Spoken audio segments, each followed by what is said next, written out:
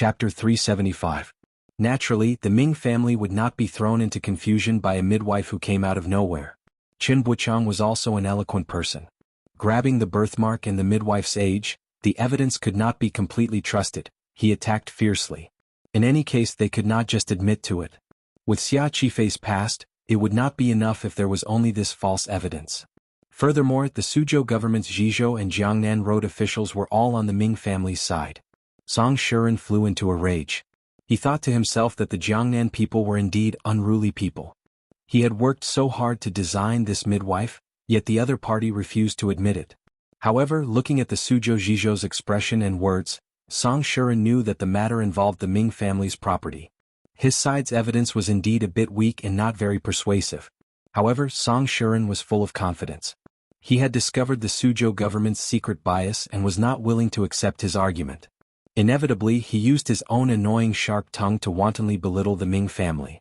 He also secretly stabbed the Suzhou government a few times. His words were filled with mockery and sarcasm. In any case, he was a famous person in Jingdou and didn't care about the methods of the Jiangnan nobles. Relying on Sir Fan Jr.'s support, he was very daring.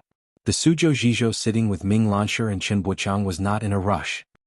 He watched with a smile as this world-famous litigator performed and listened to the saliva flying around the court. Although he hated this bastard in his heart, he forcefully suppressed it. Sir Song, if you want to prove that Xia Qifei was the seventh son of the old Ming master, do you have any other evidence? The Suzhou Zhizhou clenched his fist in his sleeve and asked with furrowed brows. Sir, the midwife earlier clearly remembered it clearly. Why can it not be used as evidence? Song Shuren's feet were uncrossed and he stood in the court like an ace. Ah, Brother Song's words are not appropriate. Qin Buchang bowed to the side. That old woman's movements are already difficult, and her cheeks are weak. She is already a person about to die. This old and muddle-headed person, how can her words be accurate? Furthermore, she does remember the Ming family's layout clearly, but who knows if someone with ulterior motives told her what happened back then, and then had her remember and come to frame us?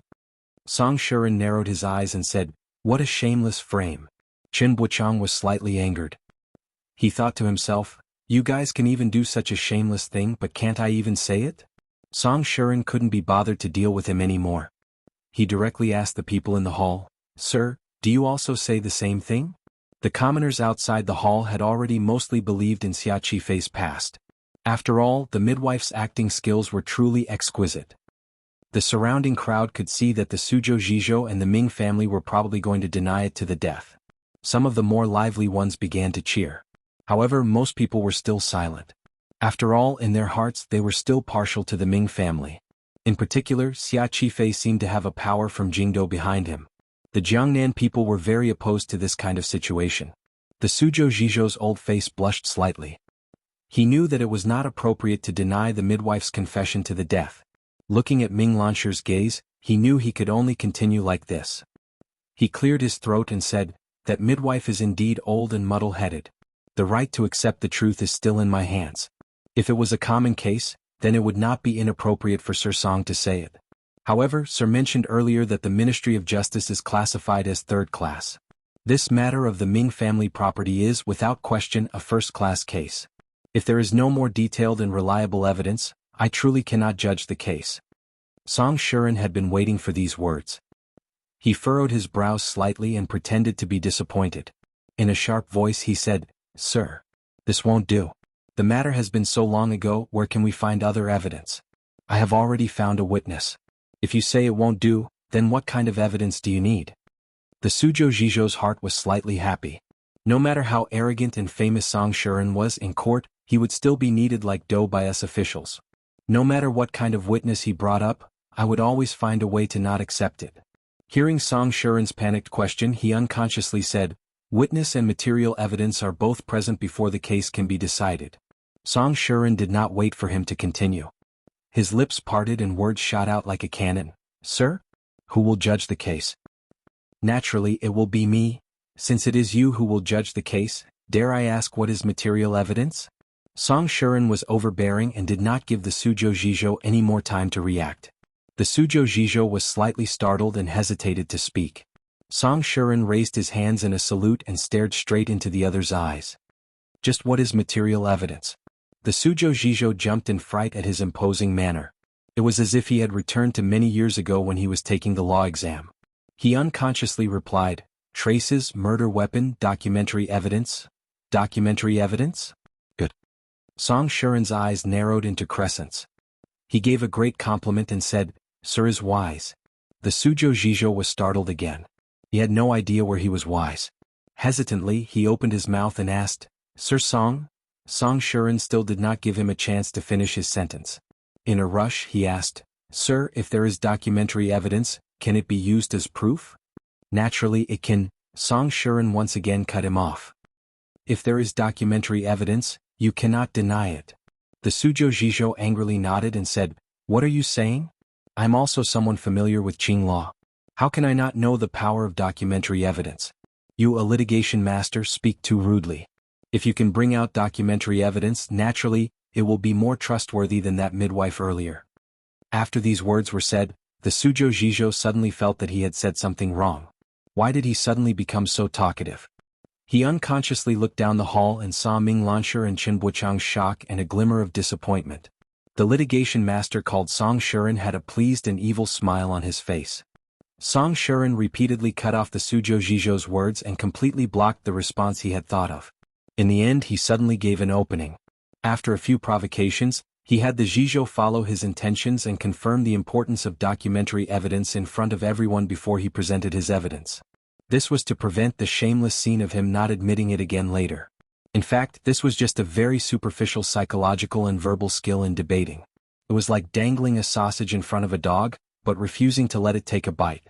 In the end, when you stuffed a banana in front of it, the dog would be overjoyed and eat it all, forgetting that it originally wanted to eat the sausage and not the banana. Qin Buchang found that the Zhizhou had fallen for Song Shuren's trick and sighed to himself. Earlier, he didn't have a chance to interrupt because Song Shuren spoke too quickly. Furthermore, his arrogant and shameless tone was indeed easy to anger. He and Ming Lansher met each other's eyes and shook their heads helplessly. They felt a glimmer of confusion in their hearts.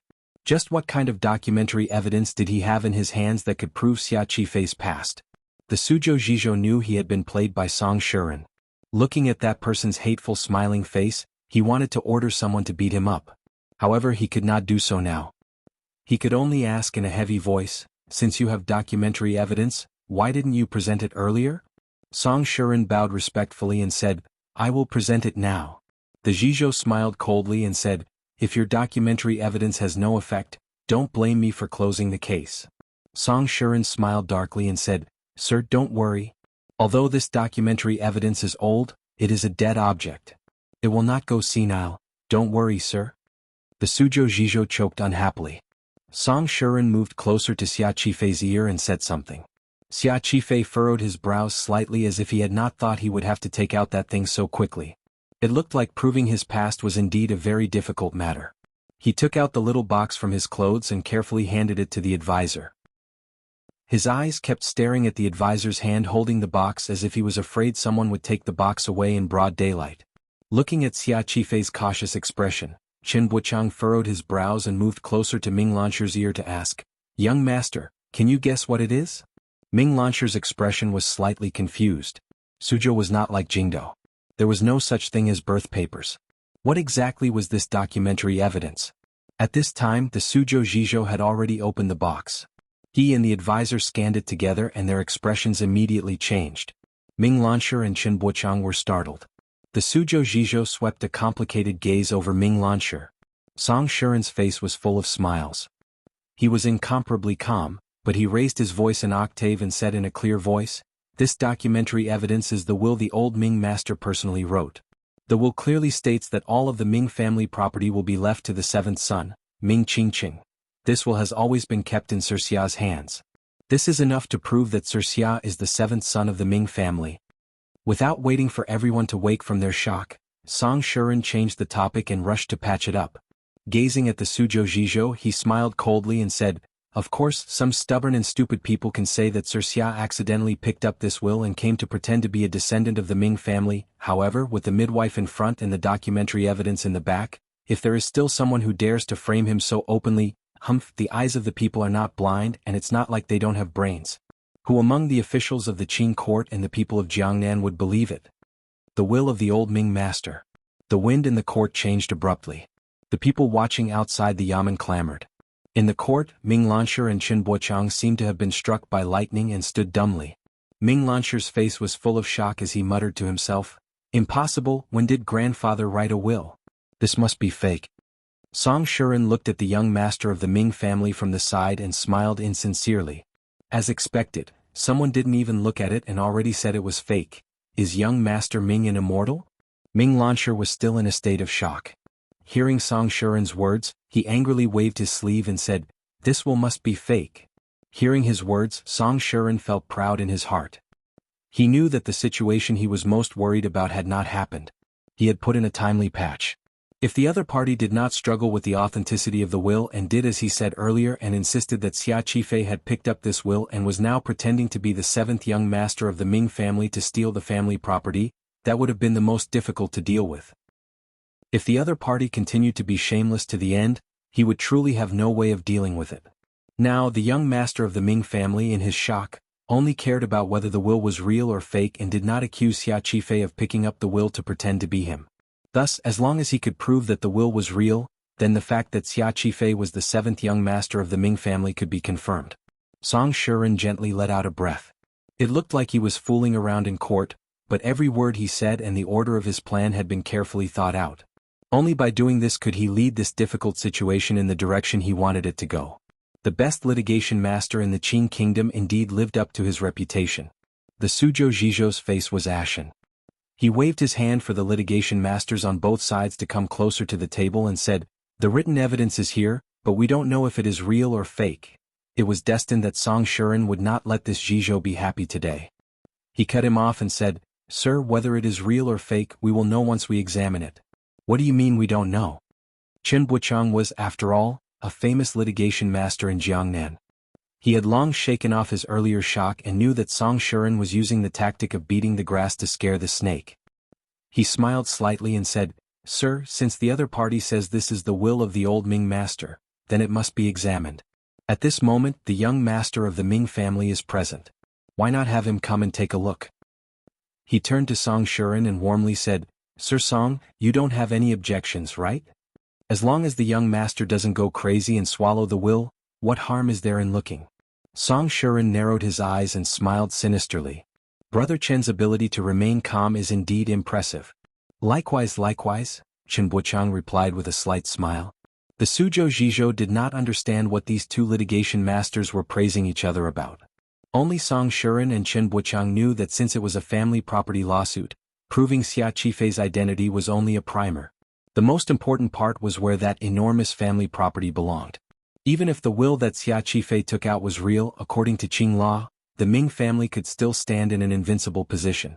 Thus, Qin Buochang was not panicked, but Song Shuren was not happy. They both knew that the long road was still ahead. At this time, Ming Lansher had already walked over and was examining the will on the table with an uneasy expression. In the Ming garden, there were still many of the old Ming master's handwriting. The descendants of the Ming family read them every day and had long memorized them. Thus, when Ming Lansher saw the thin and dry handwriting on the will, he knew it was indeed written by his grandfather. And the paper used for the will was indeed the old Ming master's favorite Qingzhou paper. Ming Lansher's expression was slightly frightened. He bowed to the Zhizhou and retreated. Qin Buochang moved closer to his ear and said in a quiet voice, "Is it real or fake?" Ming Lansher furrowed his brows and said, "I'm afraid it is real." However, this young master Ming had, after all, started to help the family take care of business these years. His will had been tempered to be firm and resolute. However, in an instant he felt a glimmer of strangeness. He then thought of some of the secrets his father had once revealed. His expression became strange. Lowering his voice, he said, "No, this is fake." Qin Buochang said with a strange expression, "Oh? How do you judge?" Ming Lansher gritted his teeth and said darkly, "My family's old ancestors' methods. If she wanted to act back then, why would she have left behind a will?" Qin Buochang was startled. He knew that the other party was talking about the old Ming matriarch. Thinking about it, it was indeed so.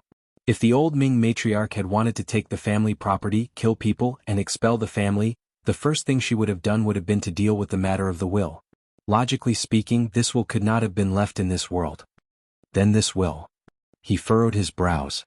Ming Lansher said gloomily, just like that midwife, it's probably a fake made by the Overwatch Council. Only now did the Ming family realize with shock how much effort the Overwatch Council behind Xia Qifei had put into this matter. That perfectly forged will could not have been made so meticulously without a few months of time. Just the age of the paper and the choice of material were all complicated matters. This kind of Qingzhou paper had already stopped production 10 years ago. Who knew the Overwatch Council would still be able to find it? Furthermore, the methods the Overwatch Council used were powerful enough. The lawsuit method they used was shameless to the extreme. They had been faking it all the way to the end. Was there still justice in this world? Ming Lansher thought sorrowfully. He couldn't help but think of a person. That young and delicate imperial envoy seemed to be standing somewhere, looking at him with a warm smile on his face. His lips were slightly parted as if he was about to eat a feast. Behind the scenes, Sir Fan Jr. was in charge. Since the will had appeared, it had to be checked for authenticity. The Suzhou government had already sent people to the Ming garden to compare the handwriting with the old Ming master's handwriting. At the same time, according to Song Shuren's seemingly fair opinion, they had gone to the Palace Treasury Transport Company to retrieve the signature of the bidding document from that year. At the same time, they had invited the officials of the Suzhou branch of the 4th Bureau of the Overwatch Council to come and check the age of the will and the paper used. Everyone knew that the Overwatch Council was best at doing this kind of work. Since they were good at making fakes, they were also good at discerning fakes. However, it was a fake the Overwatch Council had made. Asking the Overwatch Council to come and check it was like asking a wolf to solve the missing sheep case. The Suzhou Zhizhou cursed loudly in his heart, but he didn't dare speak badly of the Overwatch Council in front of everyone. He could only agree to this suggestion. At the same time, he had other thoughts. He sent someone else to invite the patrolling imperial censor and the Jiangnan governor's manor to invite the powerful criminal teacher to judge the authenticity of the will. Because of the appearance of the will, the Suzhou government's investigation temporarily came to a halt. Checking wills always took time, so the surrounding commoners quickly went to the tea shops to buy tea and cakes. After satisfying their hunger and thirst, they rushed back to watch the show. However, when those people came back, they found that the best spots had already been taken by the hungry spectators. They could only curse quietly, but they couldn't take it back. The Ming family had long sent over a box of food.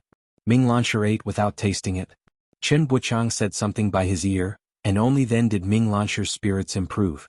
On the other side, Hua Garden did not hide anything and brought over a box of food for Xia Qifei. There were very few people there. Only Song Shuren and Xia Qifei were eating. Song Shuren glanced at the Ming family and quietly said to Xia Qifei, "Once the will appears, Master Xia's past will be made clear." The excitement in Xia Qifei's eyes was immediately hidden. He gratefully said, "Thank you for your trouble, sir." However, Song Shuren said seriously, "Confirming Master Xia's past as a descendant of the Ming family does not mean you can take back what belongs to you." Xia Qifei understood what he meant. Song Shuren sighed and said, "The Qing laws are strict and follow scriptures. In the Qing laws, the rules regarding inheritance of family property are too rigid. The other party is the eldest son of the eldest branch and has an absolute advantage. Even if you have the will of the old Ming master in your hands, it is impossible for the government to award the Ming family property to you. Furthermore, these Jiangnan road officials, looking at it, they all listen to the Ming family." Xia Qifei nodded slightly and said with a determined expression, "If I can clear my name today, it will be an unexpected joy. As for the matter of the family property, everything will be as you say. Sir has also said that this matter cannot be rushed. As long as the will is confirmed, it is fine not to fight this case." Song Shuren smiled slightly and shook his head. "We have to continue fighting. Even if we know we cannot win in the end, we still have to continue fighting. We have to beat the Ming family until they are badly battered and powerless to respond. We have to drag out the Ming family and embarrass them. I have this ability." This litigation master spoke easily and confidently, but in reality he had a belly full of complaints. He had been summoned all the way to Jiangnan by that Sir Fan Jr., who knew that he was going to fight a case that he was certain to lose. Furthermore, Fan Xian had ordered him to drag out the process of this lawsuit as long as possible. In this life, Song Shuren had only lost to Fan Xian once in court. Now he was going to lose a second time because of Fan Xian. When he thought of it, he was full of resentment. But there was nothing he could do. Who asked him to vote for Sir Fan Jr.? Who asked him to be generous? In the afternoon, a joint inspection team consisting of officials from the Overwatch Council, Suzhou Government, Imperial Censor 8, and the Jiangnan governor's Manners Criminal Division studied the yellowed paper for a long time. First, it was to compare the handwriting and signature. The old Ming master's thin and withered handwriting was extremely difficult to imitate. Furthermore, his personal writing habits, such as the fact that he would drag at the end of his writing, all of this was fully displayed in this will. Furthermore, the paper used was indeed Qingzhou paper that had long stopped production. The advisor of the Ministry of Justice determined from the degree of yellowing and the degree of dampness that the time the will was written was very close to the year Xia Qifei claimed. The tone and use of words in the will were also completely in harmony with when the old Ming master was alive. Most importantly, after the seal was compared to the old Ming master's seal that Ming Garden had brought, it was not the slightest bit different. However, it was this lack of difference that made the experienced old official in the Jiangnan governor's manner feel a glimmer of strangeness. A will had been stored for a dozen years. The color of the seal was indeed old and faint, but the fine threads were still not the slightest bit different from the current seal. This was too strange. However, this old official also understood that this matter was very complicated. Furthermore, this point could not be considered suspicious, so he did not pay too much attention to it. As for the officials of the Suzhou government and imperial censorate, they wholeheartedly wanted to prove that this will was fake. In the end, they even used a large piece of glass that was a specialty of the palace treasury, but still could not find a single flaw. After the officials discussed it for a while, they came to a consensus. The Suzhou Zhizhou had no choice but to announce in the court that the will was real. Naturally, Xia Qifei was also the seventh young master of the Ming family who should have died a long time ago, Ming Qingqing. On the first day of 2008, I was going to write something but decided against it after thinking about it. I won't say too much nonsense. I just wish everyone a happy new year and live happily. Casting more monthly votes is good for the body and mind, haha. Last month I was fourth in the monthly votes. It has nothing to do with my ability to pull votes. Everyone knows that my ability in this area is very poor. It was all because everyone gave me face and gave me an extra 3,000 yuan as a bonus to buy a new mobile phone, a Nokia 6300, a subpar product. I also had to buy a Sony Ericsson 608C for my mother because it has handwriting so she can learn to send text messages. Oh, the happy 3,000 yuan is all from everyone, my sincere thanks. Last night I drank 3 bottles of beer and fainted for a long time. Today I woke up late. This shows that I'm already old. During the spring festival in February, I might have to ask everyone for some time off because I have to go back to my hometown to warm my uncle's grave. I also have to go back to the village. The mountain roads are difficult, so I'm afraid I won't be able to work during those days. I'll say this in advance, asking for leave awaits approval. Happy New Year, enough nonsense. I said less nonsense but still so much nonsense. Of course this paragraph doesn't count. I wish everyone a happy new year, sincerely. To be continued. If you want to know what happened after, please go to www.cmfu.com. There are more chapters. Support the author, support the original reading. Chapter 376. I always feel that something is missing in my life. On the last day of March in Jiangnan, the spring rain silently fell on the pavilion in Hua Garden, gently like the gentle ripples of lovers looking at each other. Below the pavilion, a man and woman were lying on 2 comfortable chairs and talking. Haitang glanced at Fan Xian and shook her head. This life of yours can be said to be complete. What regrets do you have? Fan Xian thought carefully about his past in this life. It could indeed be said to be high-spirited and reckless. He had money, power, and people. He had all the pleasures that others could have. He could also have the pleasures that others could not. For some reason he was very dissatisfied. He knew very well how a person should live their life. But when he really lived like this, the unknown desire in his heart grew stronger and stronger.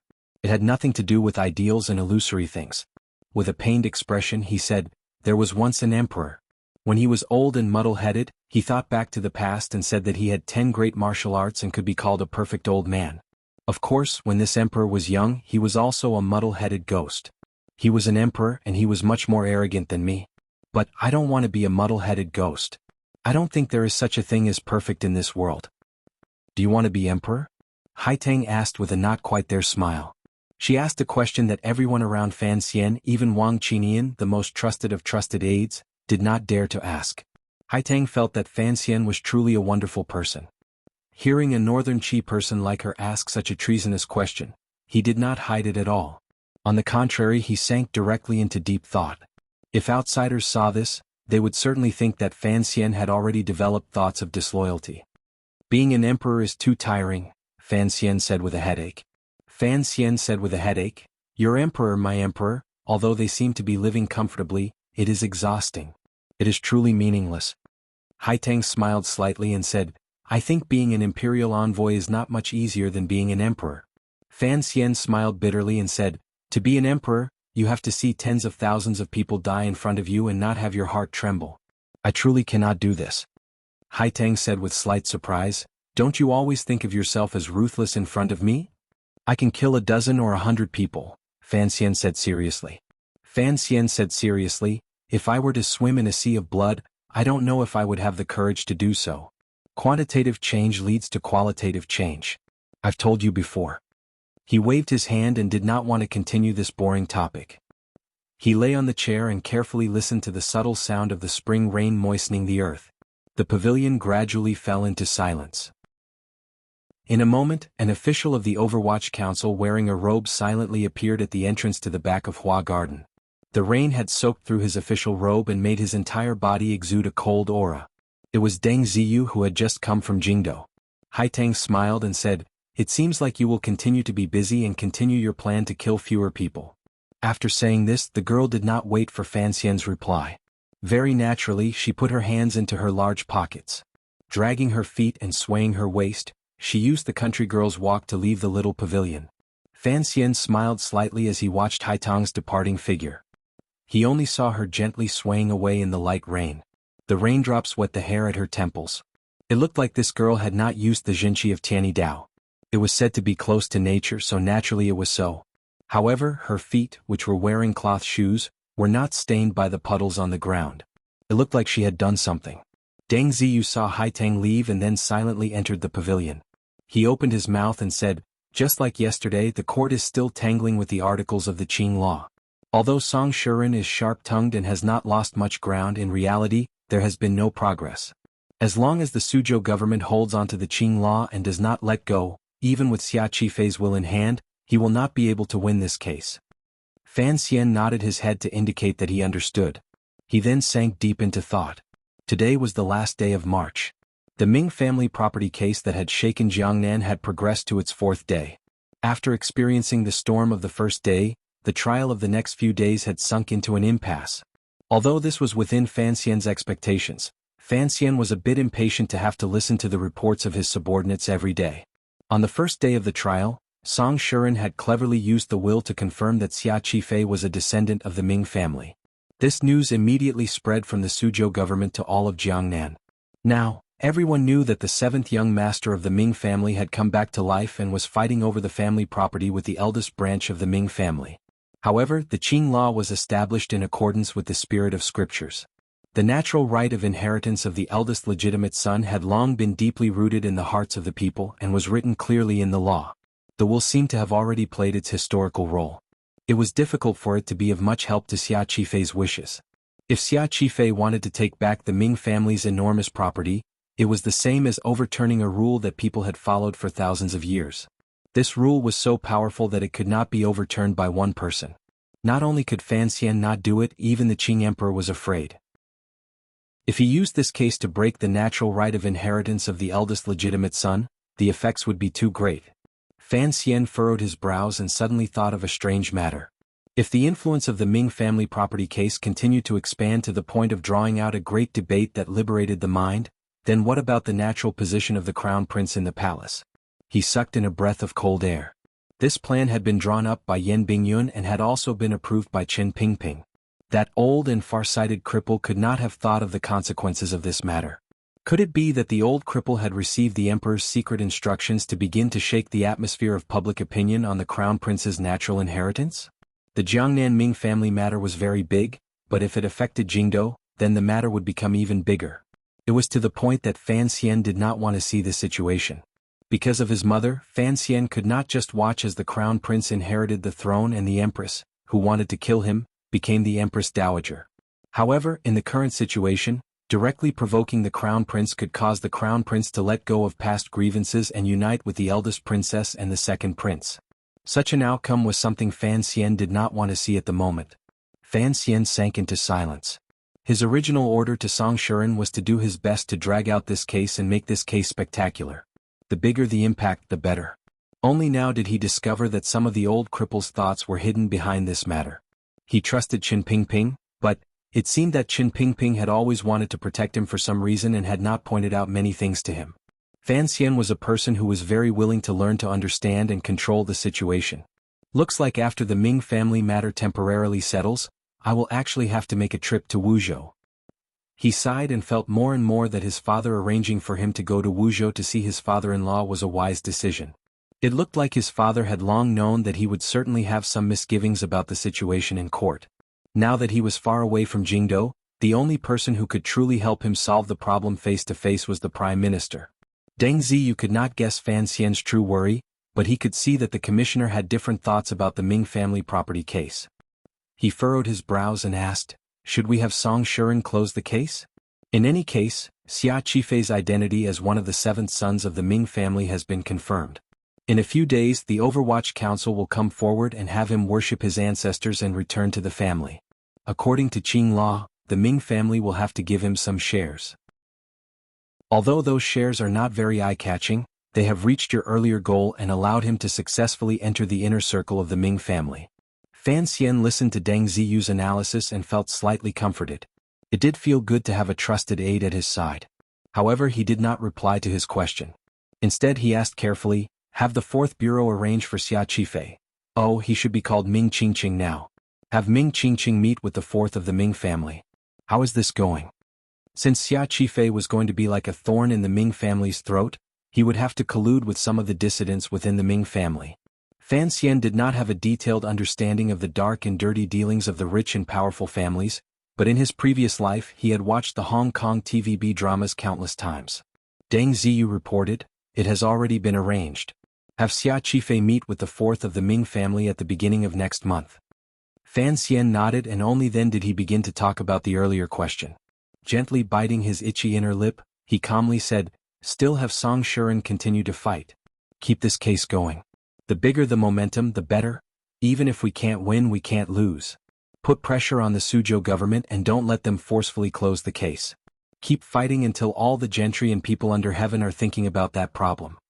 Deng Ziyu raised his head and said with slight astonishment, "Sir, what problem?" Only now did Fan Xian realize that he had let it slip. He smiled and thought for a while. He didn't plan on hiding it from this trusted aide in front of him and said, "I want everyone under heaven to start thinking about whether or not the eldest legitimate son should naturally inherit the family property." As the chief of the Qinian unit, Deng Ziyu understood everything about Fan Xian very clearly. Hearing the commissioner's words, he pondered it for a moment and understood the meaning behind it. His face paled in shock and he raised his hands in a salute to dissuade him. "Sir, you can't. If the court and palace suspect your intentions, it will not be easy to clean up." Fan Xian lowered his eyelids slightly and said, "Ziyu, you seem to have forgotten my identity. My surname is Fan. Don't worry too much. As for suspecting my intentions, I'm afraid the nobles in the palace will suspect that I have overstepped my duty as a teacher." He had already thought it through. In any case, he would have to face the Eastern Palace sooner or later. At this time he would follow Qin Pingping's intentions and stab the other party. In any case, given his present power and position, as long as it wasn't a rebellion, no one could do anything to him. Furthermore, even if some people thought that he was creating this kind of public opinion for his own future, more people would think that Fan Xian was making arrangements for the third prince. "Don't report this matter to the director," Fan Xian ordered. "It is only a small matter." Deng Ziyu was completely unable to hide his shock and fear. He smiled bitterly and thought that the propaganda campaign for the fight for the heir had officially begun. Was it still a small matter? Fan Xian thought of something and suddenly laughed in spite of himself. Song Shuren is nothing more than a litigator. Is he the fulcrum that moves the earth? Perhaps I'm overcomplicating this matter. Debating the Qing law in court probably has little to do with the old rules of the world. Deng Ziyu didn't understand the words earth, but he guessed the general meaning. He smiled bitterly and replied, "Song Shuren meeting Chen Buchang can truly be described as a general meeting a talented person. The two sides fight with sparks flying everywhere. It's not just about Qing law. If the contents of their debate in court were to spread, it would probably make people think more about that problem." Fan Xian's interest was piqued. "Oh, then I have to go take a look. Go call the third prince in Dabao. In a bit, the whole family will go to the Suzhou government to watch the show." Deng Ziyu smiled bitterly and accepted the order. Under the cover of the fine rain, 3 completely black carriages left Hua Garden and slowly drove to the street closest to the Suzhou government office. The people in Hua Garden were going to eat lunch. At this time, the Suzhou government was also temporarily resting, so no one was in a hurry. Although it was the food street closest to the Suzhou government, it was still quite far away. Sitting on the 3rd floor of the Suzhou branch of Xinfeng restaurant, Fan Xian leaned against the railing and looked in the direction of the Suzhou government through the layers of rain. Angrily he said, "I'm not a clairvoyant, how am I supposed to watch the show?" Deng Ziyu had sent people to book the restaurant earlier and was now setting up defenses. Hearing the commissioner's scolding, he couldn't help but smile bitterly and say, "Commissioner, this is already the closest. Although the whole family is going out to watch the show, it's not good to drive 3 large carriages to the Suzhou government and alarm the government. It will also make the common people's eyes open. It really won't do." Fan Xian sighed and said, "If I had known it would be like this, I would have just eaten Yang Jimei's cook at home. Why would I come out in the rain?" As he spoke, someone pulled on the corner of his clothes from behind. He turned his head to look and saw it was the charmingly naive De Bao. He couldn't help asking in surprise, "De Bao, what is it?" De Bao grinned and said, "Xiao Xian, this home also has a receiving bun." De Bao used his thick finger to point at the table. In a single steamer there was a single large white steamed bun. It was bustling with activity, and the fragrance inside gradually overflowed. Fan Xian sighed and sat by De Bao's side. As he used his chopsticks to separate the steamed bun, he took out a spoon and ladled the oil from the bun into De Bao's bowl. With a smile he said, "This is also Xinfeng restaurant, except it's a branch in Suzhou." The shopkeeper of Xinfeng restaurant, who had been carefully waiting on him to the side, quickly and attentively said, "Yes, young Master Lin, although Jiangnan is far away, the taste is not much different from Jingdou. Try it." De Bao mumbled a few inarticulate words and then began to attack the bun in front of him, leaving the shopkeeper cold to the side. It was Fan Xian who was a bit curious and asked, "Shopkeeper, how can you say the words young Master Lin?" The shopkeeper laughed dryly and said fawningly, "What are you saying, Commissioner? In the old branch in Jingdou, you often take young Master Lin to Xinfeng restaurant to eat. This is a great honor for our little restaurant. Every time the old shopkeeper brings this up, he is incomparably proud and indescribably grateful. Although I am often in Suzhou, I know of your relationship with Xinfeng restaurant. How could I not serve you attentively?" Fan Xian personally controlled the first bureau in Jingdou. The restaurant closest to the first bureau yamen was Xinfeng restaurant, so he often took De Bao to eat there receiving buns. At that time, as long as it was a noble person eating, no matter when, they would put on a grand display and hold a large banquet. There were not many people of Fan Xian's status who were so interested in receiving buns and zhajiang noodles.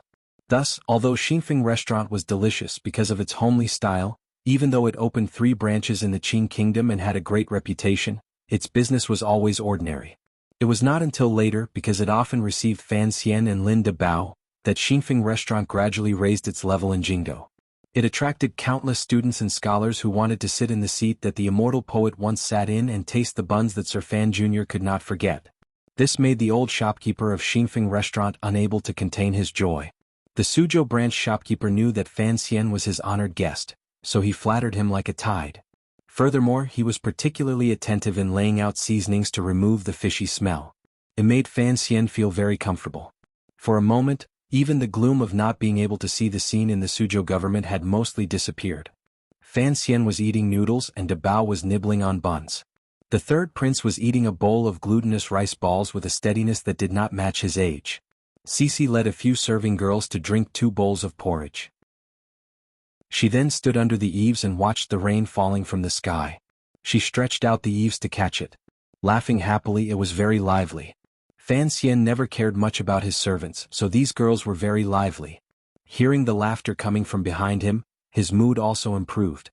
Waving his hand to summon Deng Ziyu, he said, "The Suzhou government should have already begun. Send someone to listen. It would be best if they could copy something for us to see." Deng Ziyu nodded and went to arrange for people. Fan Xian waved his hand again to have Gao Da and the other tiger guards go to the side to eat. Only then did he return to his work with the bowl of noodles. Naturally, he could not avoid once again stealing a piece of minced meat from De Bao's plate to eat. De Bao was as quiet as usual. His large stature expressed a small hidden bitterness. Itang was nowhere to be found. At this moment in Xinfeng restaurant, it was filled with Fan Xian's subordinates, servants and family. He was very relaxed and happy as he admired the rain and picked at the white noodles, throwing all the thoughts in his mind to the side. Seeing that De Bao had finished eating, Fan Xian asked warmly if he still wanted more. De Bao shook his head. Fan Xian took out a handkerchief from his clothes and carefully wiped away the oil and water by the side of De Bao's mouth. The third prince looked at this scene and felt slightly surprised. A strange expression flashed through his eyes. The tiger guards at the table to the side also froze.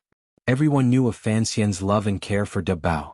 But, seeing this scene, there were still many people who could not connect Fan Xian with that ruthless and harsh Overwatch Council official. In the past, when they ate at Xingfeng restaurant, this scene had moved Deng Ziyu and Mu Tai. Today the tiger guards and the third prince might have a new view of Fan Xian. For an idiotic brother-in-law to be so attentive, it could not be simply explained with, "Love me, love my dog." Although Fan Xian did indeed love and respect his wife, if these details had always been a disguise Fan Xian used to buy people's hearts, no one would believe it. To do this from the bottom of his heart for so long, if that person was not a great evil, then he was a saint. Which kind was Fan Xian?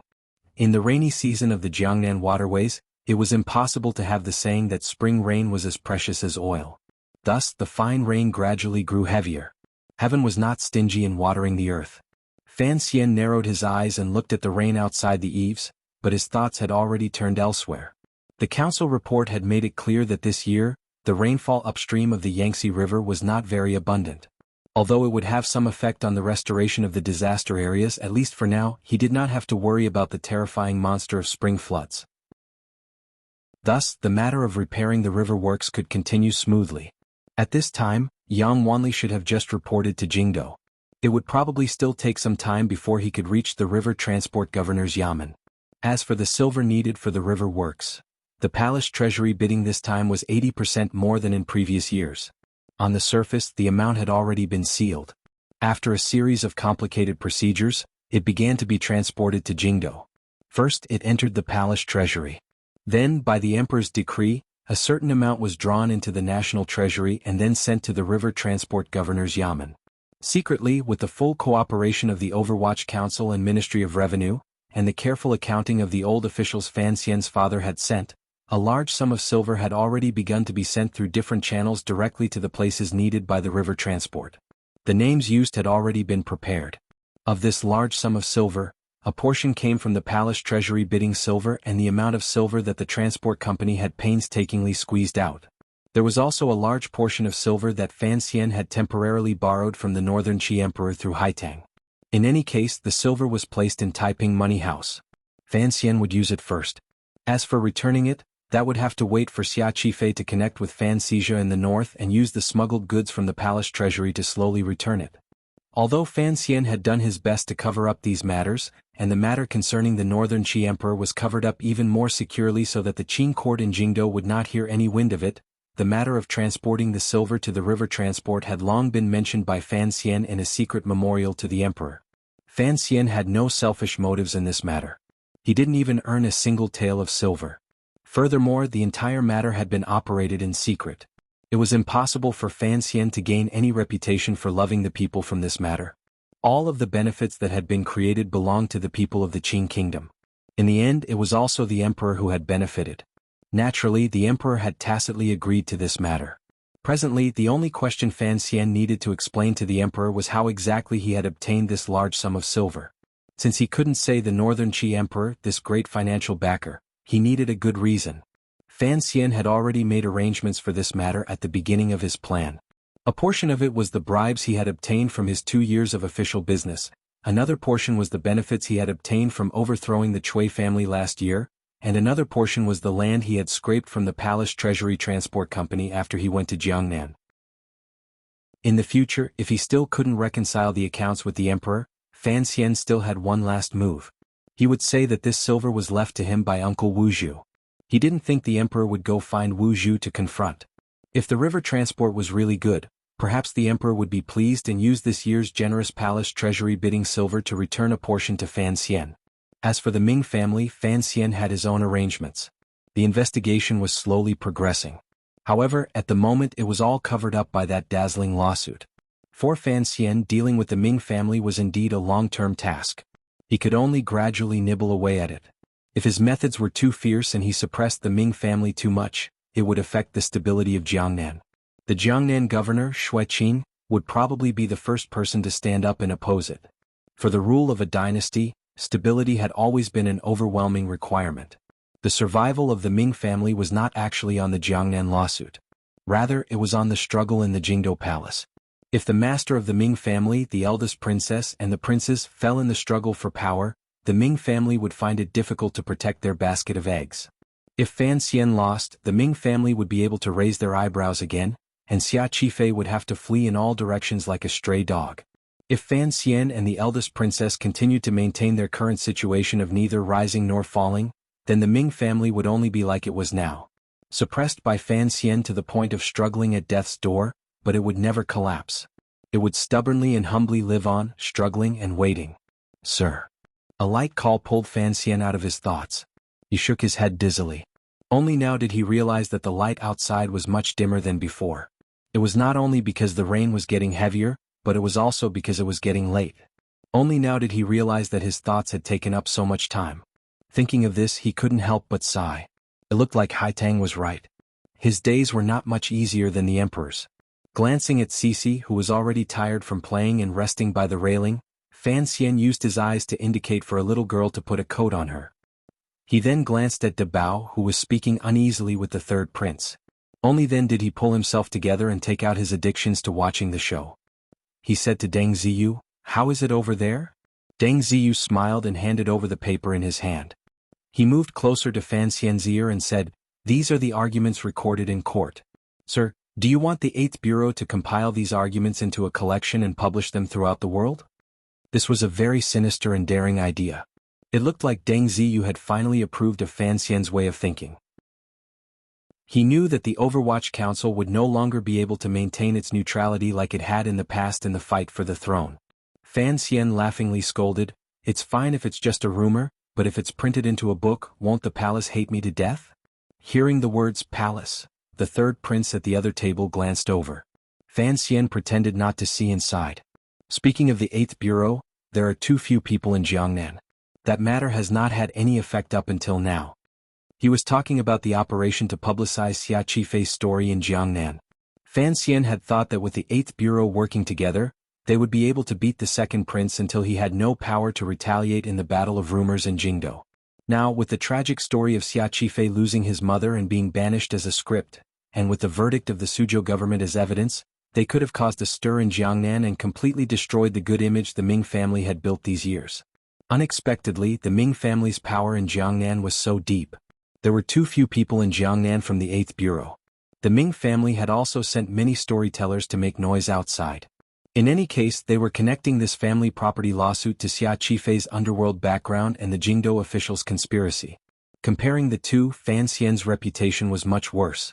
Although the Jiangnan people believed that Xia Qifei was the 7th son of the Ming family, they all thought that the reason Xia Qifei had suddenly jumped out this year was because the Jingdo officials represented by Fan Xian wanted to bully the good people of Jiangnan. Fan Xian thought of this and felt it was funny. It looked like the master of the Ming family, Ming Qingda, who had been pretending to be sick in bed, indeed had a very detailed understanding of his way of doing things. His methods of responding and speed were also incomparably accurate and fast. Ming Qingda was indeed not a simple person. The power was in his hands and not in Jiangnan, so Fan Xian could easily see the dispute with the Ming family as a game. He did not have much enmity toward Ming Qingda. On the contrary, he had a faint admiration. After he read through the paper Deng Ziyu presented, he couldn't resist laughing out loud. There were many wonderful people in Jiangnan, and Song Shuren from Jingdo was not bad either.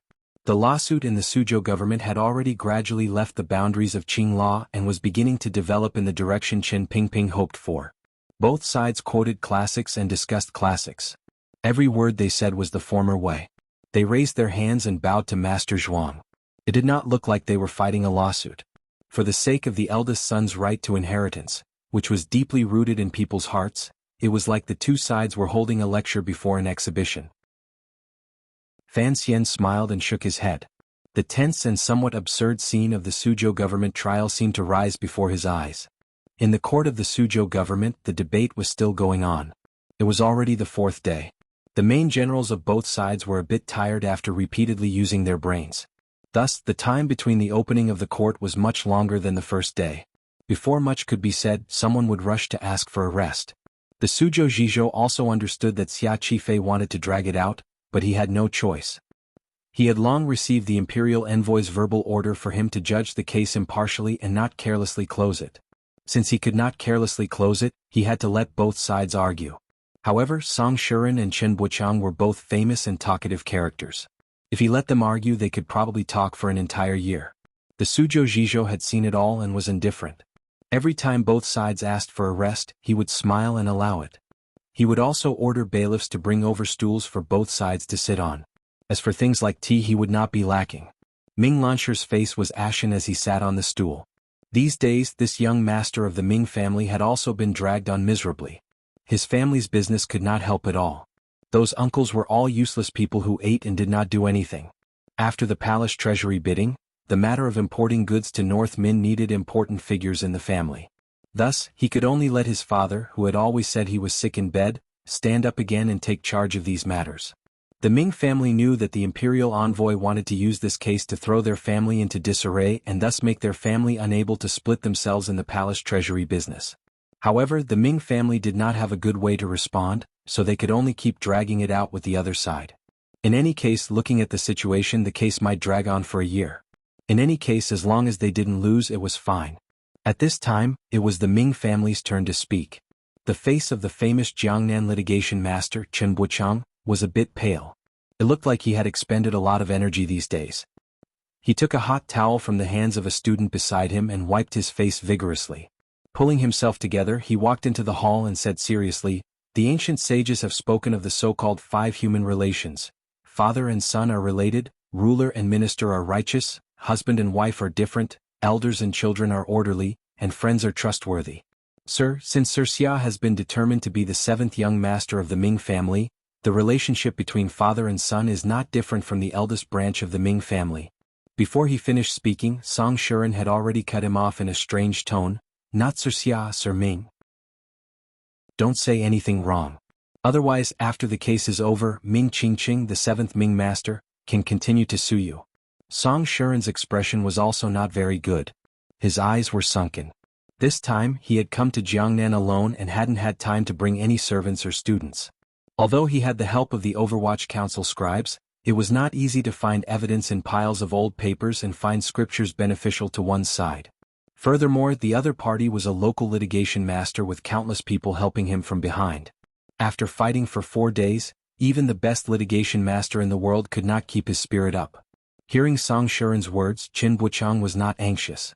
He smiled merrily and bowed in apology to Xia Qifei. He then continued, "However, the words elders and children are orderly, have to be careful. Since Ming Qingda is the legitimate son of the eldest branch, of course, he has the right to dispose of the Ming family property." He continued to speak in a loud voice, "There is a saying in the 4 rules of mourning. The sky cannot have 2 suns, the earth cannot have 2 masters, the country cannot have 2 monarchs, and the family cannot have 2 nobles." The more Chen Buchang spoke, the more impassioned his voice became. "This has been the case since ancient times, how can it be changed? The Qing law has long been set. Xia, why must Sir Ming continue to be entangled in this? Sir, please settle the case as soon as possible." Song Shuren stood up with some difficulty and smiled under Xia Qifei's concerned gaze. He walked to the front of the hall and proudly said, "The so-called family property is just inheriting the title and dividing the property. What Sir Chen said earlier, I do not have any different meaning. However, inheriting the title is one thing, dividing the property is another. The old Ming master once had a title, and it has now been inherited by Ming Qingda. Sir Ming Qingqing does not doubt this. However, inheriting the title is only in terms of the number of legitimate sons and concubines. Dividing the property is another matter." Chen Buchang said slightly angrily, "Inheriting the title is the guarantee of dividing the property. Since the title is clear, the right to divide the property is naturally ready to come out." Inheriting the title and dividing the property were the 2 most important parts of inheritance. Song Shuren smiled coldly and said, "But dividing the property is the foundation of inheriting the title. Earlier you spoke of the Qing law, now I will speak of the Qing law." He slapped the golden fan in his hand and said in a loud voice, "The 34th rule of the Qing law, household management is controlled by the elders and family property is public property. My master has no opinion on household management, but this family property is public property. Of course, it has to be carefully divided. As for how to divide it, since the old Ming master's will is here, of course, it has to be done according to the previous master. Qin Buchang was angry. How could there be such a stiff argument to separate inheriting the title and dividing the property? The Qing law also says, if one lives with an elder and does not divide the family property evenly, the crime will be judged as a lowly child using the family property for personal gain. 20 strokes of the cane. Song Shuren looked coldly at Ming Lansher and said each word clearly and clearly, my master was exiled from the family when he was young. Does this count as purposely dividing the family property? If 20 strokes of the cane, would the Ming family only have 200,000 strings of coins? I want to see just how many butts the Ming family has to be spanked. Ming Lansher stood up angrily. Song Shuren changed his direction and smiled slightly at the Zhizhou in the hall. He then said, this is the Qing law. The Ministry of Justice, the lowly child using the family property for personal gain.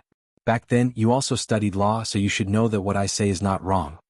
Not waiting for the Ming family to respond, Song Shuren once again proudly said, speaking of laws, I still have one more. In the Qing law, it is clearly stated in the marriage of a righteous household, that living together should be divided. Those who do not divide equally will be judged as having stolen goods reduced by 3 levels. What kind of crime is this? This is the crime of a thief. Qin Buchang narrowed his eyes. He had great admiration for this litigation master from Jingdo. It was clearly a simple family property lawsuit, yet he had forcefully divided it into 2 areas, inheritance and division of property. Then he had jumped around like a monkey in these cracks, pressing forward step by step. Although he held the Qing law and firmly stood his ground, he had not expected that the other party would remember so clearly even the small provisions of the law from many years ago. The Qing laws that Song Shuren had just mentioned were all things that the court had forgotten to change when they were revising the law. They had probably long disappeared into some dark place in the library that even a rat would not bother to rummage through. Yet they had been found so carefully by the other party and used so openly in court. This litigation master was indeed powerful. Song Shuren's expression was calm, but his eyes gradually became bloodshot. To be able to fight the lawsuit to this extent was already the limit of his abilities. Inheritance and division of property, if it was truly twisted, was indeed complicated. A bit of confidence gradually grew in his heart. Even if that will was still invalid in the end, he could at least try to create the effect of dividing the family property equally. 1/7 of the Ming family was not a small number. Although he could not understand Fan Xian's ambitions, since the imperial envoy thought so highly of him, he had to fight this lawsuit beautifully and write the most beautiful and glorious stroke for the profession of litigation master. To be able to participate in a battle at such a level as the Ming family property was already of the highest level for a litigation master. For larger matters, such as the inheritance in the palace, what right did a mere litigation master have to speak? Furthermore, if the court had not split into 2 sides and occasionally formed a power struggle, the Ming family property lawsuit would not have been able to go to court, much less be filed. Song Shuren would not have had the opportunity to participate. Thus, although he was very tired, he had a kind of morbid excitement. This kind of opportunity was too rare. He had to grasp it. If Song Shuren knew that the lawsuit he fought in Jiangnan would stimulate certain people's sensitive nerves and thus indirectly bring about certain people's cooperation and bring the conflict between Fan Xian and those people to a state of confrontation earlier, even if he was given a few more stimuli to leave his name in history, he would only be so scared that he would quickly hide his identity and slip away. Song Shuren did not care about that problem.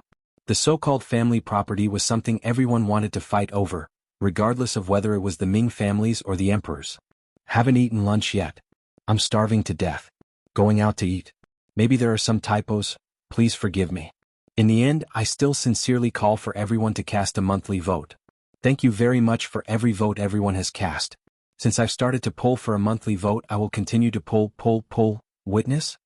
To be continued. If you want to know what happens next, please log on to www.cmfu.com. More chapters. Support the author. Support original reading. Chapter 377. Just like what Fan Xian often said, no matter what happened, life had to go on. Thus, when time had already entered the 4th month of the 6th year of the Qing calendar, the Jiangnan area had not changed much compared to previous years. The sensational Ming family property lawsuit was still continuing. After the palace treasury bidding, the various royal merchants began to receive goods and sell their goods. The officials were still surreptitiously collecting silver, and the people of Suzhou were still salivating about national affairs, family affairs, and sexual affairs. There were some small changes. First of all, the Ming family property lawsuit had been going on for too long. Both sides had been tossing and turning for too long, so much so that it gradually lost the initial feeling of novelty and excitement. Each day there were fewer and fewer professional spectators waiting outside the Suzhou Yamen. The Suzhou Zhizhou and the litigation masters from both sides were almost unable to withstand this marathon-like torment. From opening every day to opening every 3 days, it had already been 6 days without opening. Song Shuren and Qin Buchang were still, with the help of their respective powers, digging their heads into piles of old papers and moldy Qing laws to find evidence against their side. The Ming family and Xia Qifei's focus had already shifted away from the case. The Ming family knew they couldn't let the imperial envoy drag their spirits on the family property lawsuit. They forcefully pulled themselves together and began to take care of the palace treasury business that was sure to lose money this year. They only hoped to lose less. Xia Qifei also had to start learning how to do business. With a shake of his body, he had become the largest royal merchant in Jiangnan other than the Ming family. In the past, most of the Cui family's routes to the north had been taken over by him. He had to reopen the defense routes of each province and connect with the merchants in the north. Although Fan Xian was helping him behind the scenes, this was still a complicated task. The day before he left Suzhou, Xia Qifei used his identity as the 7th young master of the Ming family to treat the Jiangnan magnates who were still in Suzhou to a meal. That night, the nobles gathered, the carriages flowed endlessly, and the merchants coming and going were oppressively noble. They directly stole 70% of Suzhou's aura of wealth. All of this aura of wealth gathered at the place Xia Qifei was treating, the Suzhou branch of Baoyue Brothel. After a delay of a number of days, the Suzhou branch of Baoyue Brothel finally opened for business. This building had originally been bought for the Ming family's Bamboo Garden restaurant. It was the busiest place in Suzhou. Shi Chanli took the 50,000 liang of silver and went around to take care of it. The various levels of government also gave Fan Xian enough face and waved their hands to let him through. Once the renovations were finished, they should have opened for business. However, because of some problems in the middle, it had been delayed until today. The problem was that the Baoyue brothel did not have a famous girl that they could bring to the table. Everything in this world was about a brand. Although Shi Chanli had borrowed a few prostitutes from the bosses of the Jiangnan brothels, he did not have a famous girl that was famous throughout Jiangnan. The Baoyue brothel, which wanted to make a name for itself in Jiangnan, did not dare to open up like this. So, it was delayed until Sangwen came to Jiangnan. Using her status in the Jianghu, she attracted a few Jiangnan Mingchu masters. Shi Qinger of the main Baoyue brothel in Jingdou also spent a great deal of effort to invite a newly rising popular courtesan on Lujing River, as well as a Western Lake beauty that the great prince had stolen from the Western Lake. She sent these 2 girls to Suzhou. Paired with the Mingchu masters, Shi Chanli finally had the confidence to officially open for business. That night, Xia Qifei invited a group of Jiangnan's wealthy to a banquet on the 2nd floor. Red lanterns hung high and soft music played. It was perfect for the opening of the Baoyue brothel. On the first day of the Baoyue brothel's Suzhou branch opening, they did not take in a large number of guests. They only attracted all of the wealthiest people in Jiangnan. Once this momentum came out, wouldn't those self-proclaimed romantic young masters and the sons of officials all pounce over in a few days like dogs with their tongues out? The newly rising popular courtesan on Lujing River in Jingdou was named Liang Diandian. She was not more than 16 years old and had an innate romantic air. Between her still childish brows floated a soul-stealing charm. Yet, there was a glimmer of coldness hidden within the charm. She had just made her debut when she stole the gazes of thousands of people in Jingdou. She was praised as the girl with the most potential to sit firmly in the leading position after Yuan Meng and Si Lily, who had become a brothel legend of a generation. However, this Liang Diandian did not have much time to show off her dress in Jingdou before she was forcefully bought by the Baoyue brothel, full of unwillingness, and sent to Suzhou. She could not help but feel a bit uncomfortable in her heart. However, knowing the background of the Baoyue brothel, she could not force anything. However, after she came to Suzhou, she signed a rather novel contract with shopkeeper Sangwen, which greatly surprised this girl who was not even 16 years old. The contract seemed to be beneficial to her. How could there be such a good brothel keeper in this world? The other beauty from Shi Lake was indeed very different from the women of the Central Plains. Her eyes were slightly sunken but did not appear out of place. On the contrary, the deep ridges deepened the attractiveness of her face.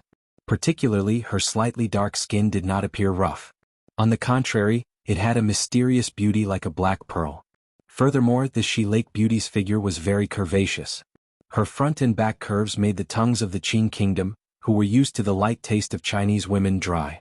However, this She Lake Beauty's background was even stranger than that of Liang Diandian's. This She Lake Beauty's surname was Ma, and her name was Suasua.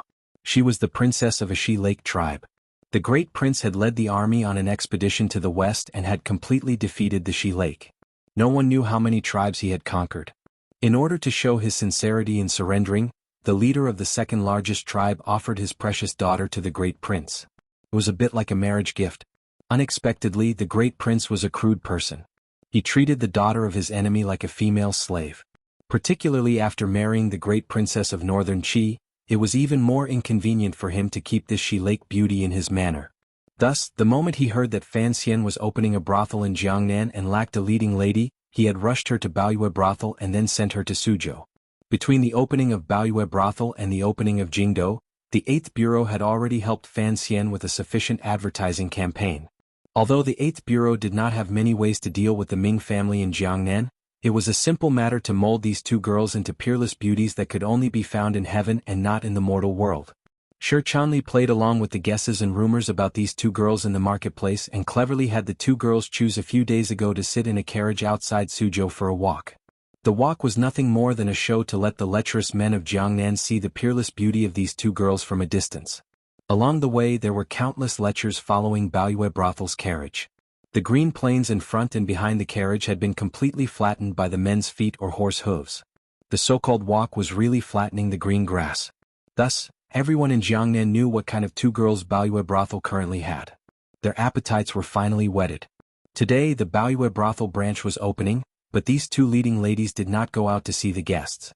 Even people of such status as the masters of the Quanzhou Sun family and Lingnan Xiong family did not have the right to have them go out and sit with them for a while.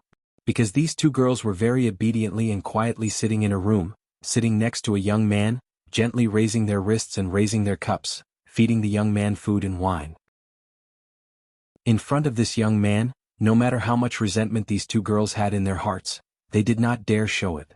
They did not even dare to casually demonstrate their best skill at bewitching men's hearts. In this world, they relied on nothing more than their own appearance and meticulous and kind thoughts. The young man sitting peacefully between the two of them had a delicate and handsome appearance. As for his thoughts, everyone knew that Sir Fan Jr. had a crystal heart. There was nothing in this world that he did not know, and there was no person that he could not see through. Fan Xian shook his head and indicated for the two girls beside him to stop waiting on him. If it was said that with two beautiful and gradually rising girls in Jiangnan surrounding him, it would be a lie for a normal man like him to not have any thoughts in his heart and not want to drink the soup on the other end. However, his thoughts were indeed not in these areas. He looked at Liang Diandian and sighed, thinking, how could this 16-year-old girl be so seductive? Her watery eyes seemed to speak. Thinking of this, he couldn't help but think of the question that had troubled him for a long time. Just how old was Duo? Looking at Liang Diandian's affectionate eyes, Fan Xian knew that this girl was only professionally trying to climb to a backer. However, when he turned his head and saw the Western Hu beauty, Fan Xian's heart cried out bitterly.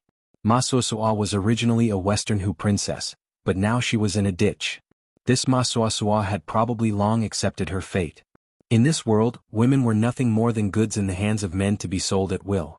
Now that she had been sent to Jiangnan by the great prince, Baoyue brothel did not seem very scary. Shopkeeper Sang and Master Shi were also not fierce. This Sir Fan in front of him was also very beautiful. It seemed that he was much happier than staying in the manor and doing hard labor, being watched coldly by the great Wang Fei, and not knowing when he would lose his life. Fan Xian looked at Sang when sitting across from him and sighed sorrowfully. What is this? Isn't the great prince bullying people? Sang was startled. Opening his somewhat large mouth, he laughed and said, Miss Suasua is indeed very beautiful. It is just that Darren has rarely seen Hu people, so for a moment you are not used to it. His First Highness is not deliberately deceiving Darren. Fan Xian snorted. In his previous life he had seen countless Western beauties and had once been a loyal fan of Ajiani. Of course he could see the attractiveness of this Western Hu beauty. However, the great prince was not afraid of heaven or earth. Now he was so scared that he had sent this girl to Suzhou. It was clear that after the great princess of northern Qi married to southern Qi for many months, she had finally successfully transformed into that lioness from the east of the river. The great prince had sent Masuasua to Suzhou because he wanted to protect her life. Since it was so, it meant that even if the great prince had no affection for this Western Hu beauty, he still felt a glimmer of pity. Under these circumstances, would Fan Xian really have Masuasua go receive guests? He would probably have to raise her carefully. What if one day the great prince suddenly became interested and came back to him in his dreams to play the horns and reminisce about beauties in his drunken stupor? What would he do then? Are you really not letting them go out to receive guests? Shi Chanli walked in from outside. He had probably drunk some wine with the merchants. His face was slightly red and his words reeked of alcohol. He stared blankly at Fan Xian. Fan Xian furrowed his brows and thought for a while. He turned his head and glanced at Liang Diandian's thoughtful expression. He knew that if he really kept Somama, Liang Diandian would need to be comforted. After a moment of composure he said, "Right now we are just making a name for ourselves. There is no rush to have them go out to receive guests." He smiled slightly and said, "However, find some time occasionally for you two to go out and play a song or dance a little." Liang Diandian was slightly startled. She and Somama bowed and agreed at the same time. Somama's official words were still not very nimble, but her eyes already showed her gratitude toward Fan Xian. Fan Xian continued to smile and said, "A wife is not as good as a concubine is not as good as stealing is not as good as not being able to steal, and not being able to steal is not as good as having one's heart itch every day but still not being able to touch. Let the men of Jiangnan endure for a few days and learn the principle of only watching from afar and not getting close." In the end he said to Sang Wen and Shi Chanli, "Men are all lowly animals. If you can understand this business will be easier to do." Hearing these words, Shi Chanli was slightly embarrassed and felt a bit unsatisfied. However, Sang Wen covered her mouth and laughed. "Take the two of them out to meet Xiong Bailing and those old fellows. With these merchants bragging about them, their reputation will be even better." Fan Xian closed his eyes and waved his hand. Liang Diandian held Somama's hand and rose to bow to Fan Xian. She then left with Sang Wen's lead. Fan Xian had Shi Chanli come closer and lowered his voice. "Somama, watch over her. While you're at it, spread the news and let everyone know that she is the great prince's woman." Shi Chanli replied in shock, "What if it gets back to Jingdo? I want people to know that my relationship with the great prince is not bad." Fan Xian licked his dry lips and took a sip of light wine. He smiled and said, "At this time, everyone is still showing their cards. More importantly, this is their family matter. Why should I wipe their butts?" He huffed through his nose and said, "I traveled south with the great princess. Of course, I know that she is not a kind person. The great prince appears straightforward, but he also knows that in this world, probably only I, the great princess, will give him some face. Since he wants me to exert myself, of course I have to pay a price." Fan Xian was purely unhappy. He thought to himself, "I'm working my ass off in Jiangnan while you brothers and princes are busy with family matters in the capital." It made him feel very unfair. The Suzhou branch of the Baoyue brothel was not just used to launder money or make money. It was purely Fan Xian's own business. It shouldered the important responsibility of becoming Fan Xian's second intelligence system.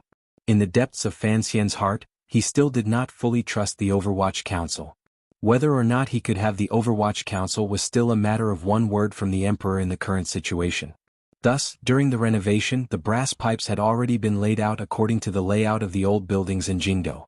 The people his father had sent to be responsible for gathering intelligence had hidden it from the corresponding officials and moved into the building before the girls.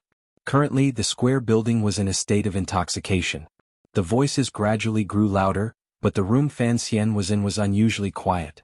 He stood up and first went to the toilet behind the bed to empty the contents. He then adjusted his breathing and took off the commoner's clothing he was wearing. From the cabinet, he took out the work clothes he had not worn in a long time. He tried it on and found that it fit him well. It looked like this half-year of life in power had not quickly made his figure go out of shape. Very strangely, he sat for a while longer. After confirming that he was beginning to get used to the feeling he had not seen for half a year, Fan Xian pushed open the window of the room. His fingers dug forcefully into the wall under the pitch-black night and slid down into the darkness like a gecko. Ever since his meridians had been greatly injured by the Jinqi explosion in his body, he had begun to be more careful with the circulation of his Jinqi. When there was no need, he no longer tried to push the Jinqi out of his palm and then pull it back. This method truly consumed too much of his mind and Jinqi. His feet touched the ground. He made a few turns in the complicated corridors and found the back door of the Baoyue brothel branch. Pushing open the door, he walked out and saw the carriage that had been waiting for him in the alley. Deng Ziyu sat in the driver's seat. He wore a straw hat on his head and covered most of his face. Gao De sat in the carriage and lifted a corner of the curtain. He looked outside cautiously. Fan Xian flashed in and gently spat out one word, "Go." "Sir, how are your injuries?" Gao De was not afraid of Fan Xian's cold gaze. His highest duty was to ensure Fan Xian's safety. Before he had confirmed the information, he truly did not dare to let Fan Xian take any risks. As for Fan Xian's strange injuries, there were different theories, but most people thought he had recovered a long time ago. There were only a handful of people who truly knew the inside story. Eunuch Hong was certainly one of them. However, the emperor had caused Fan Xian's heart to chill and maintain his silence. Although Gao De had been fooled by Fan Xian at the beginning, he had been by Fan Xian's side these few months. Of course, he could see that the commissioner's current state of Jinqi was completely different from when he had gone to northern Qi. With the gift of Haitang's heart of Tianyi Dao, no one knew how much Fan Xian's injuries had healed other than himself, not even Haitang. He lowered his head and quietly said, "I'm fine." Immediately after, he said, "Confirm her location?" Outside the carriage, Deng Ziyu nodded. After she escaped from Jingdo, she has remained in Suzhou. The council did not think she would be so daring, nor did they think that the Jiangnan officials would secretly provide protection for her. Thus, it was not until a few days ago that we found out where she lived. A cold smile rose to the corner of Fan Xian's lips. With the Ming family covering for her, of course, the Jiangnan officials would give her some face. It looks like the Jiangnan officials still do not think much of me. Gao De was, after all, the emperor's tiger guard. Hearing these words, he furrowed his brows slightly and said, "Young master, should we notify the local authorities to arrest her?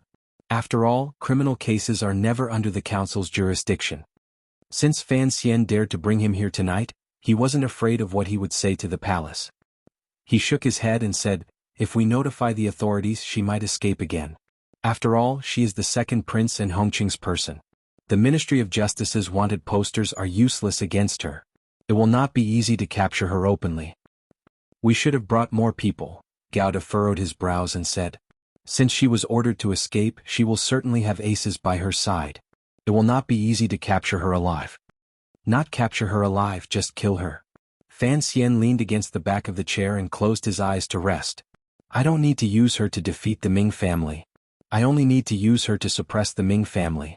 Today is the opening of the Baoyue brothel branch. No one should have thought that we would find her and make a move. Furthermore, no one would have thought that I would personally do it." Gao De wanted to speak but stopped. He began to understand Fan Xian's thoughts, but he was unable to stop him. The purpose of Fan Xian's actions tonight was actually very simple. Since the Jiangnan road officials were faintly standing against him on the road to defeating the Ming family and dared to cover for the Ming family, then he was going to use tonight's matter to intimidate the Jiangnan road officials. For those officials, there was nothing more powerful than fresh blood and death to demonstrate the Overwatch Council's power. The carriage sank into a death-like silence.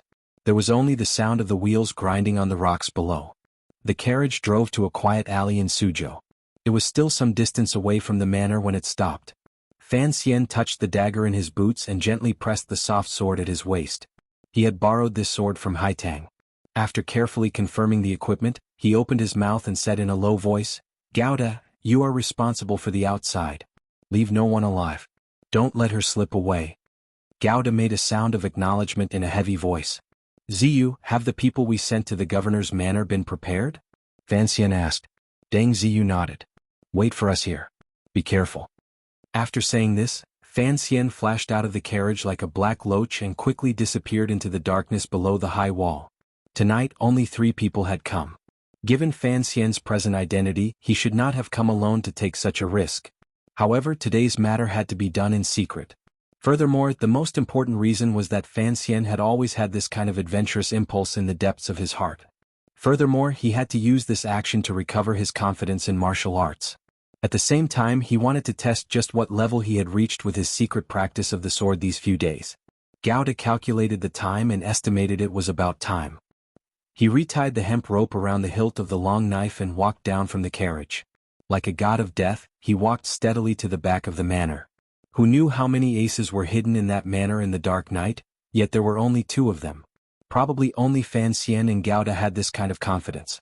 Gouda stood silently under the back wall of the manor. His entire body seemed to have become one with the stone wall, gradually becoming indistinguishable. The Jinqi in his body gradually began to circulate. He could clearly hear the fine sounds inside the wall. Occasionally there would be a light sound in the courtyard. It was like the sound of the commissioner's favorite hard-tipped goose feather quill cutting through paper. If one did not listen carefully, no one would notice this sound. Gouda knew that one person had already died to Fan Xian's hand. Another muffled sound rang out like a sesame seed cake that had just come out of the oven and suddenly deflated. Gouda's brows furrowed slightly. Had the commissioner used his palm to split open someone's head?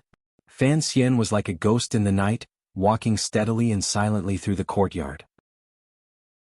Behind him were a few bodies. The wounds on the bodies were not obvious and there was not much blood flowing, but they were completely dead. The doors of the rooms beside him were wide open. The people sleeping soundly inside had not yet risen before they had been killed on their beds. The servants and serving girls in one of the rooms had also collapsed weakly on the bed. There were no wounds on their bodies. It looked like they had just been drugged. Until now, no one in the courtyard had discovered that a killer had already come close to them. Just as Qin Pingping had once taught him, no one could forever block a great grandmaster assassin. For an assassin like Fan Xian, whose power had reached the 9th level and who had studied dark techniques since childhood, there were not many places in the world that could block him. As Fan Xian walked silently toward the back of the courtyard, he used a vigilant gaze to watch the tall walls on both sides. The Overwatch Council's intelligence reports were detailed enough. They had clearly investigated the defenses of this courtyard, so no one hiding in the dark could escape his cold, eagle-like eyes. He walked past a tree. A person flashed behind the tree. Holding a knife, he struck out noiselessly. Fan Xian's eyes looked forward. His expression did not change. His right hand was already on his waist. With a swish, he pulled out the soft sword. With a flick of his wrist, his left foot took a step back and the heel of his right foot turned slightly. His entire body tilted to the left at an ingenious angle. The sword in his hand followed along his forearm. Like an arrow leaving a bow, it stabbed out strangely. This sword seemed to contain a strange aura. It formed a perfect harmony with Fan Xian's entire body. The tip of the sword casually and cleanly pierced into the cartilage of the attacker's throat. With a crack, the attacker's throat shattered noiselessly. He spat out a mouthful of blood and fell. Fan Xian pulled back his sword. Even at this moment he still did not look in front of him or behind him. The door to the side room on the stone steps opened. A person discovered Fan Xian's existence and rushed down with a panicked and angry shout. Fan Xian raised his arms and held the sword horizontally in front of his chest. It was strange, as if he was committing suicide. However, he blocked all the openings in front of him. In the next moment, his feet rushed 3 steps forward. The sword horizontally, which seemed to be an impenetrable defense, instantly became a sudden attack filled with ruthlessness. When this strike passed, Fan Xian's entire mind seemed to be in front of him.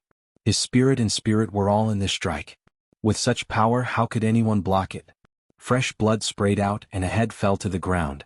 Fan Xian's expression remained calm. He took 2 light steps to the right. Jinqi rose swiftly from the snowy mountain and burst forth from his shoulder blade. Like a spring he flicked his right arm out. It was like a hard willow branch in spring outside Suzhou being pulled down by a naughty child and then swiftly flicked back. With such a poetic and picturesque flick, the sword in his right hand was like the last ink dot of a master painter, gently sprinkling down. It just so happened to land on another person's throat. Another person was killed. Fan Xian had used 3 strikes and killed 3 people. What kind of swordplay was this? If Gouda was in the courtyard at this moment, he would certainly cry out in surprise. If Haitang saw this scene, she would certainly know why Fan Xian had been hiding from her these days when he was practicing martial arts. If Yun Jilan, who was playing with the shadow in Jiangnan, saw these 3 strikes, he would certainly be dumbfounded on the spot, wondering when his teacher had taken in such a young disciple. Sigu sword. Sigu sword, Sigu sword. The Sigu sword that focused on the front and ignored the back, looked left and ignored the right.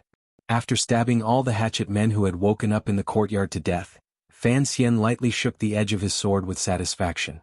He was very satisfied with the results of tonight's training. The shadow assassin had stabbed him once and almost killed him. The compensation he had asked for from the other party in the end seemed to be enough to make up for the damage. Not everyone in this world was as lucky as Fan Xian to be able to learn the true essence of the Sigu sword. The key to the Sigu sword was not the power of the sword, much less the sword moves. It was footwork. Only footwork could completely concentrate a person's strength into a metal sword. Fan Xian faintly felt that the footwork was not even the most important part. The key was the kind of ruthlessness that focused on the front and ignored the back, looked left and ignored the right. Each strike had to be done with full strength. Murderous intent swept forward. The gods could not stop it and the heavens could not hinder it. The so-called looking around was actually not caring. Thinking of this, Fan Xian silently shook his head. He thought of the white-clothed shadow strike in the hanging temple that seemed to be able to cover up the light of the sun. If he had not been the one facing this strike at the time, perhaps the shadow would have mercilessly killed him under the sword. A cold sword illuminated the courtyard. Everyone who could die died under this sword. Only 2 people escaped through the back wall. Fan Xian did not pay them any attention. He just carried the long sword on his back and quietly walked toward the quiet bedroom. Outside the back wall there were 2 swishing sounds. Gauda pulled back his long knife and looked at the 4 pieces of flesh beside him. He shook his head. The bedroom door was pushed open by Fan Xian. He looked at the woman who had just woken up from the bed and only had time to light the red candle. She didn't have time to put on her clothes. He smiled slightly and said, "Master Yuan, long time no see." Yuan Meng, who was wanted by the Ministry of Justice all over the world and hiding in Suzhou, bit her lower lip tightly and looked at the godlike handsome young man at the door. A moment later she suddenly cried out in a hoarse voice, "Sir Fan Jr., why won't you let me go?" What a childish question, but I'm willing to answer it. Fan Xian slowly walked toward her and calmly said, "Your hands are stained with the blood of too many innocent women. Father has ordered that as a child I must be filial." A few strands of Yuan Meng's black hair floated weakly on her forehead. She smiled bitterly. "I was only following orders regarding the matter in the capital. As for the matter of the Ministry of Justice ordering me to be arrested, you should know that your brother and the 3rd prince you are currently teaching aren't clean either. If you want to kill me, then kill me. But don't try to use such righteous words to disgust me." Fan Xian raised his sword and smiled slightly. "Accept your fate. You're a bad person. If I was a good person, perhaps you would have a chance. Unfortunately, you also understand that I am also a bad person." Yuan Meng bit her lower lip nervously, shrouded in fear. Suddenly she let out a shrill laugh and said, "Ha! You want to capture me to deal with His Highness? Let me tell you it's impossible." After saying this, she gritted her teeth and committed suicide by taking poison. Her entire body suddenly froze. She fell onto the red quilt in the middle of the bed with a thud. Fan Xian shook his head, thinking that he had only wanted to kill her. With a wave of his arm, the tip of the sword pierced into the girl's throat. Continuing to pull in monthly votes. To be continued. If you want to know what happened after, please log on to www.cmfu.com. More chapters. Support the author. Support original reading. Chapter 378. An inauspicious bird cry rang out in the dark night. The clouds parted and the moon rose. Occasionally, a black shadow swept out from the treetops. Up the mountain. Fan Xian and Gauda returned to the carriage. Fan Xian said to Deng Ziyu, "Be quiet." Deng Ziyu nodded and gently waved the reins. The horse with its teeth pulled the carriage. It went around the deathly silent courtyard and headed toward the back of the city. Behind the courtyard was a hill hidden in the darkness. There were also spring trees. Looking down from there, no one should be able to discover their group. In the carriage, Fan Xian silently took off the gloves on his hands. The gloves were as thin as a layer of skin. He carefully wiped the blood on the soft sword with his glove and confirmed that there was no longer a trace of blood on the sword. Only then did he put the soft sword back to his waist. Then he steadily flicked his index finger. Some powder fell on the glove and with a boom, it burst into flames. Gauda glanced at him and took out a metal bucket from under the chair and placed it in front of him. Fan Xian threw the burning gloves into the metal bucket and narrowed his eyes at the gradually dwindling flame. The flames in his eyes also gradually extinguished. Before long, the carriage had already reached the top of the hill. The courtyard below was still silent. The people inside were either dead or unconscious, so they could not make any noise. No one knew that a murder had occurred inside, so no one would come to see. No one knew what Fan Xian was preparing to see by staying on the mountain behind. Deng Ziyu gently patted the back of the horse's neck. He entered the carriage and sat down silently. Fan Xian lifted a corner of the curtain and looked down. He didn't know how long he had looked, but there was still no change. It will probably be a long time before they discover what happened here. Deng Ziyu looked at the time. It should be the middle of the night. he urged Fan Xian. They won't come so early. Fan Xian smiled. He knew he was indeed a bit impatient. He quietly said something to Gauda and then leaned against the back of the chair and closed his eyes to rest. Gauda lifted up a blanket and covered his body. Gradually his slightly cold body warmed. Fan Xian felt drowsiness in the warmth. Just like this he fell into a deep sleep. After sleeping for an indeterminable amount of time, Fan Xian opened his eyes and made a sound of acknowledgement. Deng Ziyu lifted the curtain and glanced down. Lowering his voice he said, "They're here." Fan Xian lifted the blanket and put his head by the window. He narrowed his eyes and looked down. Outside the house that Yuan Meng had been living in seclusion all this time, a person suddenly appeared. That person knocked on the door with familiarity. The rhythm of the knocking clearly hid some kind of secret signal. It seemed that he was the contact person of the Jiangnan forces responsible for contacting Yuan Meng. The man was wearing a thin cotton coat and had an ordinary appearance. He knocked on the door of the house for a long time and found that no one answered him. He seemed a little surprised and nervous and immediately retreated into the darkness. Fan Xian, who was watching from the top of the mountain, was not anxious. He knew that this person would definitely return. Sure enough, that person didn't go far. After a short while, a person's head sneakily poked out from the northwest wall. It was that person who was spying on what was happening in the courtyard. The man gathered his courage and jumped into the courtyard. The three people on the mountain could no longer see what that person saw in the courtyard. They could only hear an extremely suppressed soft cry. That person must have finally discovered the large number of corpses in the courtyard and the tragic scene of a pool of blood. The courtyard door was immediately pushed open. That person lowered his head and rushed into the darkness, presumably to report to his master. Fan Xian stretched lazily in the carriage and yawned.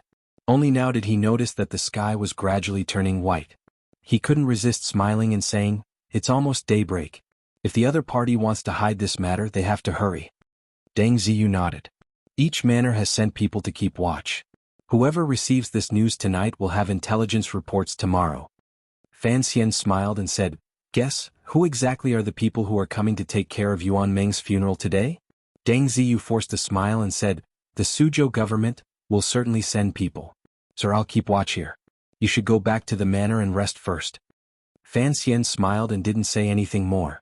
Yuan Meng's death shocked the Jiangnan officials who were secretly protecting her.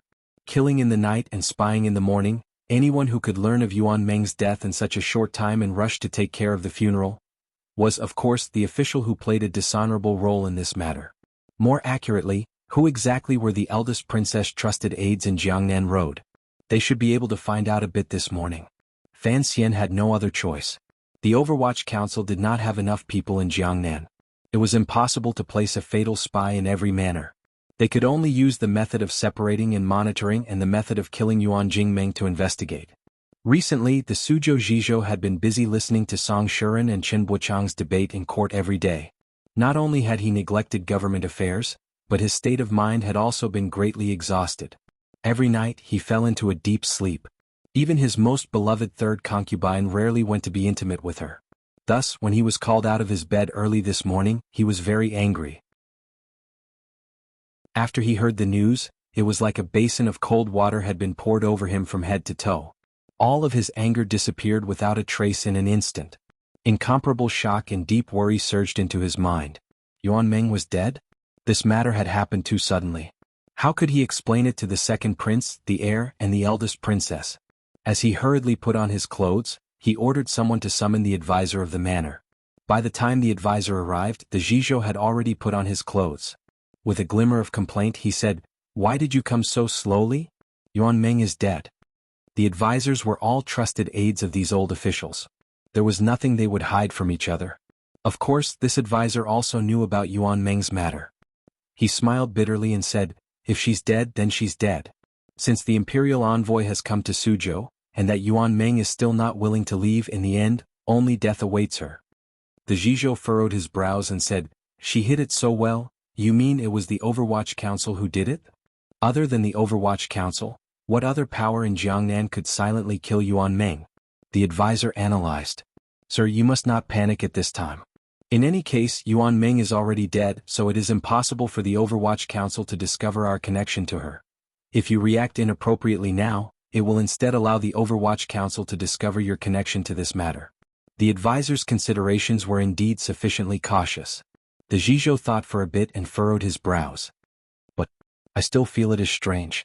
If it was the imperial envoy who did it, why didn't he capture Yuan Meng and instead directly kill her? If the imperial envoy wanted to use the matter of the Ministry of Justice's wanted notice to move against me, then he shouldn't have handled it this way. The advisor also didn't understand this point and guessed Yuan Meng was someone close to the second prince and the heir.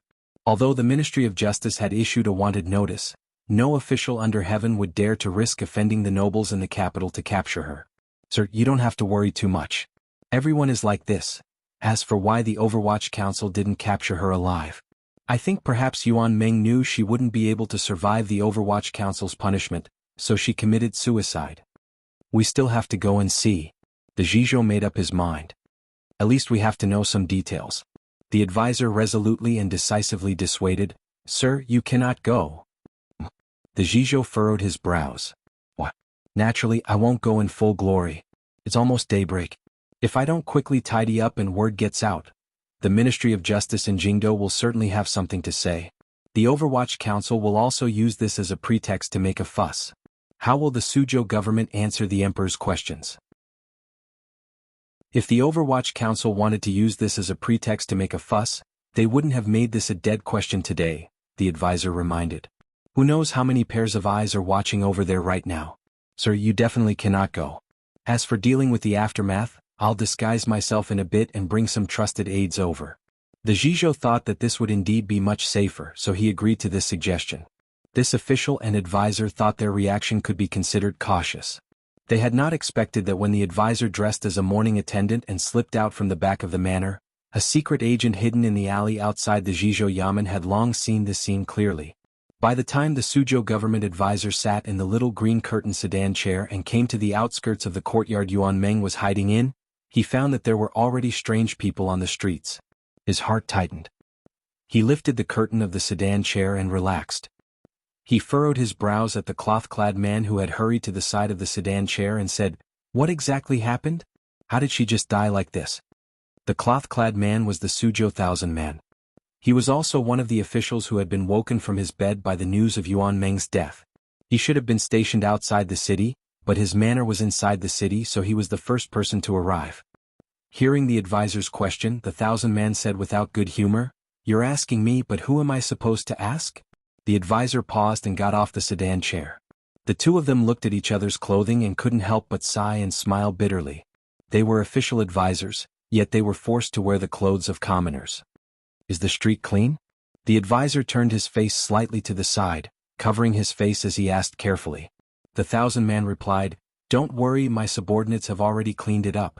There shouldn't be anyone watching from the side. The advisor nodded and walked shoulder to shoulder with the Thousand Man into the courtyard. Entering the courtyard and looking at the corpses all over the ground and the tragic sight, the advisor couldn't help but feel nauseous. He covered his mouth and nose and said, Where is Yuan Meng's body? In the room?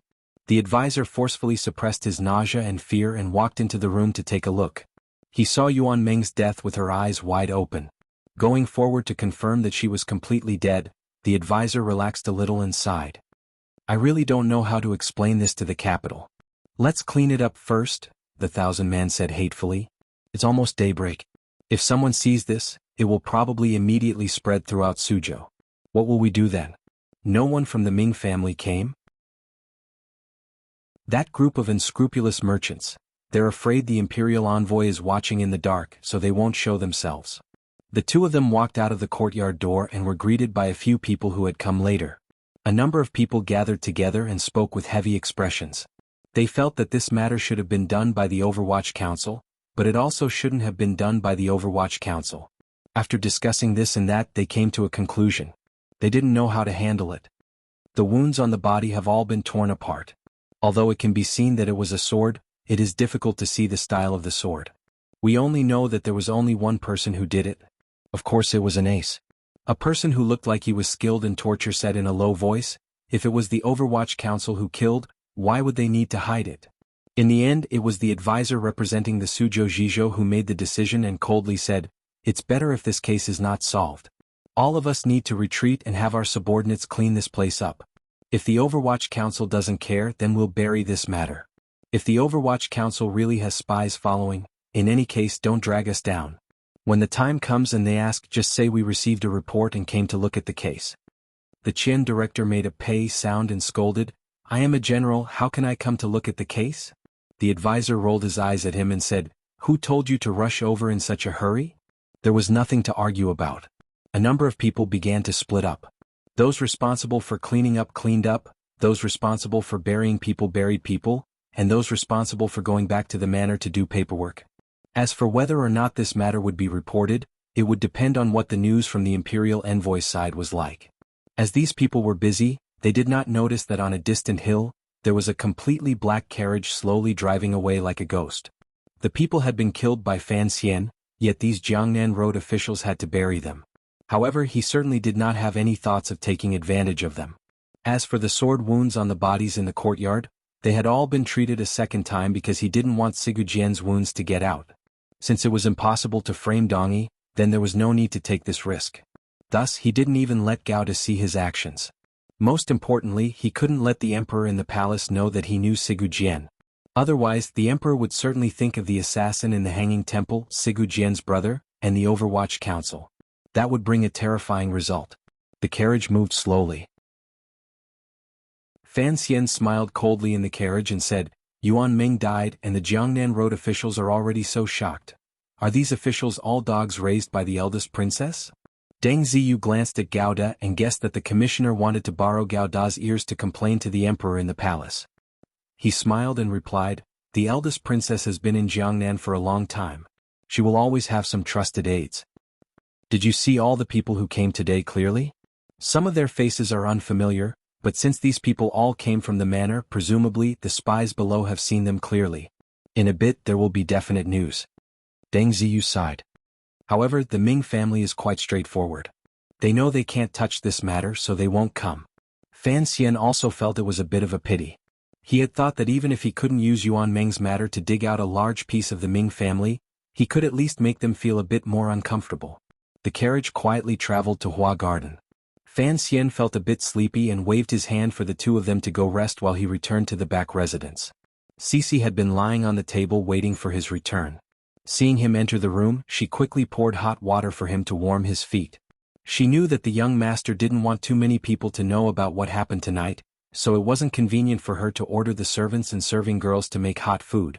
She personally brought over the bird's nest that had been warmed in the water and helped him eat it.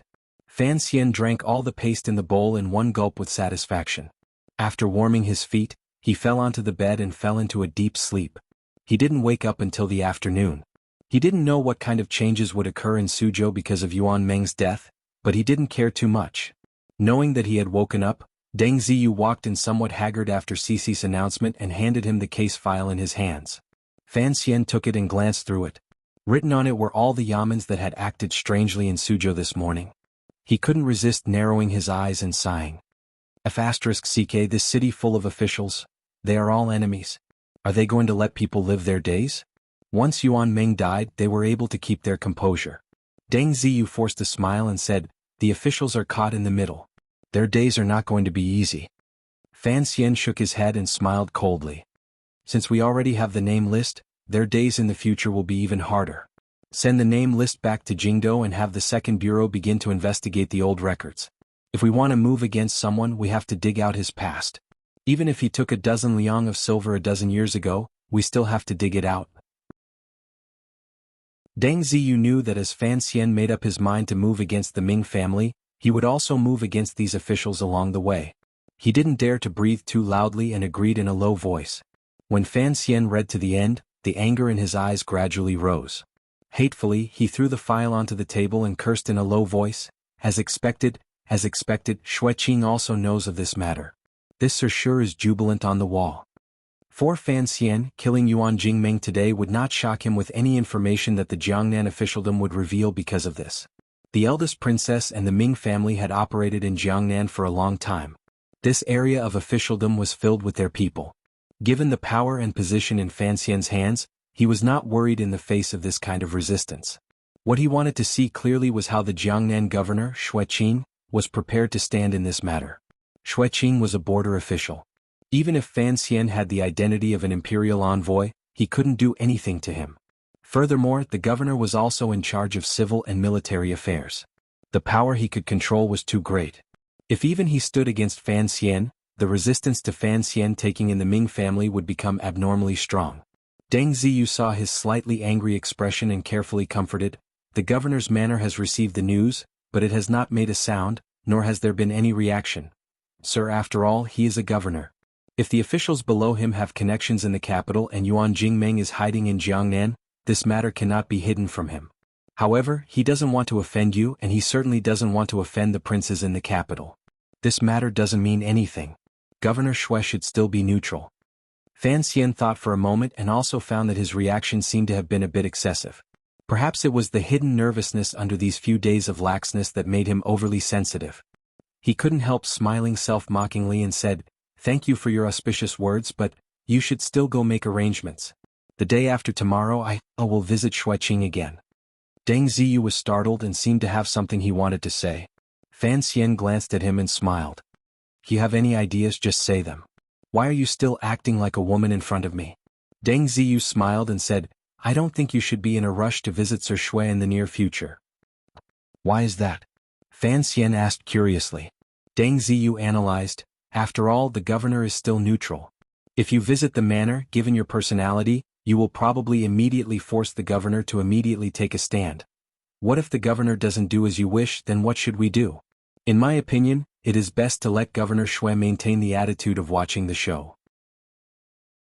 We will continue to do what we need to do, and the Ming family will continue to press.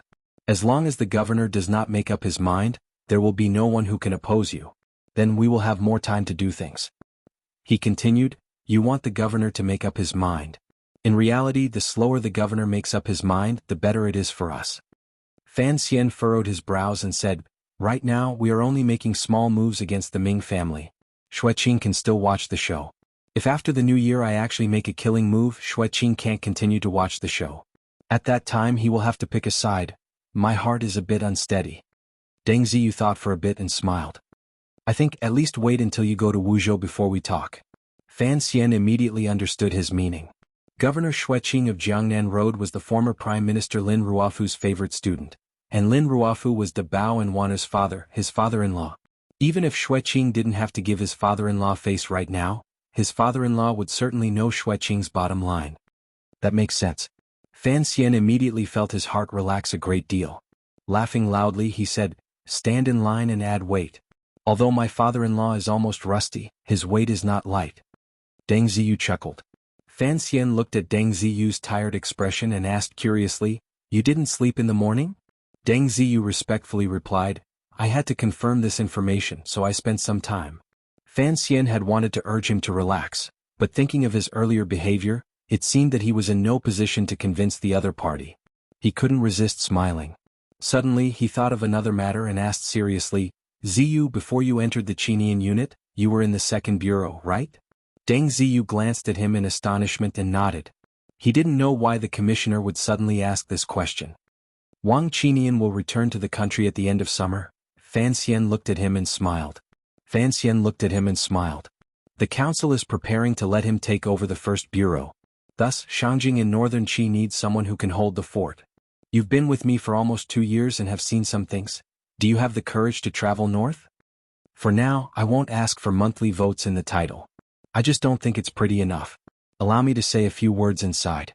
In reality, I've already put in a lot of effort in asking for monthly votes, only I don't know how to ask for them. I really want monthly votes.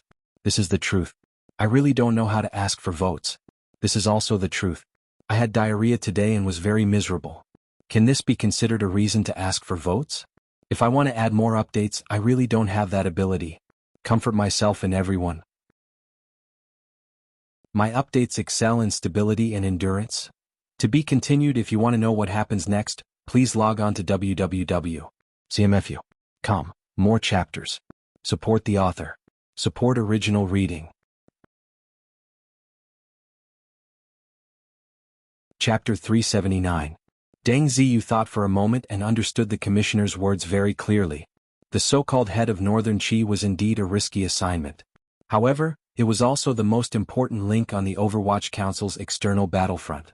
Anyone who had held this position would be given an important position after returning home. There was no need to talk about the previous Yan Bingyun, Sir Yan Jr. At such a young age, he had already become the head of the 4th Bureau. Everyone knew that after Director Qin retired and Sir Fan Jr. took over the position of director, Sir Yan Jr. would certainly have an even more important assignment. Deng Ziyu's familiar old superior, Wang Qinian, had been in the council for 10 years. The moment he met Fan Xian, he had been sent to northern Qi. Hearing the commissioner's earlier words, after Wang Qinian returned home, he would also become the new head of the 1st Bureau. The trip to northern Qi was risky, but it was also political gilding. The commissioner had asked him if he was willing to go to northern Qi because he was prepared to promote him. Furthermore, he had heard that the old head of the 2nd Bureau was getting old and preparing to retire. He had also come from the 2nd Bureau. Deng Ziyu's heart was endlessly excited. He knelt in front of Fan Xian and said in a low voice, "I will listen to your arrangements." Fan Xian smiled and didn't continue to say anything. Through the Jiangnan matter, he felt more and more that although the emperor trusted him greatly, he still absolutely prevented him from having any connection with the military. It was to the extent that when he did things, the absolute power he held in his hands was still limited. Otherwise he would not be so afraid of the existence of the Jiangnan governor, Xueqin. The person sitting on the throne didn't even trust his legitimate son, much less Fan Xian. Fan Xian knew that it was already good that the emperor had given him so much power. However, he also knew that the other party would not allow him to expand his power. Since it was difficult to obtain power from outside, then Fan Xian had to hold the power he already held more firmly. For example, the Overwatch Council in the post-Qin Pingping era had to change its blood. It had to be replenished with new blood loyal to him. Deng Ziyu reported to him the Overwatch Council's recent actions in Jiangnan. The main focus was still on the Ming family. Although the Overwatch Council was in charge of supervising the governance of officials and did not have direct power over the power of the people, there was no lack of reasons from the government in this world. The Overwatch Council had already made early preparations. At any time they could follow Fan Xian's orders and intervene in Jiangnan affairs. From the palace treasury to Suzhou to the docks, from the tents to the warehouses, they would suppress the Ming family in all aspects. This was all Fan Xian could do at the moment. Since they could not find concrete evidence of the Ming family's crimes, it was impossible to use official power to suppress them. The officials of Jiangnan Road were all watching him. Presently, the Overwatch Council's job was to further reduce the Ming family's income through harassment of the Ming family's trade routes, as well as the Palace Treasury Transport Company tampering with the supply of goods. This would cause the other party's flowing silver to sink into a shortage. Only by doing this could they force the Ming family to continue moving silver on a large scale. And the method was actually hidden in the transfer of silver. How long has it been since there was any news from the island? Fan Xian furrowed his brows. The island matter that was enough to crush the Ming family had suddenly sunk into silence. Deng Ziyu heard Fan Xian's worry and also had some misgivings in his heart. He reported, "The Quanzhou branch also feels that the matter is strange and has already sent people to the island. There will probably be news back the day after tomorrow." Jiangnan was vast. It would take too long for news to travel from the islands of the Eastern Sea to Suzhou. Fan Xian knew that he could only wait for now.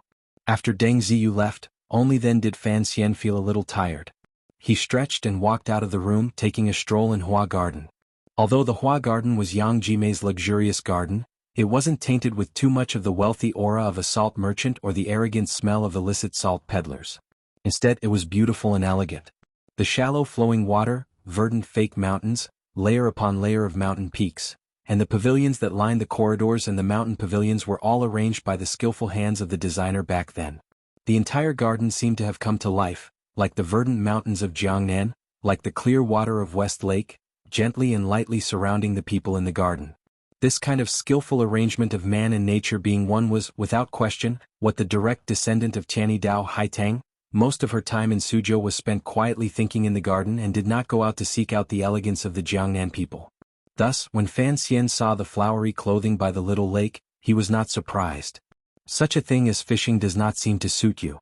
He walked to the edge of the lake and sat down. He was slightly closer to the shore than Haitang. There was a foot of distance between the two of them. From this angle, he could just see Haitang's steady shoulders and the flowery cloth wrapped around her head. Beside her was a normal yellow straw hat. Haitang did not turn her head and replied evenly, "Why not?" The bamboo pole in her hand did not move at all. Only the tip of the pole nodded as if greeting the fish in the water.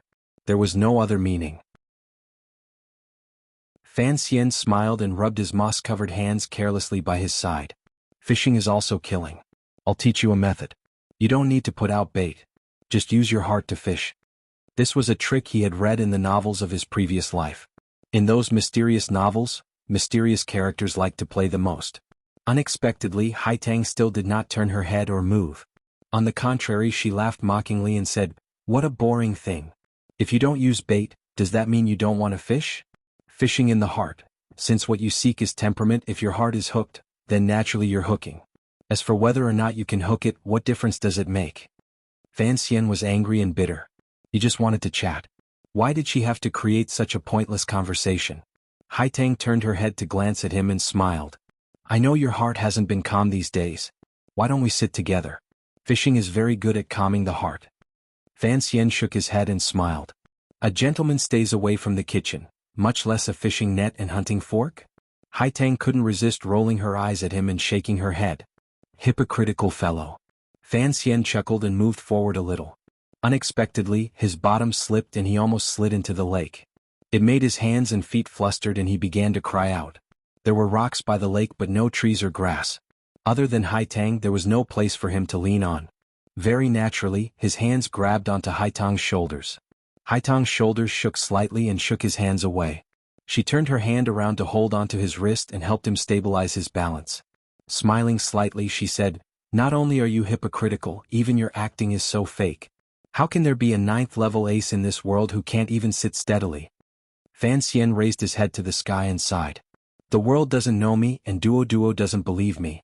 How can I live like this?" Haitang flipped her wrist and had him sit beside her. Very naturally, she took out another fishing rod beside her and stuffed it into Fan Xian's hand.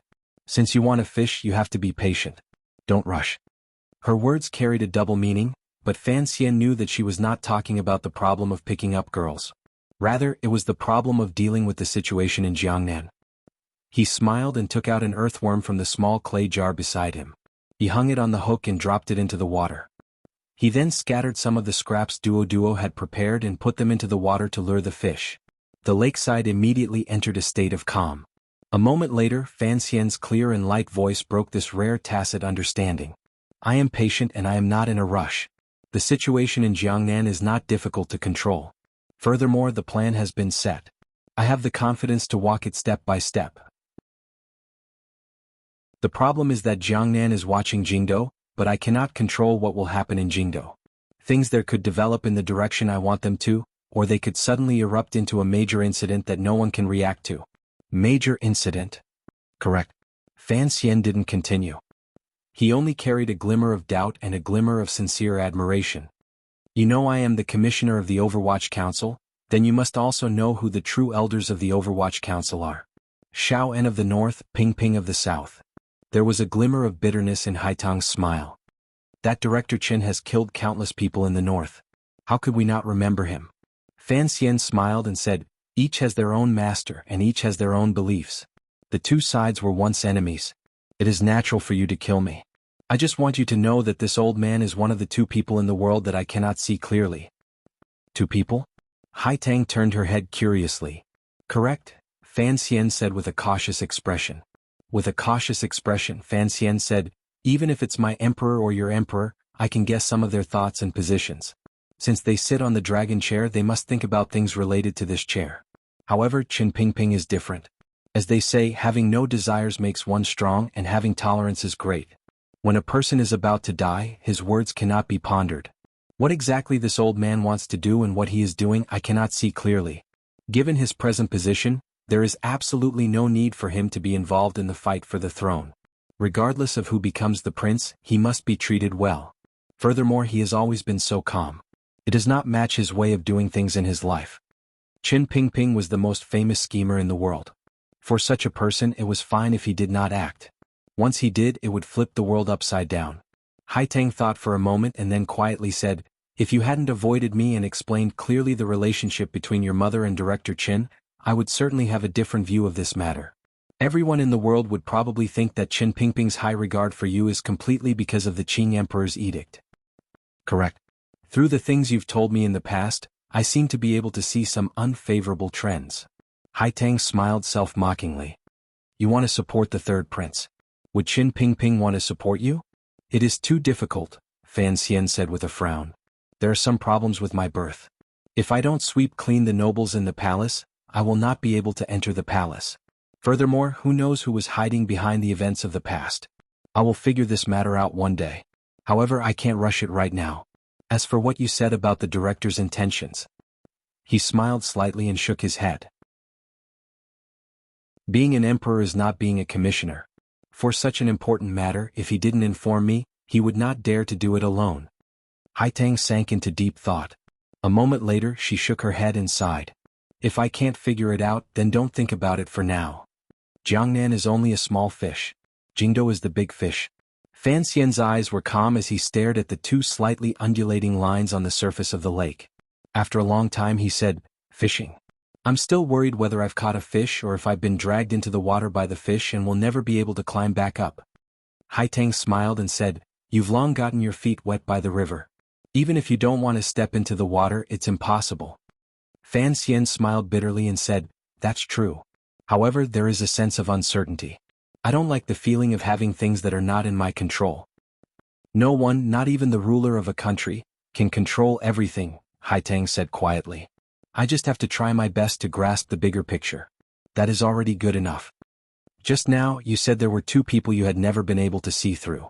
One was Qin Pingping. Who was the other? Haitang was very interested in this question. She knew that Fan Xian was very confident in his ability to read people. He could even grasp certain aspects of the Qing Emperor's thoughts, yet he admitted there were people he could not see through. She very much wanted to know who the second person was. My father, Fan Xian said with a slight smile. Fan Xian smiled slightly and said, Actually, he is the same as Qin Pingping.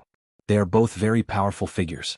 However, Qin Pingping has always been bobbing up and down on the surface of the water while he has always been at the bottom. Although I am his son, I do not know his true thoughts.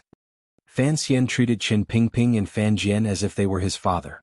He was sincere and not suspicious. After his mother passed away, he took charge of vengeance. On the night of Jingdo's bloodshed 14 years ago, he cleanly washed the Empress's family in blood.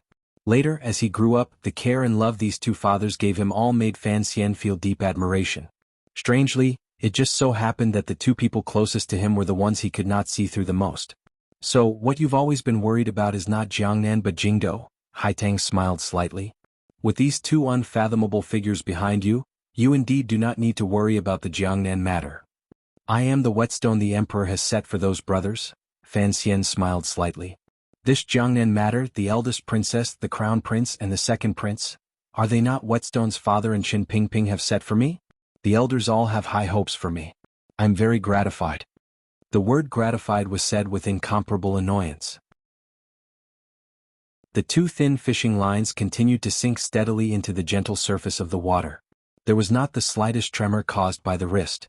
Haitang glanced at him and said, Looks like you indeed don't need to use fishing to train your nature. Fan Xian said, My personality has always been firm and determined. My state of mind is calm.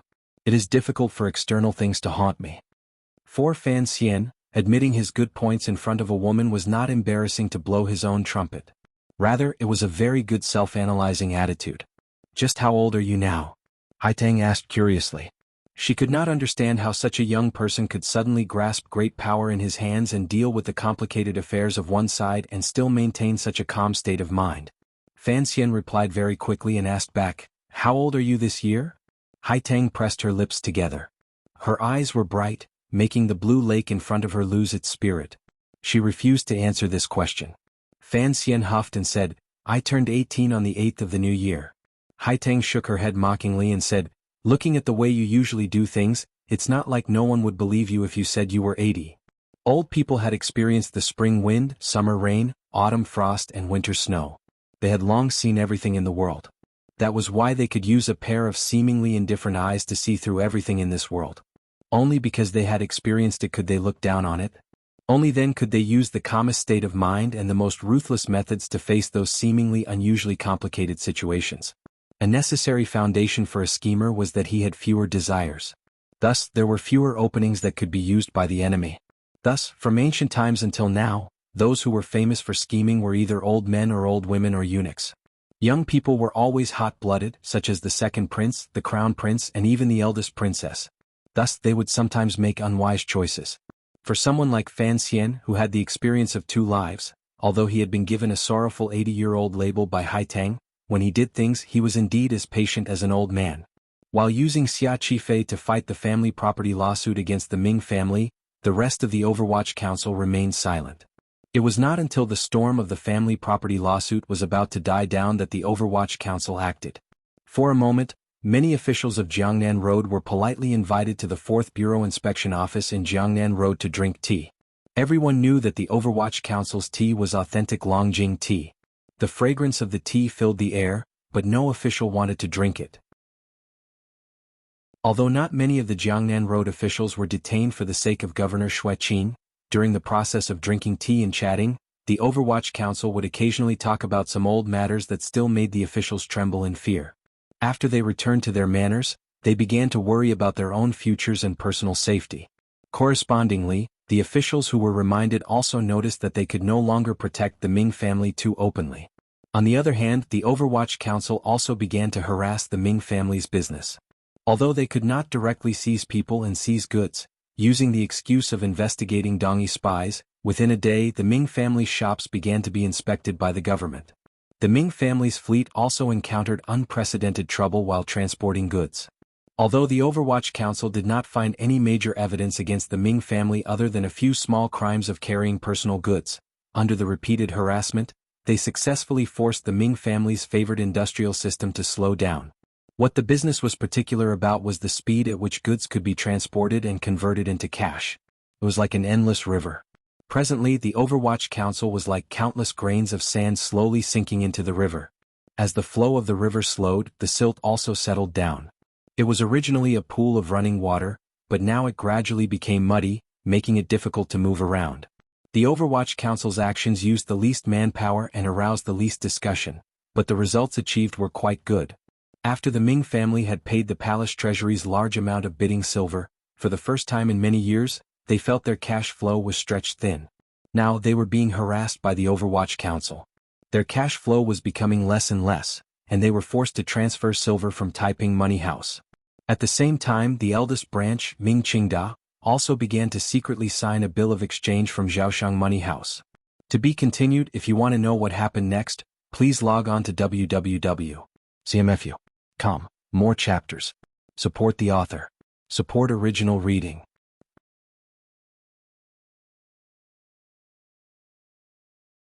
Chapter 380. For many years, the Ming family had lived and multiplied in the Jiangnan area. After decades of careful management and bold expansion by several generations of masters, they finally became one of the largest families in the world. Later, they climbed onto the eldest princess relationship and became a palace treasury royal merchant. Using the endless flow of silver brought by the palace treasury goods, the Ming family's hands and feet extended even further and deeper. Not only did they own countless businesses in Suzhou and Hangzhou, directly controlling large amounts of ships, carriages and shops, but the family members also indirectly controlled many unremarkable businesses that were deeply connected to the people of Jiangnan. For example, grain, oil, meals, brothels. Some people even said that as soon as a Jiangnan person opened their door, they would certainly come into contact with the Ming family's businesses. For such a large family, the factions within the family were unusually complicated. However, the highest power was still held by the 6 sons of the 2 branches of the Ming family. The other, more distant branches were only responsible for managing the middle and lower level businesses. Because the old Ming matriarch deeply understood the danger of internal divisions in the family, the first arrangement she made after she took sole control of the Ming family was that other than the branch of the eldest branch, Ming Qingda, all of the other 5 Ming children only had the right to receive dividends. They had no power to make any arrangements or suggestions regarding the Ming family's enormous businesses. They were strictly forbidden from participating in the family business. This arrangement was, without question, a wise one. At least it used such a powerful method to ensure the Ming family's unity and good cooperation on the surface. It did not produce the same problems as other families. Until now, the family could still be considered to be unified against outsiders. Although they could not participate in the family business, the other 5 masters received the large dividends from the family every year. They could not hide so much silver under the blankets and give birth to little silver chicks. They had to use it to invest in the outside world. Naturally, they also did a lot of business in Jiangnan. The Ming family used this method to stretch their hands further and further. In the end, the businesses of these branches still had to cling on to the Ming family. If the Ming family fell, the businesses of the five masters would also have major problems. Thus, they had to use the power in their hands to protect and escort the eldest branch. Thus, in Fan Xian's eyes, these businesses that did not belong to the Ming family in name still had the Ming surname. Naturally, the Overwatch Council began to harass these businesses equally. This time the five masters could not stand it. They thought to themselves that they did not receive many benefits from the family, and they were still implicated. The more they did business, the more difficult it became. What could they do? Open your dog eyes and look, it's the fourth master in front of you. The fourth master of the Ming family was born of a concubine. His position in the family was not high, so he always liked to walk birds for fun to avoid offending the old matriarch and big brother. Each year he used the silver he earned to do some business. He opened a vegetable and fruit trading business and did some business that the official fingers missed. Naturally, his days passed very smoothly. But recently, no matter what, he couldn't be happy. The trading company was being investigated every day, and business was slightly declining. Although the results weren't too serious, the bad trend was clear. The officials who usually nodded and bowed in front of him were also rarely willing to drink tea with him. He understood that the Overwatch Council had been frightened by those officials. However, it was not up to the person in front of him to provoke him. A glimmer of viciousness flashed across the fourth master's slightly pale face. He slapped the southern barbarian in front of him until he spun 3 times in place. A red handprint suddenly appeared on his face, and a trickle of blood flowed from the corner of his lips. The fourth master of the Ming family was the largest vegetable and fruit seller in Suzhou. He didn't look like much, but he had a monopoly on 30% of the Jiangnan fruit business. Including the matters of income to the palace, he single-handedly took care of it. There was no problem in calling him the king of melons. Furthermore, he relied on the Ming family's power to establish his own guild and take care of the entire Jiangnan fruit market. In all these years, there had never been a powerful figure who dared to come to his fields to pick some fruits to eat. However, a merchant had suddenly come from Lingnan and jumped over the agreement between the Ming and Xiong families. Without going through the fourth master's hands, he directly sold fruits to Suzhou. Lingnan's weather was hot and the fruit was beautiful. As long as the problem of long-distance transportation was solved, there would be great profits to be made. If that merchant had understood the rules, he would have first paid his respects to the fourth master after coming to Suzhou. Perhaps the fourth master would have nodded his head and given him some shares to do business. Who knew whether this merchant didn't understand the rules or if he had something he could rely on? He relied on the fact that he had a lot of goods and a low price to forcefully lower the price of melons in Suzhou and even Jiangnan by 20% within 10 days. This merchant's business also rapidly expanded. Looking at the bloodstains on the floor, he spat and cursed through gritted teeth. Fan Xian bullied me and I didn't retaliate. Who the F***ck is the Xiong family? Returning to the room, the fourth master washed his hands and rolled up his sleeves. He took down the bird cage from the side of the corridor and began to play with it. He whistled, but his gaze was distant. The accountant followed behind him timidly and said in a low voice, "Fourth master, you're saying, the matter of you meeting with Xia Qifei has been found out by the old matriarch?" The fourth master's body froze. Suddenly he cursed angrily, "Isn't it all your rotten idea? You said to have a foot in 2 boats. That the 7th Ming master had survived a great disaster, that he was bound to have good fortune in the future, and that he had the imperial envoy's support. The public property would eventually be taken back by him. You wanted me to meet him and speak first. F***ck. The next day I was called over by the old matriarch to be scolded and almost didn't come out alive." He was incomparably angry. With great difficulty, he calmed the emotions in his chest and coldly said, "The Overwatch Council has been targeting our family recently. If I wasn't more vicious today, how would the old matriarch and big brother see me?" The accountant didn't dare to breathe loudly after being scolded by his master. With a sullen face he said, "But Master Xia wanted to meet with you that day and you had to refuse. Fourth master, you really don't want to hear what Master Xia said?" Seventh brother. The fourth master thought of his younger brother who had suddenly appeared and felt it was strange. Concerning the matter of Xia Qifei and his mother being harmed by the old Ming matriarch, he had only occasionally heard about it. He and his mother were clean, so he was not afraid of the other party like the eldest branch. Thinking of the words Xia Qifei had conveyed to the imperial envoy that day, a light flashed through his eyes. He sighed helplessly and said, "I'm afraid of the imperial envoy, but I'm even more afraid of the old matriarch.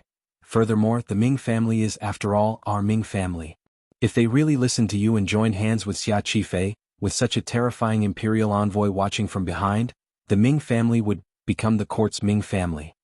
The fourth master smiled wretchedly and said, "No matter how tyrannical the eldest branch is, we have been brothers for so many years. In the end, my surname is still Ming." The accountant didn't dare to continue persuading. The fourth master had officially rejected the good intentions Fan Xian had conveyed through Xia Qifei. Thus, the response from Hua Garden quickly arrived at the large manor he had bought in the south of Suzhou. The Suzhou government bailiffs pushed open the door and entered. Under the watchful gaze of the Ming family thugs, they trembled as they arrived at the Tang family home.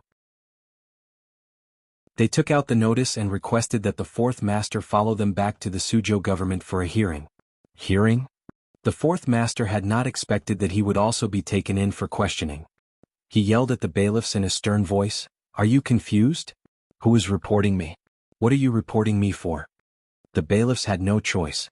Otherwise, under normal circumstances, how would he dare to offend the true fourth master of the Ming family? Usually he wished he could kneel on the ground and lick the other's boots. The bailiffs forced a smile and sent a gaze toward the fourth master, indicating that there was someone behind him. He lowered his voice and pleaded, "It is a Lingnan merchant. He is reporting that the fourth master of the Ming family is tyrannizing the market, injuring people, and allowing slaves to commit murder." The fourth master paused and furrowed his brows. He had not thought that the Lingnan merchant would dare to report him. Furthermore, he had not thought that the Suzhou government would accept this case. It had already been many years. The Ming family was special in Jiangnan. The Suzhou government had such a close relationship with the Ming family. How could they accept the Lingnan merchant's complaint? Although the Overwatch Council had recently been playing with the Ming family, the Overwatch Council's biggest problem was that they could not interfere with local government affairs. They also could not directly interfere with civil affairs. The Overwatch Council could not take the lead in such criminal cases. Thus, when he allowed slaves to commit murder earlier, he had not been too worried. However, the Suzhou government had actually sent someone. His gaze passed over the head of the bailiffs and saw an unfamiliar court official standing behind a few officials. Looking at the official's robes, the rank was not high. Furthermore, it did not look like the clothing of the court system. His eyes narrowed and guessed the other party's identity. From the moment the Lingnan merchant entered the courtyard, all of this had been watched by Overwatch Council officials. No wonder the other party had reacted so quickly. The fourth master's eyelids twitched. He knew he had miscalculated one thing. Although the Overwatch Council could not directly interrogate him, they could keep an eye on the Suzhou government. If the Suzhou government truly ignored him, the Overwatch Council would probably capture the Suzhou government officials and bring them back for questioning. With such a powerful deterrent here, no wonder the Suzhou government dared to capture him today. He laughed coldly and gazed at the bailiffs. "So what if I don't go?" The bailiffs were so anxious he was about to cry. He pleaded, "Fourth master, at least give the Zhizhou some face." The Ming family servants all began to clamor. Holding wooden sticks in their hands, they surrounded the bailiffs in the middle. Their cold gazes, intentionally or not, stared at the Overwatch Council official at the back of the crowd. The fourth bureau official of the Overwatch Council smiled slightly and said, "Brothers, what exactly are you planning to do? There seems to be someone here, preparing to rebel." Beating up officials and not listening to court orders, what was the difference between this and rebellion? Hearing these words, the Suzhou government official knew that this person had to be captured and brought back today. Otherwise, the Zhizhou would not be able to answer to the Overwatch Council. The Lingnan merchant's wretched state had already been seen by people in the court. Furthermore, people from Hua Garden had also come and were drinking tea in the tea shop opposite the court. None of their actions could be hidden from the imperial envoy's eyes. The official steeled his heart and looked at the fourth master and said, "Fourth master, please." He used his gaze to endlessly signal to the other party to let him understand that now was not the same as in the past. When it was time to submit first. As for after he was taken into the Suzhou government, naturally, there would be a chance to turn things around. The fourth master lowered his head slightly and muttered to himself for a long time, forcefully suppressing the anger in his heart. He also understood what the situation was and nodded his head. The official let out a big breath and sighed, "Fourth Master, pity me." The young Overwatch Council official of the Fourth Bureau looked at this scene with a cold smile from the back. The accounts master moved closer to the Fourth Master's side and worriedly said, "Fourth Master, what do we do?" The Fourth Master laughed sinisterly and smashed the bird cage in his hand onto the ground, shattering it. Bird feathers flew chaotically, and bird blood splattered everywhere. He smiled coldly and said, "So be it.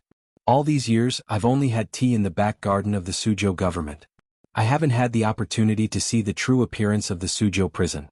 Today I'll go and open my eyes." He lowered his voice and hurriedly said, "Immediately send a message back to Ming Garden. Have Big Brother bail me out. Don't worry, the old matriarch will trust me even more because of this matter." After giving his orders, the Fourth Master of the Ming family was, for the first time in his life, invited back to the prison of the Suzhou government. Looks like Fourth Brother doesn't have any other intentions.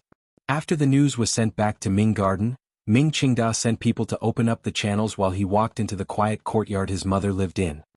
He reported to the old matriarch sitting on the chair, "I'll go and bring him back right now." Although a Lingnan merchant was injured and the Suzhou government is under pressure from the Overwatch Council to bring him back, the matter is not big. There shouldn't be any future trouble. Sir Fan Jr. will not be able to use this matter to bite Fourth Brother to death. On the chair, the old Ming matriarch sank into silence. Her old and sunken eyes were closed as if she was thinking about something. She still did not reply to Ming Qingda's words. Ming Qingda felt it was strange. A moment later, a chill surged through him. The old Ming matriarch slowly opened her listless eyes and said, "The Ming family is already in a precarious situation. Fourth Brother first met with Xia Qifei in secret. This is disloyalty. Later he acted rashly and caused the family to worry about him. This is unfilial. Such a disloyal and unfilial person, why protect him?" After Ming Qingda's silence, he became sorrowful again.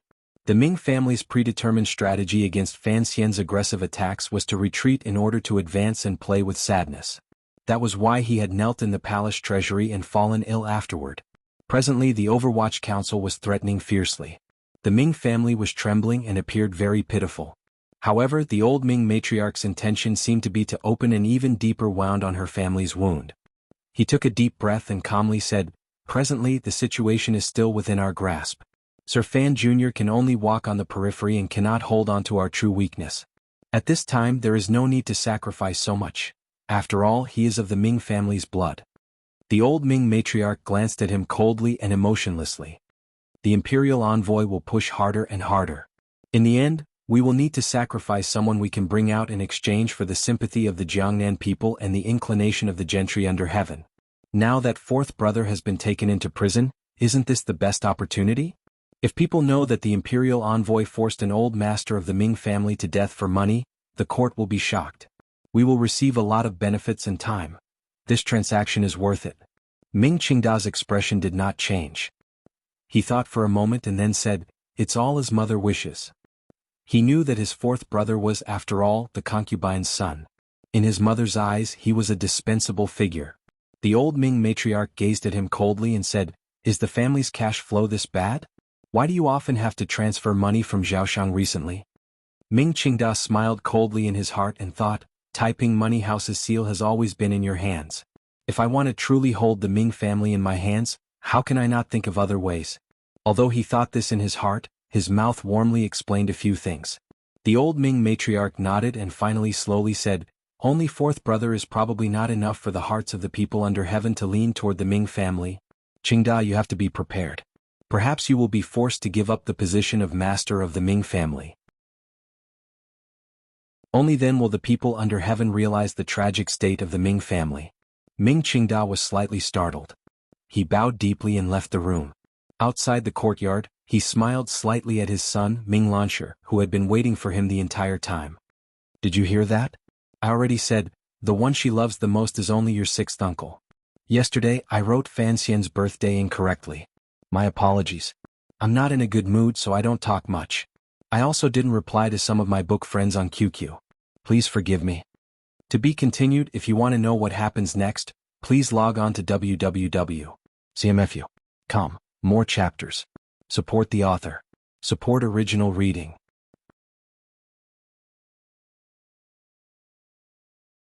Chapter 381. Fan Xian did not know what was happening inside the Ming family. For him, the Ming family was a rock. He had to suppress it but temporarily could not crush it. In any case, he had the patience. There was no rush in fishing. That day he came to the Suzhou branch of the Baoyue brothel. The business in the brothel had already picked up. The girls upstairs and downstairs were busy receiving customers. Not many people noticed the male owner and female shopkeeper respectfully protecting a person as they quietly went up to the top floor. Pushing open the window and looking out, he saw many workers digging mud to expand the lake. To expand a lake, the amount of money and labor needed was not a small amount. He couldn't resist sighing and asking, "Is there a need?" Shi Chanli smiled slightly and said, "According to Sir's intentions, the plans and layout of the branch were sent urgently to the north. The day before yesterday, the second young master's intention was that this lake is too small and the terrain is not open enough. The customers who come to play will feel a bit cramped, so it is better to put in a lot of effort and dig the lake a few hundred meters forward." Fan Xian smiled bitterly. It looked like Xijia, who was far away in northern Qi, still had Baoyue brothel on his mind. For such a large undertaking, he only had to say one word, yet Fan Xian had to mobilize many people to do it. "There's sound and smell. Aren't you afraid it will affect business? It's surrounded by green cloth.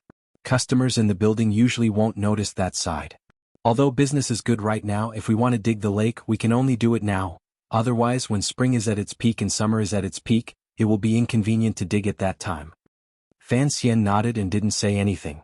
He trusted his brother's business acumen. Today he had come to Baoyue brothel mainly to find out some information. He looked at the file his subordinate had delivered and furrowed his brows. Where exactly did the Ming family housekeeper escape to?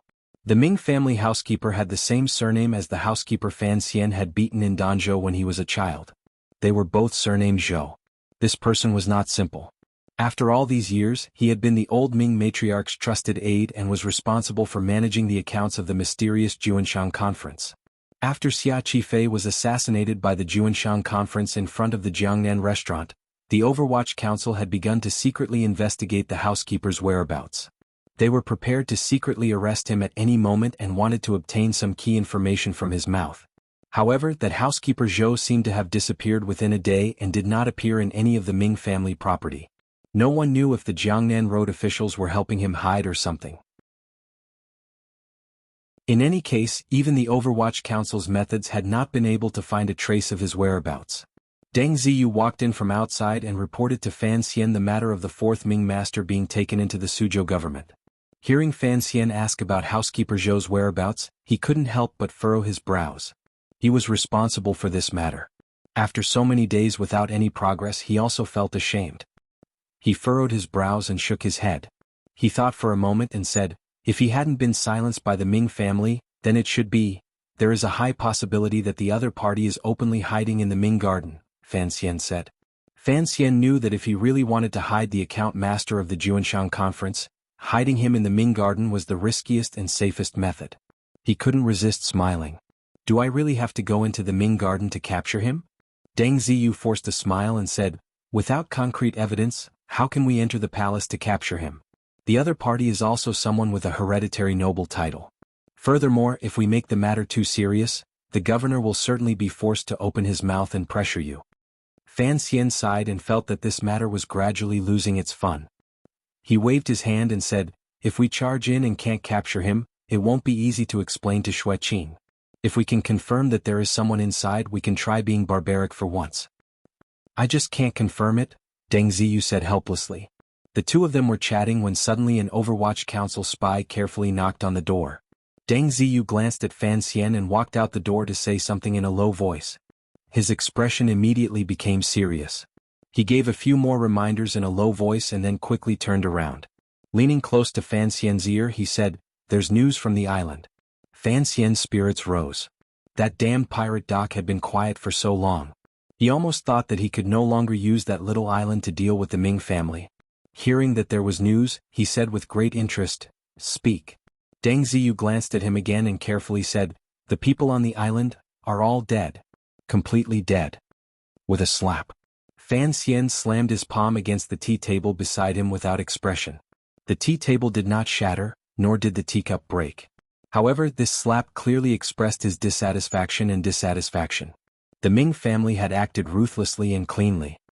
He furrowed his brows and asked, "Where are our people?" The Overwatch Council had a spy on the island. Fan Xian was worried about his life and death. Deng Ziyu said, "His luck is pretty good. He survived." The Chuanzhou side found their way to the island and just happened to pick him up. Fan Xian's expression was slightly heavy. "What is his name?" "Qinghua." "Where is he?" "Just arrived in Suzhou. He is recovering in a secret residence." "Let's go." Qinghua felt that he was dreaming. He had been dreaming these few days. After the island had been surrounded by the soldiers, only he had survived. Surrounded by the sky full of pirate gulls and the ground full of dead bodies, he had tried to find the path his leader had once left behind. He had gone to that hidden little cove and found a boat to go out to sea. He had not thought that the Ming family would be so ruthless in silencing him. All of the boats on the island had been destroyed. Even the 3 sail-fast boats the pirate leader had hidden had sunk to the bottom of the water. Looking at the sails that had changed color after being soaked in the water, Qinghua felt a bit hopeless. The island was isolated beyond the sea. If the Chuanzhou side discovered that the situation had changed and took the risk to send people to the island again, it would still take a long time. He had been alone on the island without water or food these days. Could he survive? The spies of the 2nd and 4th Bureau of the Overwatch Council had to undergo harsh wilderness survival training and intelligence gathering training from the beginning of their admission. It was only because of this skill that the single Qinghua had managed to survive on the island. There was no water on the island. Fortunately, it had rained. There were no wild animals on the island, but there were corpses. There were pirate gulls that ate the corpses, and there were fish and clams in the sea. Thus he was still strong and disgustingly able to survive. It was not until his colleagues from Chuanzhou took the risk to go to the island again that the extremely weak Qinghua was finally lifted onto the boat. The boat floated back to the mainland. Qinghua was finally able to have a good sleep. In his dreams, he thought of the water birds he had eaten and the rotting human flesh in the stomachs of those water islands. Qinghua still couldn't help but have nightmares. He slept for a long time, from Chuanzhou all the way to Suzhou. When he woke up, he found there was a young and delicate official in front of him looking at him with admiration and pity. The Overwatch Council official beside him reminded him, "It's the commissioner." "The commissioner?" Qinghua was startled and struggled to get up and bow. Fan Xian quickly stopped him on the bed and narrowed his eyes slightly. Looking at this Qing Kingdom version of Lu Binshuan, a sigh and admiration welled up in his heart. Political struggles were not treating people to a meal. It was a matter of life and death. However, it was often the lower-level officials who needed to be sacrificed. Fan Xian took out a pill and fed it to him. He then used a golden needle to help him circulate his blood. After carefully treating him for a long time, he confirmed that there wouldn't be too many sequelae and that the other party had enough energy to speak. Only then did he begin to ask questions. In their conversation, Fan Xian obtained a lot of useful information. There was a lot of information that had not been sent ashore in time, such as the connection between the pirate leader and Ming Launcher's concubine. He coldly said, "No wonder that concubine would suddenly return home to visit relatives. I'm afraid she has long sunk into the river to feed the tortoises. Marrying a tortoise, in the end she can only feed the tortoises. She is also a pitiful person. Ziyu, immediately send people to the concubine's home to investigate. I want to see how Ming Launcher is going to explain." Qinghua had also painstakingly kept a copy of the letter. This was also a very solid piece of evidence. Although the Ming family could still deny it, they could always use this to make an issue of it. "Do you have any thoughts about the soldiers who came to the island?" Fan Xian stared into Qinghua's eyes and asked. Although he knew that it had not been easy for him to survive on the island and he had experienced a long journey once on land and was extremely weak, he had no choice but to ask clearly. This reality was like a thorn in his heart and made him wary. That group of sailors was clearly a helper for the Ming family and had been sent by the eldest princess. Fan Xian wanted to know just who in the military was standing on the eldest princess side. Presumably, the emperor was also very interested in this matter. It could not be Yan Xiaoyi. Although Yan Xiaoyi was the Qing Kingdom's northern governor with his superior 9th-level status, his military power had always been closely watched by the Overwatch Council. Fan Xian knew that Yan Xiaoyi did not have much power in the navy. Back then, the Chuanzhou Navy was the strongest naval force of the imperial court. Deng Ziyu glanced at Fan Xian and quietly said, "However, after the Yi family matter, in order to clear away the Yi family's influence in the Chuanzhou Navy, the court reduced the Chuanzhou Navy into 3. Presently, the Jiangnan Navy's nominally main yamen is in Shazhou. You should have met with the officials there. To enter the sea from Shazhou and land on the island to kill people. The distance is too far. Furthermore, the voyage is all on the Yangtze River. It is easy to reveal traces. In my opinion, it shouldn't be them. Fan Xian nodded. He did not have any emotional fluctuations because of the words Yi family. He turned his head to look at Qinghua. On the bed, Qinghua's lips had white bubbles forming on them. He was also trying hard to remember the soldier who had landed on the island that night. He knew this matter was very important and could allow the council to determine just who dared to be in cahoots with the pirates. With great difficulty, he opened his mouth and said, "When the official ship landed on the island, it was just before dawn. There were many reefs around the island. Under such a dark sky, to be able to forcefully land on the island, it should be a professional navy and not a soldier on shore borrowing a ship. I once saw the face of a soldier clearly. Looking at the contours of his face, he should be someone from the north." Fan Xian's brows furrowed. Could it be Dongyi's navy? Qinghua shook his head with difficulty and reported, "They occasionally opened their mouths to speak, but it was not a Dongyi accent." Fan Xian gazed at Deng Ziyu and saw the glimmer of unease in each other's hearts. The Qing kingdom had 3 great navies. In the north was the Jiaozhou Navy stationed near Shandong Road and had great power. If the other party was a capable general on the eldest princess side, then the power the eldest princess held in the military was much more powerful than they had previously imagined. In Fan Xian's heart, since the emperor had always been stingy in letting him hold a sliver of military power and had always appeared so confident and arrogant, he believed that the majority of the power of the Qing kingdom's military was in the emperor's hands. Under such a premise, Fan Xian would have more confidence when he did things. Now, he had suddenly discovered that the eldest princess and the prince's power had increased by leaps and bounds. How could Fan Xian not be wary? The Yi family would gradually lean toward the second prince, the northern governor Yan Xiaoyi, and now there was another navy. Whose people are the Jiaozhou Navy? Fan Xian furrowed his brows and asked. Deng Ziyu lowered his voice and said, "The admiral of the navy is a first-level military general. Naturally, he doesn't have to listen to Yan Xiaoyi's orders. I've never felt that he has any inclinations. After all, he comes from the Qin family, but his relationship with Yi Zhong's faction is not bad." Fan Xian gently tightened his fist and shook his head. He didn't say anything more. Looking at the tired Qinghua on the bed, a faint smile rose to his face. "Recover well. After you recover, follow me and do things." He greatly admired this young Overwatch Council official who was able to hide on the pirate island and successfully survive. Such an outstanding talent should become his trusted aide. Qinghua was shocked. He had not expected that after his narrow escape, he would have such good luck. For a moment, he froze on the bed, not knowing what to say. It was not until Fan Xian led the Qinian unit out of the room and the 4th Bureau of the Overwatch Council's Inspection Division stationed in Chuanzhou smiled and congratulated him that he came to his senses.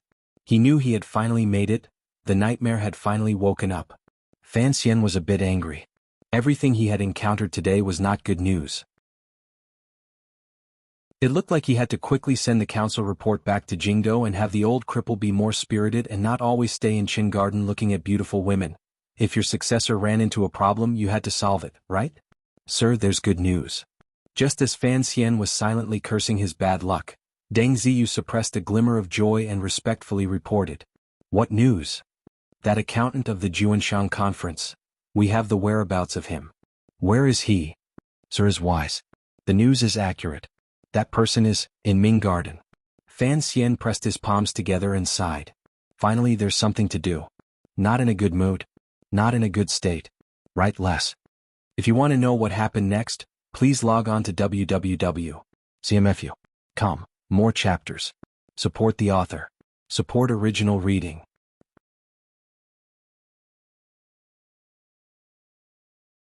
Chapter 382. In the middle of April, the feeling of spring was bright and beautiful. All of Jiangnan was enveloped in a warm wind. The people walking on the streets were already beginning to only wear lined clothes. Outside Jingdo, thousands of miles away from Suzhou, one could still see the patch of white snow on top of the Tsang mountain from a long distance. It was as cold as the white cloth covering the face of a corpse. The tall man wearing the straw hat withdrew his gaze from the white snow on top of the Tsang mountain and silently drank the remaining tea in his cup. He ordered a bowl of plain noodles and began to eat without much taste. This place was 30 li outside of Jingdo. It was called Shirpai village. This tall man wearing the straw hat was the second priest of the Qing temple who had traveled with great difficulty from Jiangnan to Jingdou, Great Master Sanshi. Great Master Sanshi had not come to the capital to discuss the Tao or to pluck the willows outside the imperial road. He had come to kill. He had come to assassinate the emperor. Although Fan Xian had intentionally or unintentionally let him leave in Jiangnan, the Overwatch Council's investigation was strict. Even though the Northwest Road had not been heavily guarded, it still took Sanshi a great deal of time to get around the Overwatch Council and Black Knight's blockade and come to Jingdou. The Juanshan Conference was indeed a loose organization. However, once this organization possessed an unusually sacred and important mission, its importance became apparent. Not many people knew just how many important figures of the powers in the world were gathered by this mysterious organization. Although Great Master Sanshi was honored as the second priest of the Qing temple, he did not have much power to speak in the Juanshan Conference. Furthermore, he was personally opposed to the Juanshan Conference's arrangements in Jiangnan. After his unsuccessful attempts to interfere with Fan Xian's administration, Great Master Sanshi made himself a sacrificial pawn and broke away from the Juanshan Conference's arrangements. Alone with great ambitions and a red sun hidden in his heart, he proudly headed to Jingdou. He was going to Jingdou to kill people that could not be killed. As he thought this, he silently ate his noodles. Following his elder brother's earnest teachings, he chewed each noodle carefully and slowly until it became a paste. Only then did he swallow it with satisfaction. For some reason, Great Master Sanshi ate with sorrow and found it difficult to control himself. 2 muddy tears slid down from his old eyes and dripped into the noodle soup. He was going to enter the capital to ask the emperor why. After finishing the noodles, he put on the bamboo hat to cover his face. He picked up the wooden staff that was as tall as a person and left the noodle shop. Following the small path at the foot of Shirpai village, he began to walk in the direction of the capital. In front of them was the dark imperial city, and behind them was the pure white mountain. The ascetic monks were walking in the middle. The forest grew deeper and the road narrower. It was still early, so there were no woodcutters diligently getting up to chop firewood. It was also impossible for any pedestrians to pass by in the wilderness. The mountain road was quiet, so quiet that it was a little strange. There was not even the sound of birds or insects. After all, Great Master Sanshi was not a warrior skilled in assassination. He was just an ascetic monk with a very high cultivation. Although he felt it was a little strange, he did not pay it much attention. The court and the Juanshan Conference should not know that he had come from Jiangnan to Jingdou. The only person who knew of this matter was the northern Qi Saint girl, Haitang. No matter how one looked at it, it was impossible for Haitang to reveal his whereabouts. Great Master Sanshi believed this very much. He did not think that anyone would know his path in advance and set up an ambush ahead of time. Thus, when that mournful and deadly arrow shot out of the dense forest and viciously pierced into his eye socket, Great Master Sanshi felt very surprised. The way the arrow flew was very strange. At the beginning it was silent, like a ghost or a demon. Only when it was only 3 feet away from his face did it suddenly let out a shrill whistle. The whistling sound of the arrow was enough to take away one's soul, incomparably terrifying. The long black arrow seemed to cry out the word kill. Great Master Sanshi gave a muffled grunt. His long wooden staff stabbed viciously into the ground. The head of the staff, carved into the shape of a bird's head, stretched forward in a very short time and blocked the arrow that seemed to have flown from the sky. With a muffled sound, the arrow shot viciously into the head of the wooden staff. The boundless power contained in the arrow shook Great Master Sanshi's wrist slightly. In an instant, the bird's head carved on the head of the staff exploded. Great Master Sanshi narrowed his eyes. A chill rose in his heart. It seemed that only the governor of the north, Yan Xiaoyi, had such a lightning-fast archery skill. Yan Xiaoyi should be in Sangzhou at this time, thousands of li from Jingdou. Separated by the leaves in the forest, Great Master Sanshi's clear eyes saw clearly the archer's face. It was a young and unfamiliar face. He knew that the arrow he had personally received must have been taught by Yan Xiaoyi. This unfamiliar young man must be Yan Xiaoyi's disciple. While he was thinking of these things, Great Master Sanshi had already used the rebound of the staff to fly into the air. Like a large bird he spread his body. Holding the wooden staff in his hand, he smashed it like a mad demon. Although he didn't know why the other person wanted to kill him, before he entered Jingdou and asked the emperor that question, he would not allow himself to die. Great Master Sanshi's figure was tall and sturdy. He wore a straw hat on his head. His staff was full of murderous intent. His entire body floated in the air like a vicious large bird, filled with an aura of no return. When fighting against a godly archer, the most important thing was to close the distance between them.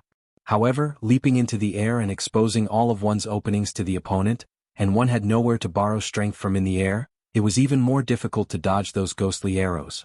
Great Master Sanshur swept over and looked at the archer's calm face. He knew that the other party wanted to take the opportunity to shoot. As expected, the archer didn't know how to move. His hands flashed and he had already taken out an arrow from behind him, nocked it, took aim and fired.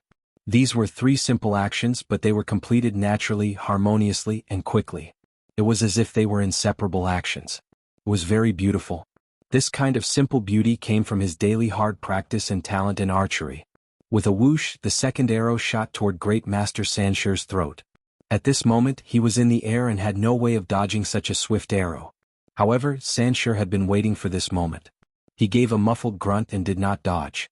He circulated his jinchi to his abdomen and used his stupidest and most powerful iron shirt to forcefully block this arrow. The arrow hit his throat and made a strange gurgling sound. A strange light flashed through Great Master Sanshur's eyes. His entire body had already charged toward the archer and struck out with his staff. At this moment there was only 3 feet between the two of them. How could the archer dodge? The archer's expression was still calm. Facing the crazed staff, he steadily took 2 steps back.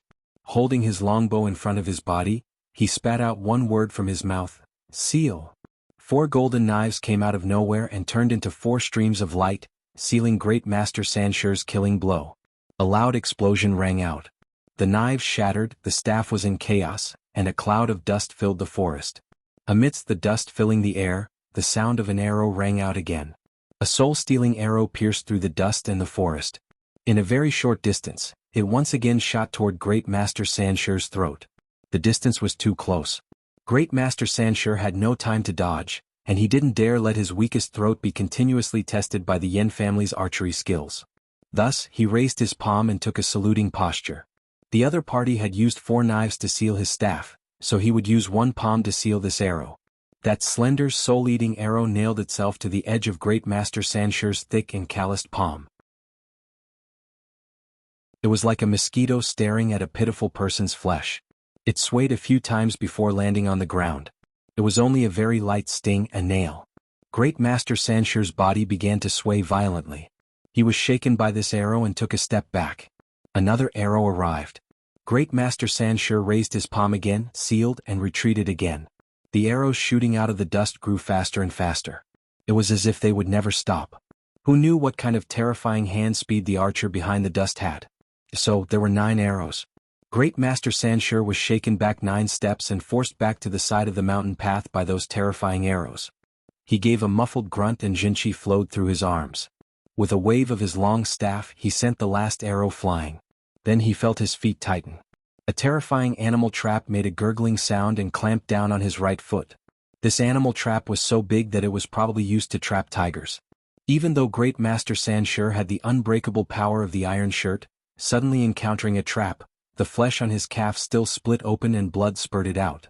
Great Master Sanshur let out a pained cry. He furrowed his unwilling brows tightly. There was also a small spot of blood on his throat. The hand holding the wooden staff also had many small spots of blood slowly seeping out. With so many unpredictable and sharp arrows, if it had been anyone else, they would have long been shot into a porcupine. Only he had not suffered any true injuries. Unfortunately, in the end he was still forced into the trap by these arrows. The dust gradually settled. In the opposite forest, the face of the young archer once again appeared, along with 4 knife-wielding men. Great Master Sanshur looked coldly at the other party and said, "I didn't think it would be you who killed." Before he finished speaking, the young archer had come to silence him and had no interest in conversing with Great Master Sanshur. Although he knew that Great Master Sanshur was also a legendary figure, the younger generation had grown up and did not have much reverence in their hearts. The young man used the steady fingers of his right hand to place the poisoned arrow on the bowstring. Once again, he aimed at the throat of the immobile Great Master Sanshur. Shoot! As he spoke, the arrow in his hand did not leave the bowstring. The forest was in chaos. Countless archers surged out from all directions. Separated by a distance of dozens of feet, they surrounded Sanshur in the center. They all held bows and arrows in their hands. Following the word shoot, countless long arrows left the bowstring.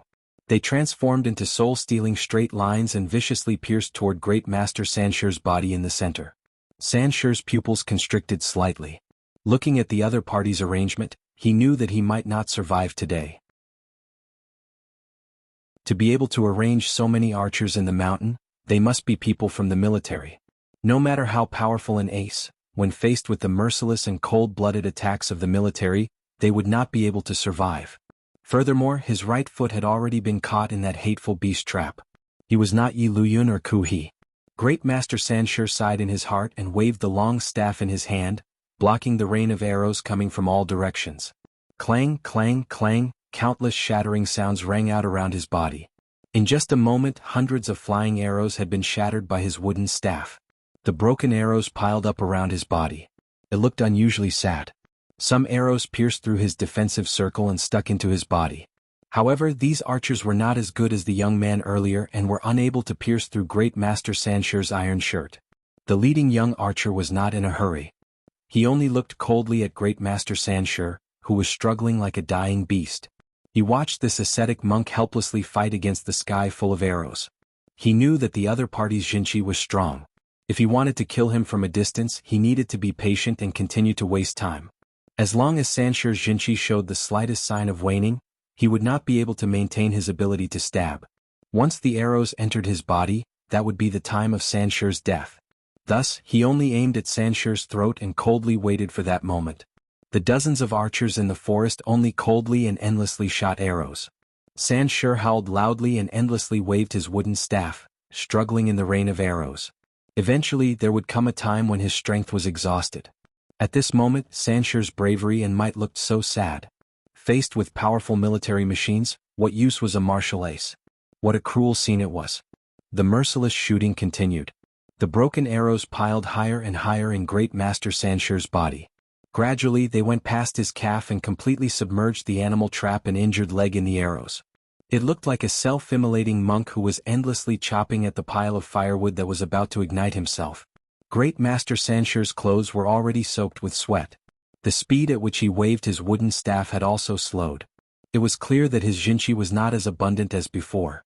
It was this opportunity that the leading archer, who had been waiting for a long time, gently released his middle finger. The arrow on the bowstring shot out. With a swoosh, the entire forest and the entire world seemed to have quietened down in an instant. Great Master Sansher held the arrow in his throat. His mouth made gurgling sounds, but he could no longer say anything. Fresh blood flowed out of his palm. The archers around him also stopped shooting. The young archer furrowed his brows and coldly and emotionlessly said, "Continue."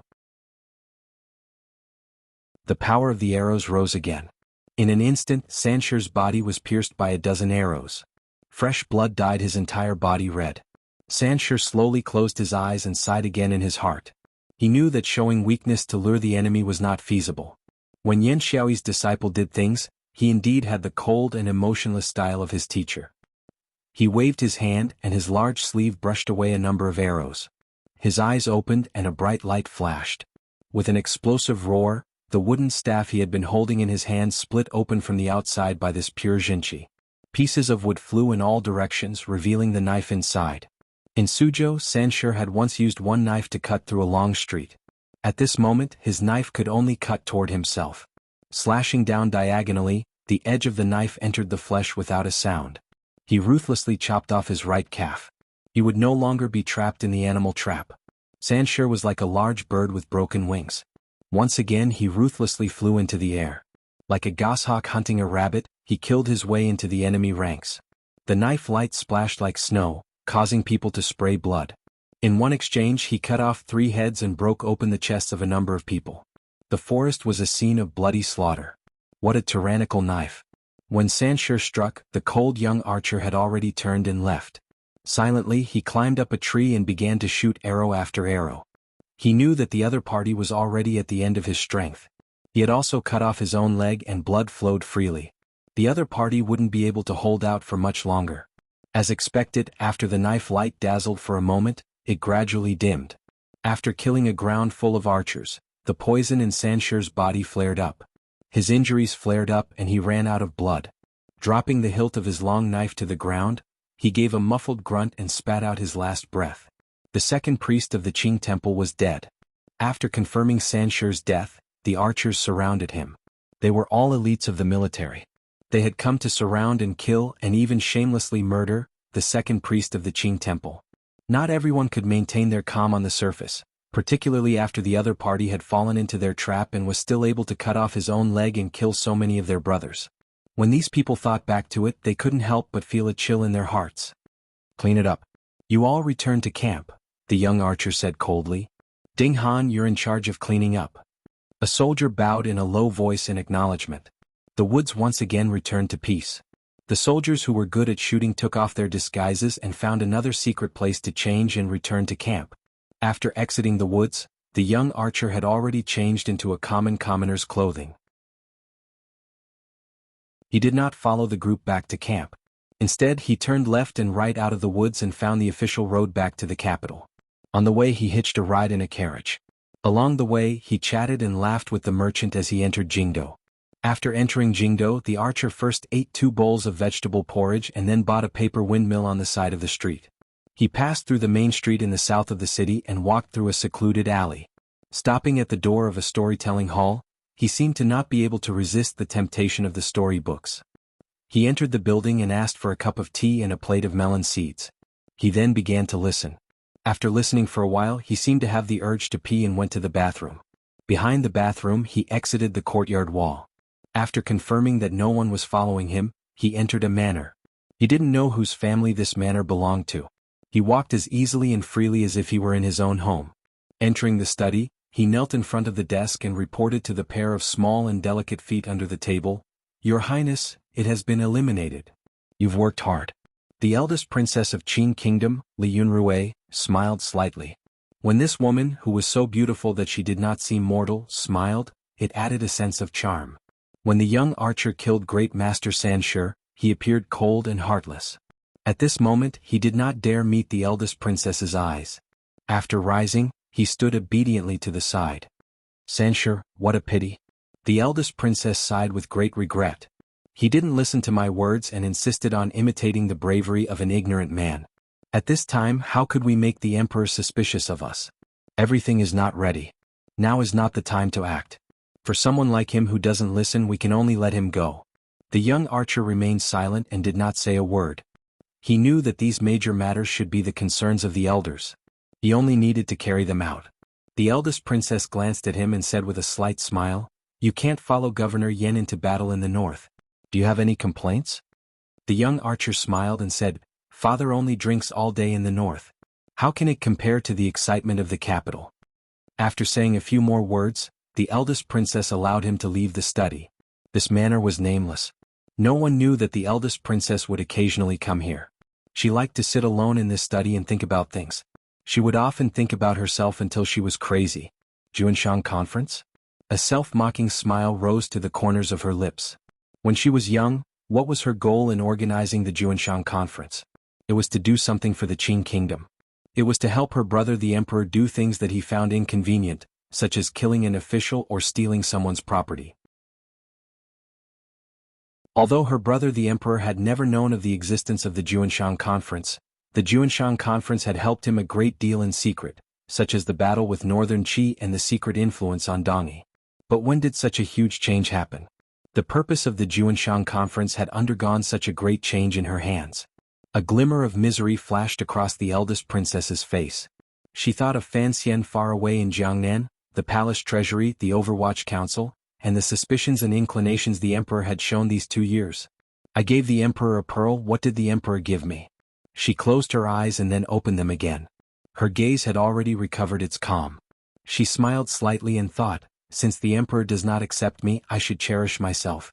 It was not impossible to pay a price for this. Sir Yuan's words did indeed have his reasons. It was still the same patch of forest. Other than the faint smell of blood, there was no trace of a previous attack. It looked like the military's handling of the scene was no worse than the Overwatch Council's. Everyone had already left. Ding Han, who had been left behind by Yen Xiaoyi's son to take care of the aftermath, was the last to leave the forest. Strangely, not long after he left, he silently returned to the forest. Under a pile of mud, he found a broken arrow that he had purposely hidden earlier and carefully tucked it into his clothes. Following this, He spat on his hands and began to dig with great difficulty. After digging for an indeterminable amount of time, he finally reached a very deep place and dug out the bodies that had already been burned beyond recognition.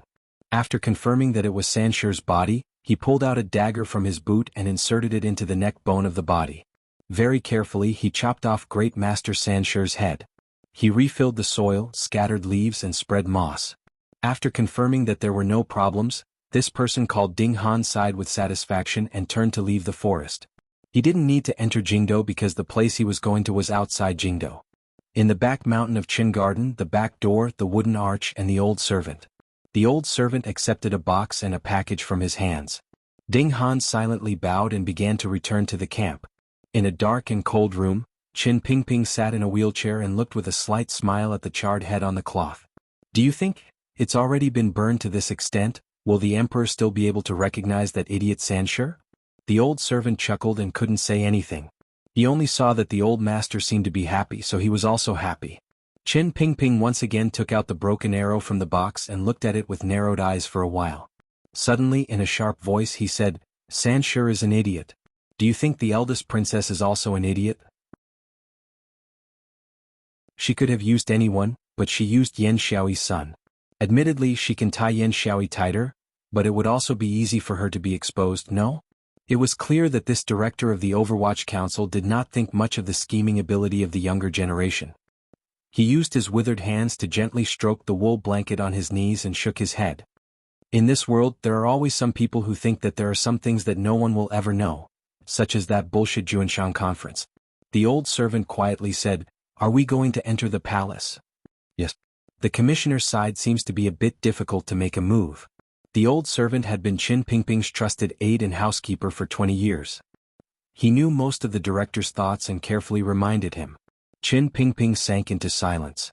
A moment later he said, Fan Xian might still act too early, but let him do it. Let him do what he thinks is right. As for the things he might not want to do, I'll do it. There were many things that Qin Pingping would never tell Fan Xian because he knew that Fan Xian's heart was far from being as hard and strong as his. He pushed the wheelchair to the window. In the distance came the faint sounds of laughter from the beautiful women the old man had collected. He looked outside and thought of Yuan, who had always been by the eldest princess's side. He couldn't resist smiling innocently like a child. Often the things that enemies don't want me to know I actually know, but a glimmer of self-mockery flashed through the old man's eyes. He sighed and said, Sometimes being a person who knows everything is not a happy thing. The old servant gently massaged his shoulders. He knew that tomorrow the director would bring the head and the broken arrow into the palace. The Juanshan conference would appear in front of the emperor for the first time, and the emperor would finally make up his mind.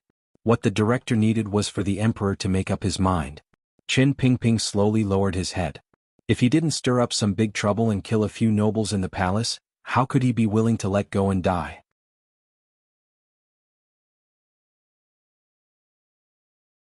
Chapter 383. The emperor was not in a good mood. Everyone in the palace and court knew that the emperor had not been in a good mood these few days. The emperor had even stopped his regular program of watching plays with the Empress Dowager every 10 days. Other than the daily court conferences, not many people had the opportunity to see the emperor. Eunuch Yao, Eunuch Ho, and the now reinstated Eunuch Dai had been surrounded by officials outside the palace every day. Everyone wanted to know exactly what had happened. The emperor also did not summon his trusted officials into the palace. Looking at it, it did not seem that he was worried about something. Everyone knew that the emperor was not in a good mood. In the court conference, most of the memorials from various provinces had been rejected. The official of the Supreme Court had been harshly scolded. Old Qin of the Bureau of Military Affairs had also been scolded by the emperor. The Qin family was the emperor's most trusted aide and an important official in the military. Under normal circumstances, the emperor would always leave the Qin family some face in front of the civil and military officials. Now he had treated them harshly. The expressions of the Jingdo garrison Qin Heng and General Qin did not change. When they entered and left the Hall of Governmental Affairs, they still maintained their bright smiles. It looked like they did not care much about the emperor's scolding of their family. Seeing this, the officials understood that the emperor was using the scolding of his trusted aide to remind some other people in the capital. This was a very chaotic method. No one could guess who the emperor wanted to remind, but they knew that the matter of reminding already existed.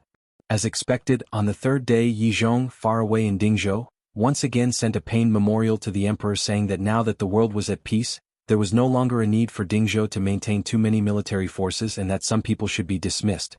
Asking to be dismissed was the Yi family's fearful stance. The emperor lightly allowed it. He did not allow the court conference or the Bureau of Military Affairs to debate this matter. The officials, including the newly appointed Hu the scholar and Shu the scholar, all thought this was a follow-up to last year's hanging temple incident and did not think of anything else. After the Yi family asked to be dismissed, the emperor's mood seemed to improve slightly. He resumed his daily greetings to the Empress Dowager. At the same time, he allowed the eldest princess to once again live in the palace. Guangxin Palace once again truly opened its doors for the eldest princess. Distance made beauty, but it also made danger. A family living together would certainly be much safer. This was probably what the emperor thought, the old man in the Qin garden thought. He sighed, knowing that things did not go according to his plan. He still needed to do something. However, since the seeds had begun to sprout, under the cultivation of the black soil in people's hearts, there would be a day when poisonous vines would grow and break through the layer of hard rock that was pressing on it. Only the people who lived in the palace knew that the emperor's mood had not truly improved. His face still carried a trace of worry and slight sadness. The emperor was the master of the world and the master of the palace. He was the object that everyone needed to look at. He was the object that everyone entrusted their lives to. He was the hope of everyone's future and wealth. Thus, everyone in the palace was carefully and nervously guessing what other thoughts the emperor was hiding in his heart. The few old eunuchs who served in Taiji Palace and the royal study had long become shrewd people. Of course, they refused to make a sound when the various palaces probed. Furthermore, under eunuch Hong's accumulated power, the nannies and eunuchs of the various palaces did not dare to ask too obviously. After the eldest princess moved gloomily into Guangxin Palace, she immediately recovered her usual beautiful appearance. Every day she went to the Empress Dowager's side to chat with her. Occasionally she would go to the Eastern Palace to see the Empress and Crown Prince. However, she herself was a bit confused. She didn't know what exactly the emperor was thinking. At this time, a head eunuch in the Eastern Palace became a very important figure. He was called Hongzhu and had always worked at the emperor's side. He was deeply liked by the emperor. Furthermore, it was rumored that he had some sort of relative relationship with eunuch Hong. He was also familiar with the people in Taiji Palace and the royal study. If such a person was sent to scout for information, he should be the most suitable candidate. Hongzhu had already been the head of 4th-level eunuchs in the Eastern Palace for 3 months. Relying on the identity that the emperor had sent and his own careful and appropriate service, he had already received the empress' approval. Of course, he could not immediately be accepted. However, the empress had also given Hongzhu enough benefits. She also wanted to see whether or not Hongzhu could be used and to what extent he could be used. The empress smiled slightly as she looked at Hongzhu kneeling in front of her. She somewhat liked this little eunuch's knowledge and tactfulness. His features were delicate and pretty. In a quiet voice she said, "The emperor is worried about national affairs. Naturally, I also want to share the emperor's burden. Although the back palace cannot recklessly interfere in national affairs, knowing the emperor's mood can make some soup for him to make the emperor more comfortable." Hongzhu flatteringly said, "The empress has thought of everything." "Go ask," the empress sighed. The empress sighed and said, "If His Majesty finds out, there is no need to hide it. It is not a shameful matter. Don't harm yourself." Hongzhu's expression was moved. He accepted the order and left. Not long after, this newly popular person in the palace walked a few laps around the huge palace. After being flattered, he didn't dare to continue accepting compliments and quickly returned to the empress' palace. He leaned close to the empress's ear and quietly said something. The empress furrowed her brows slightly. A hint of worry appeared on her noble face. She sighed and said, "So it is because of the matter of the national treasury being empty. I also know about the repair work on the river banks. It has been delayed from the beginning of the year until now. It is all because of a lack of money. If I could make silver out of nothing, I could also resolve the emperor's worries." "What a pity," Hongzhu chuckled and said, "the empress is the mother of the world. Why do you need to worry about these things? As for the national treasury, isn't there Minister Fan managing the Ministry of Revenue?" Hearing the words Ministry of Revenue, the empress's eyes lit up. She pretended to ask carelessly, "Minister Fan has managed the Ministry of Revenue for many years. It can be said that he has worked hard and performed a great service. The emptiness of the national treasury is a problem of income. What can he do? Hongzhu was slightly startled. He wanted to speak but stopped. The empress looked at his expression and smiled disdainfully. You are just a child, yet you have so many things on your mind. Hongzhu jumped in fright and quickly knelt down. With a pained expression he said, I wouldn't dare. It is just that in the royal study. I heard that the emperor flew into a rage yesterday and said that the Ministry of Revenue is incompetent. Furthermore, he lowered his voice and said, I heard, there are officials in the Ministry of Revenue who are in deficit and secretly diverting national funds. The amount is also very large, so the emperor is furious. The empress's heart jumped, but she immediately hid the expression on her face. Smiling slightly she said, Don't tell me about these court matters. How has the emperor been feeling lately? What places do you often visit in the palace? Hongzhu glanced around and knew that this was a taboo in the palace. Gritting his teeth, he crawled to the empress's side and lowered his voice to say something. The empress's long, shapely eyebrows furrowed and immediately softened. Her lips trembled slightly. Her cheeks were pale. In a cold voice she said, Xiao Lu, it's Xiao Lu again. After Hongzhu left the palace with a heart full of unease and fear, a young man flashed out from behind the screen. This young man was wearing a light yellow robe. The lines of his face were soft, and his eyes were clear and spirited. In the palace, other than the emperor, empress dowager, and empress, only the crown prince could wear this kind of clothing. Presently, the crown prince's body was much better than it had been 2 years ago. At least, much of the unhealthy whiteness on his face had faded.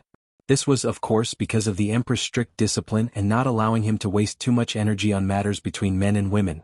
It was also because he was gradually growing older and faced with complicated situations, as well as the pressure of his royal brothers step by step.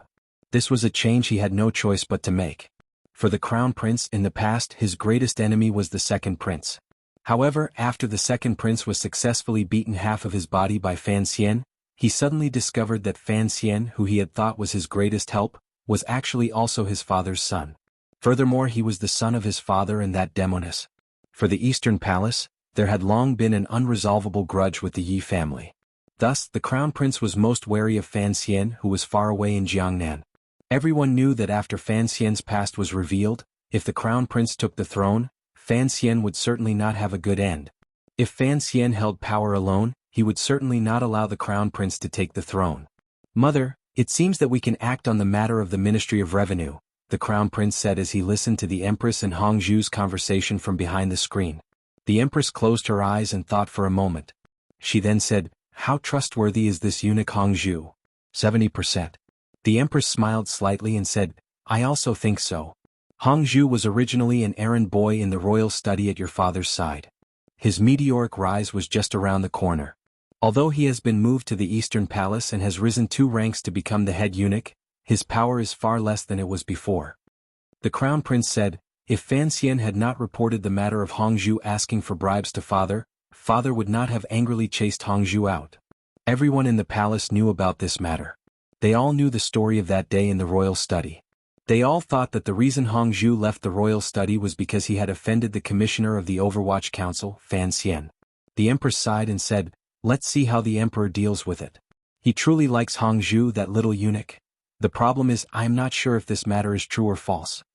The crown prince furrowed his brows in deep thought and said, It should be true that Hongzhu holds a grudge against Fan Xian.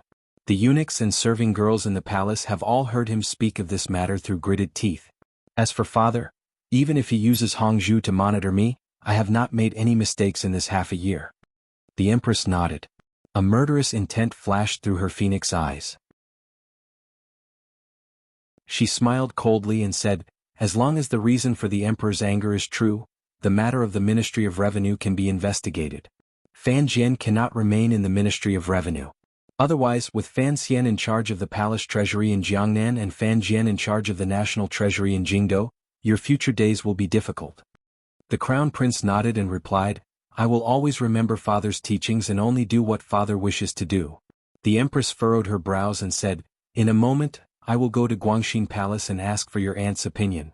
Suddenly hearing the eldest princess' name, a strange light flashed through the crown prince's eyes. He immediately hid it well and said hesitantly, Should we ask my aunt's side to step in? The empress shook her head and smiled coldly. She is also not easy to get along with. Besides, now that the emperor has her live in the palace, isn't it also with the intention of monitoring her closely? If she is deep in the palace, it will not be easy for her to communicate with the officials in court. Although the way your father does things often looks simple, he is actually very clever. You have to learn more in this area. It has been very difficult for your aunt to move around recently. The nominal mother of the country sighed, but there was a sense of schadenfreude that could not be hidden between her brows. The eldest princess was too dazzling among the women of the Qing kingdom and had always faintly overshadowed the empress' elegance. How could she be happy? Now that her husband was becoming more and more displeased with her sister-in-law, although logically the empress knew it was not a good thing, emotionally she still couldn't help but feel a glimmer of joy. That shameless little vixen. I'm just going to let her know. The empress sighed and patted the crown prince's shoulder. For now, you have to endure the relationship between your aunt and the second prince. Don't remember what happened in the past. As for the matter of investigating the deficit in the Ministry of Revenue this time, I will find someone to do it. Don't worry. A faint coldness surged between her brows. Although mother's paternal family has been completely wiped out by those wretched people, there are still some people hidden in court. As for Fan Jian, did he think he could hide it from the people of the world by moving so much silver from the national treasury to Jiangnan? Did he think he could hide it from the emperor? No matter how much the emperor likes Fan Xian, he would not allow this kind of thing to happen under his eyes. The crown prince was slightly shocked. No wonder the deficit in the Ministry of Revenue was so great. Fan Jian was so daring. Only now did he know that his mother and aunt had long grasped the root of the Ministry of Revenue's problem. No wonder they were so confident. The empress smiled slightly and said, after the Ministry of Revenue, the world will be peaceful for a few more days. Fan Xian will not be able to be as lively as he is now. Think about it carefully. In the emperor's heart, as long as you don't do anything out of line, even if you fight with those people, he will just pretend he didn't see it. In the end, you are still the crown prince. This is something everyone knows. The crown prince sighed. Throughout the history of dynasties, perhaps only I, the crown prince, have been the most useless. The empress smiled coldly and said, who knows how many crown princes in history lived worse than you before they took the throne? What are you afraid of? As long as you endure until the day you take the throne, there will be times when you can hold your head high. She continued coldly, Mother has concluded that the emperor still wholeheartedly wants you to succeed the throne. Naturally, I have my reasons. The crown prince anxiously said, but, although the second prince has fallen, the third prince has gone down to Jiangnan and has always been taken by Fan Xian. This was the matter that had been discussed the most in the palace recently. The third prince was young, yet he had followed the imperial envoy down to Jiangnan to oversee affairs. It was called learning, but was it to learn how to rule a country? Thus, the third prince's birth mother Yi Pin became the center of the discussion. However, this woman of the Liu family remained silent and reserved. The empress glared at the crown prince and gritted her teeth. You're even so afraid of an ignorant child. What kind of future do you have? The crown prince gloomily said, I really can't see. Father has the intentions you speak of. If he didn't have those intentions, wouldn't he have destroyed you a long time ago? The empress had a tone of exasperation. The crown prince forced a smile and said, perhaps father is just looking for an opportunity. The empress shook her head and calmly said, you're wrong. Compared to the other brothers, you have one great advantage, but you yourself still can't see it. The crown prince asked in surprise, what advantage? There was a chill in the empress's calm expression.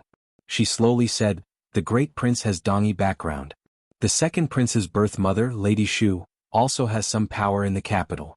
The third prince's birth mother, Yi Pin, comes from the Liu family, which is a large family in the capital. She also has Fan Xian to rely on. Of all the princes, only we, mother and son, are alone without any family power to use. After all, the emperor and I have lived together for so many years. The empress smiled disdainfully. The empress smiled disdainfully and said, everything about your father is good, but he is too suspicious. If the throne of the Qing kingdom is to be passed down, of course, he is afraid that the Li family's royal power will fall to an outsider. Thus, when choosing a successor, he cannot accept the successor standing behind an overly large family power. Thus, the second prince can't, and the third prince even more so. The empress's cold gaze was like two knives digging into the crown prince's heart. Only you, the emperor, had that old cripple kill your mother's family. One, it was for that evil demoness. Another, wasn't it to clear away obstacles for you in the future? "Don't be afraid, my child."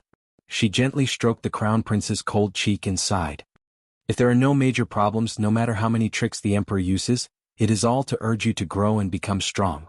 Many years ago he had already chosen you and he has never doubted his own choice." The empress smiled nervously and said, even if his choice was wrong to begin with.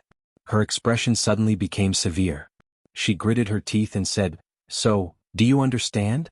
The reason you can have the position of crown prince and be able to ensure your future position is all because your mother's family paid with 3,000 lives. Those were your elders, your family. They are all dead. Their blood and corpses were used to pave this path to the imperial chariot for you. So, you must endure it until the day you succeed." A spring breeze floated through the royal palace, but this spring breeze was very cold and made one shiver in fear. The crown prince couldn't help but shiver because the Empress Dowager's great-grandmother was strict in managing the back palace. In reality, he had only recently learned the truth of the night Jingdo bled with blood from his mother's mouth. He knew that his grandfather and uncle had all died in that political turmoil. So, his father wanted to get rid of the relatives by his side. His heart began to tighten, and he didn't know how to react. If his mother's analysis was correct, then as long as he behaved calmly enough, and as long as there were no major problems in the world in the future, that dragon throne would ultimately be his. The crown prince's gaze gradually hardened. He looked at his mother and nodded his head heavily. Mother and son seemed to have forgotten what they had once said in their conversation. The prerequisite for the crown prince to succeed to the throne was that no major problems occurred. Everyone in the world knew, regardless of whether it was Qin Pingping or Sir Fan Jr., they were both sinister and ruthless people who were best at finding major problems from no problems. The palace and the court were actually two existences of one. Through the emperor, who could not be ignored, the two fields of power were perfectly and harmoniously united together. If the officials wanted to curry favor with the emperor, they had to curry favor with the nobles in the palace. If the nobles in the palace wanted to extend their hands outside the palace, they had to borrow the officials outside to do things for them. The so-called interest groups all came about this way. Thus, when the matter of the emperor losing his temper in the royal study regarding the Ministry of Revenue's deficit spread outside the palace through countless channels, the entire officialdom began to stir. The highest principle of being an official was that if the emperor did not like something, the officials had to quickly follow. Even if the person standing opposite the emperor was a legendary figure like the Grand Preceptor, the officials still had to bravely take the lead and not be willing to fall behind. With the emperor's mood as an indicator, this kind of thing would never go wrong. However, there was a clear time difference between the news from the palace and the reaction from the court conference. The officials were more steady and cautious than usual.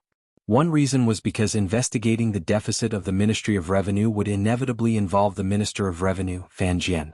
Everyone knew that not only was Fan Jian extremely shrewd and ruthless, but he also had a close relationship with Imperial Prince Jing and a brotherly relationship with the emperor. The officials didn't know what kind of affection the emperor still had for Fan Jian. The second reason the officials were careful was very simple. It was because Fan Jian's son was named Fan Xian, and his courtesy name was Anji. He was the commissioner of the Overwatch Council and the imperial envoy with full power in Jiangnan Road. Although everyone knew that Fan Xian was the emperor's illegitimate child, everyone also knew that Fan Xian's loyalty and filial piety were famous throughout the Qin kingdom. There were countless stories circulating among the people, such as refusing to recognize his father even when he died in the palace and risking his life to enter the Fan Ancestral Hall at the annual meeting. If the investigation reached Minister Fan, no one knew what kind of reaction Fan Xian would have. The officials only knew that the second prince had once wanted to use the second young master of the Fan Manor. In the end, he had angered Fan Xian. Fan Xian had used countless vicious and sinister moves to arrogantly beat the second prince, who had already become a powerful force, into two ends. He had been utterly defeated and cut a sorry figure. In the end, Fan Xian had successfully beaten the second prince into house arrest. This glorious battle result was enough to intimidate most of the officials who wanted to take advantage of politics. Sir Fan Jr. didn't even care about the second prince, much less these officials. However, the pressure from the palace was growing stronger and stronger. Furthermore, news from various sources had confirmed that the emperor indeed had the intention of taking action against the Ministry of Revenue. The true source of the emperor's unhappiness these days was the Ministry of Revenue. Thus, the restless officials finally suppressed their impulses and began to go home to write memorials. Among these officials, There were upright officials who sincerely served the country and hoped the court would stop investigating the Ministry of Revenue's deficit. There were also officials who had received the orders of nobles in the palace and wanted to use this matter to bring down the Fan family. They wanted to play a game of hitting a bull across the mountain and make Fan Xian, who was far away in Jiangnan, lose his reputation. Most of them were political opportunists who spent many years in the court trying to figure out the emperor's will in order to climb up. In short, for many different reasons, the Jingdo court officials had a rare unified opinion. They asked the court to thoroughly investigate the rumored deficit of the Ministry of Revenue. They had to give the people of the world and the emperor an explanation. It is difficult to guarantee that it will be within an hour, such as 12 o'clock or 1 o'clock. I hope everyone can understand. Thank you.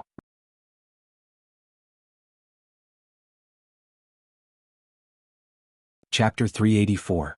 In my free time, I suddenly wanted to reread the earlier parts of the Qin Yu Year and start from the 5th volume.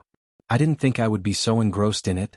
Some of the chapters were really written with talent, I thought narcissistically. The Qin court conference began as scheduled. The sky was still brightening and the royal palace was still cold. The emperor still sat high on the throne, and the officials still humbly and straightforwardly discussed the government affairs of each province.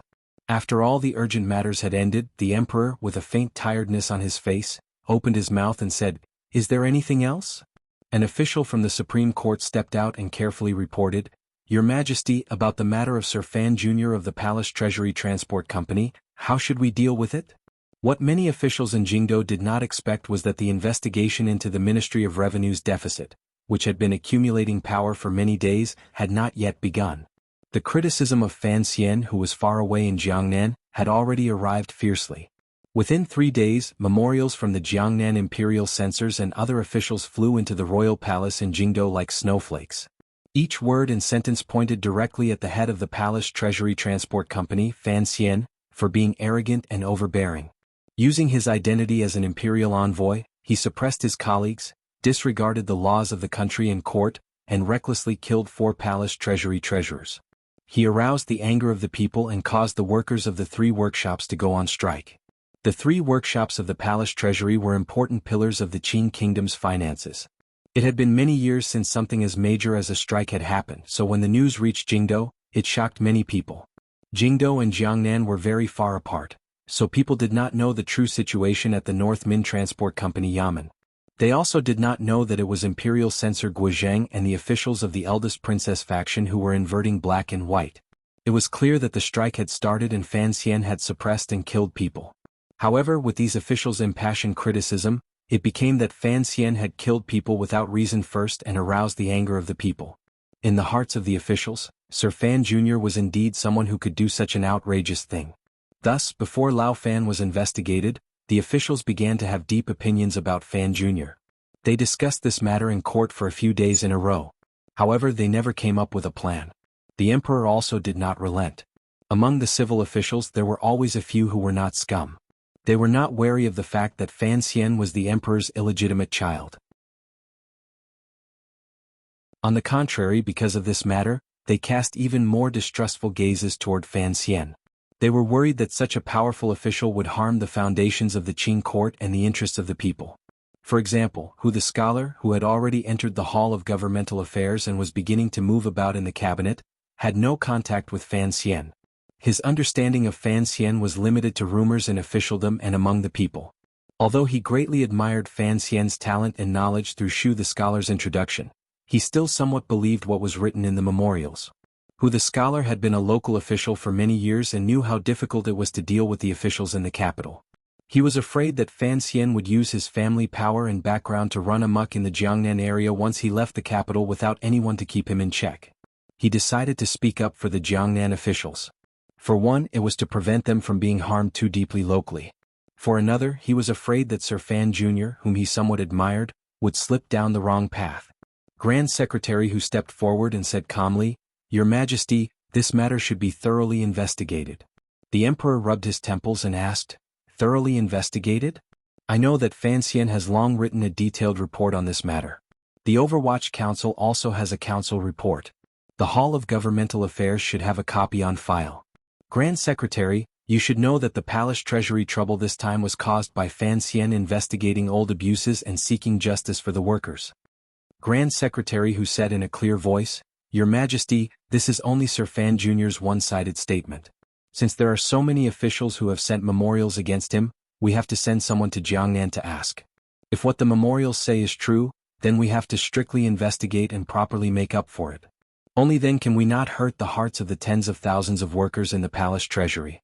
If what the memorials say is not true, then we should severely reprimand the Jiangnan road officials and properly comfort Sir Fan Jr. and give him justice." The emperor glanced at him with a not quite there smile. He thought that after all this Grand Secretary insisted on sending someone to Jiangnan. However, Jingdo and Jiangnan were so far apart. Even if he sent someone from the capital, would Fan Xian be afraid of him? However, the Qing emperor wanted to use the long-exiled Hu the Scholar to return to the capital because he wanted Hu the Scholar's stubbornness and uprightness. Just like how he had used Lin Ruofu and Qin Pingping to fight in the arena many years ago, the Qing emperor planned to have Hu the Scholar and Fan Xian fight in the arena in the future. Since it was so, he would not speak up at this time and reject the Grand Secretary's face. He smiled slightly and said, "The Grand Secretary's words are reasonable. Choose a person to go to Jiangnan to have a look. No matter what happens, you have to see it with your own eyes to know." What Hu the Scholar wanted was this seemingly fair suggestion to handle the matter. Since his goal had been achieved, he retreated. At this time, Shu Wushu the Scholar couldn't help but say worriedly, "Who is right and who is wrong will eventually be found out. I am only worried that after the palace treasury has experienced this storm, there will be problems with this year's revenue. After all, this is Sir Fan Jr.'s first year in charge of the palace treasury. Please give him some pointers, Your Majesty."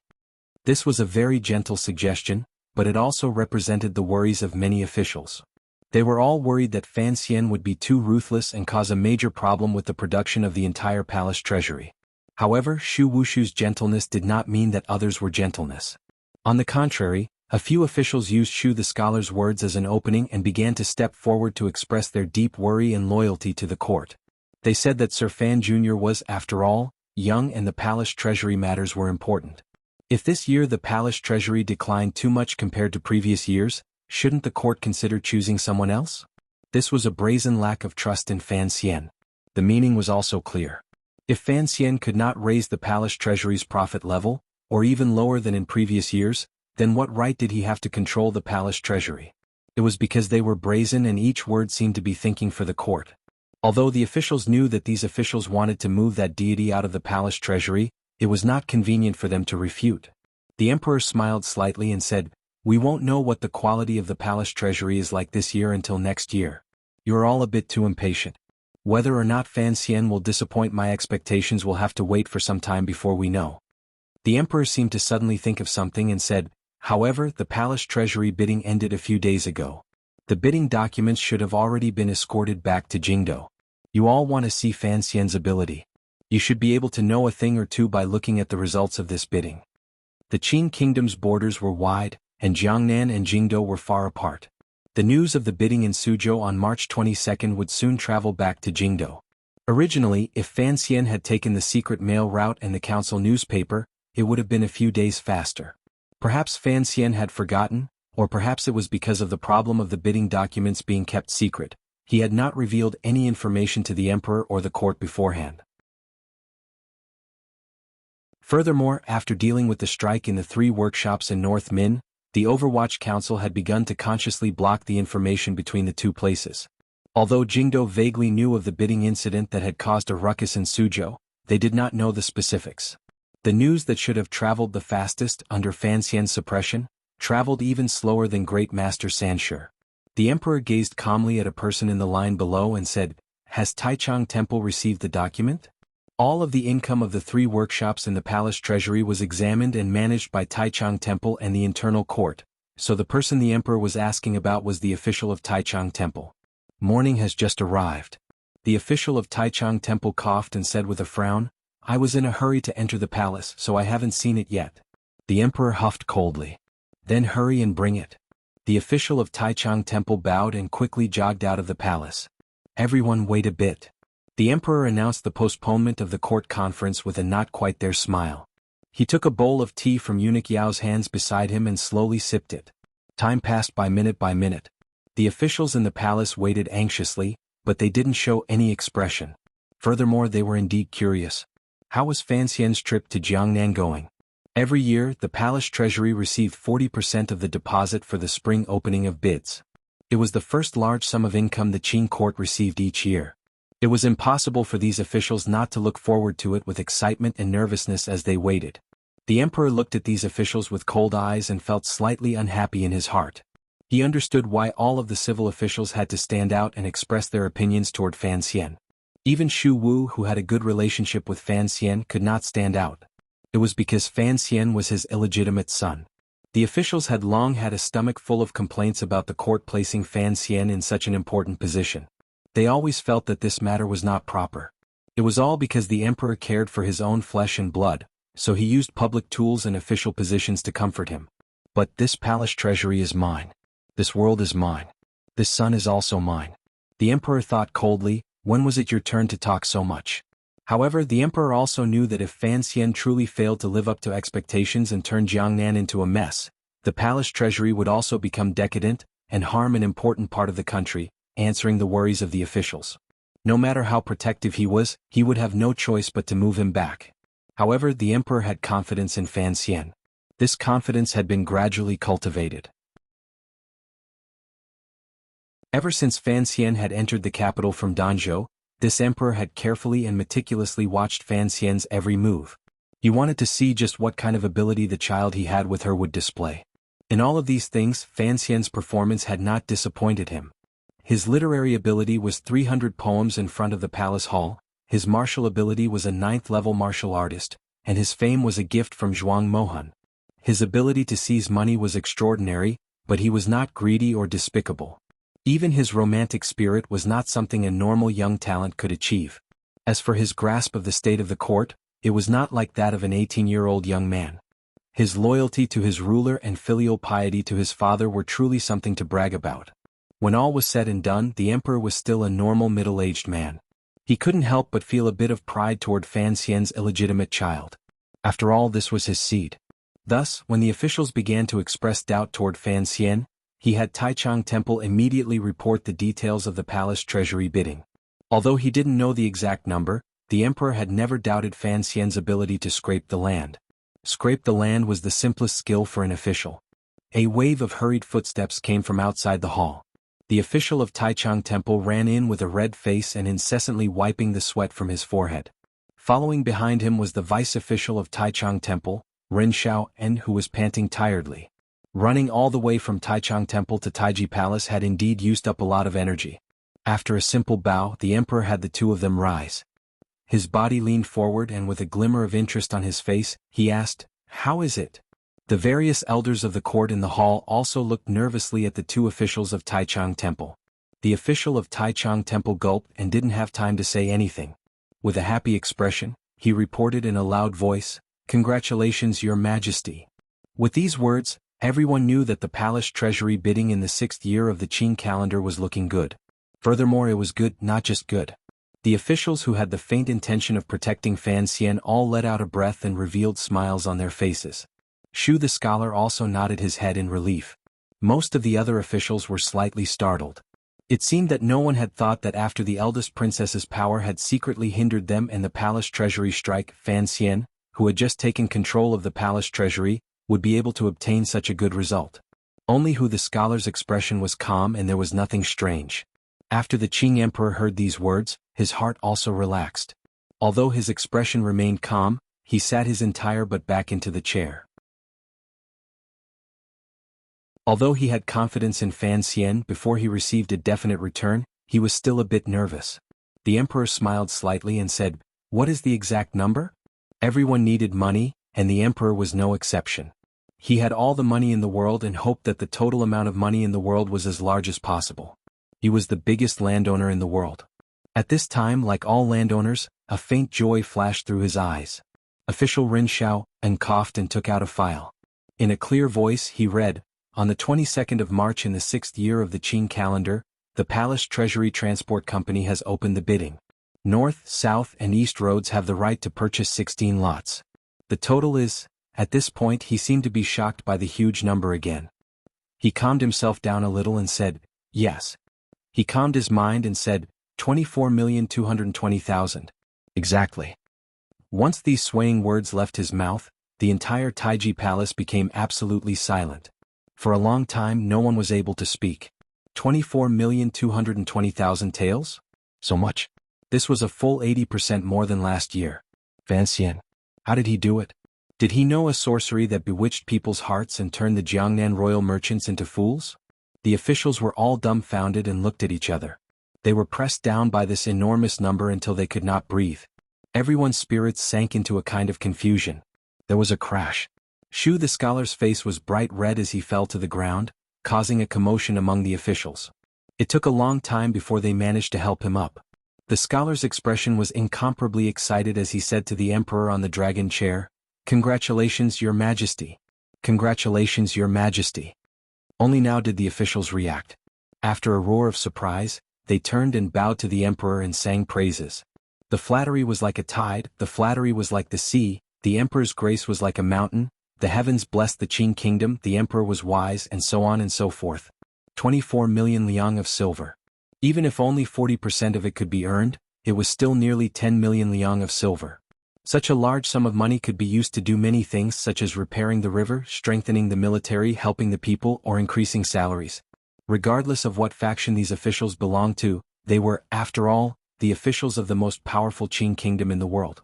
Thinking of the fact that the court had such a large sum of silver and could solve the urgent problem of the empty national treasury, they all began to cheer. This kind of cheer was not fake. It was true happiness.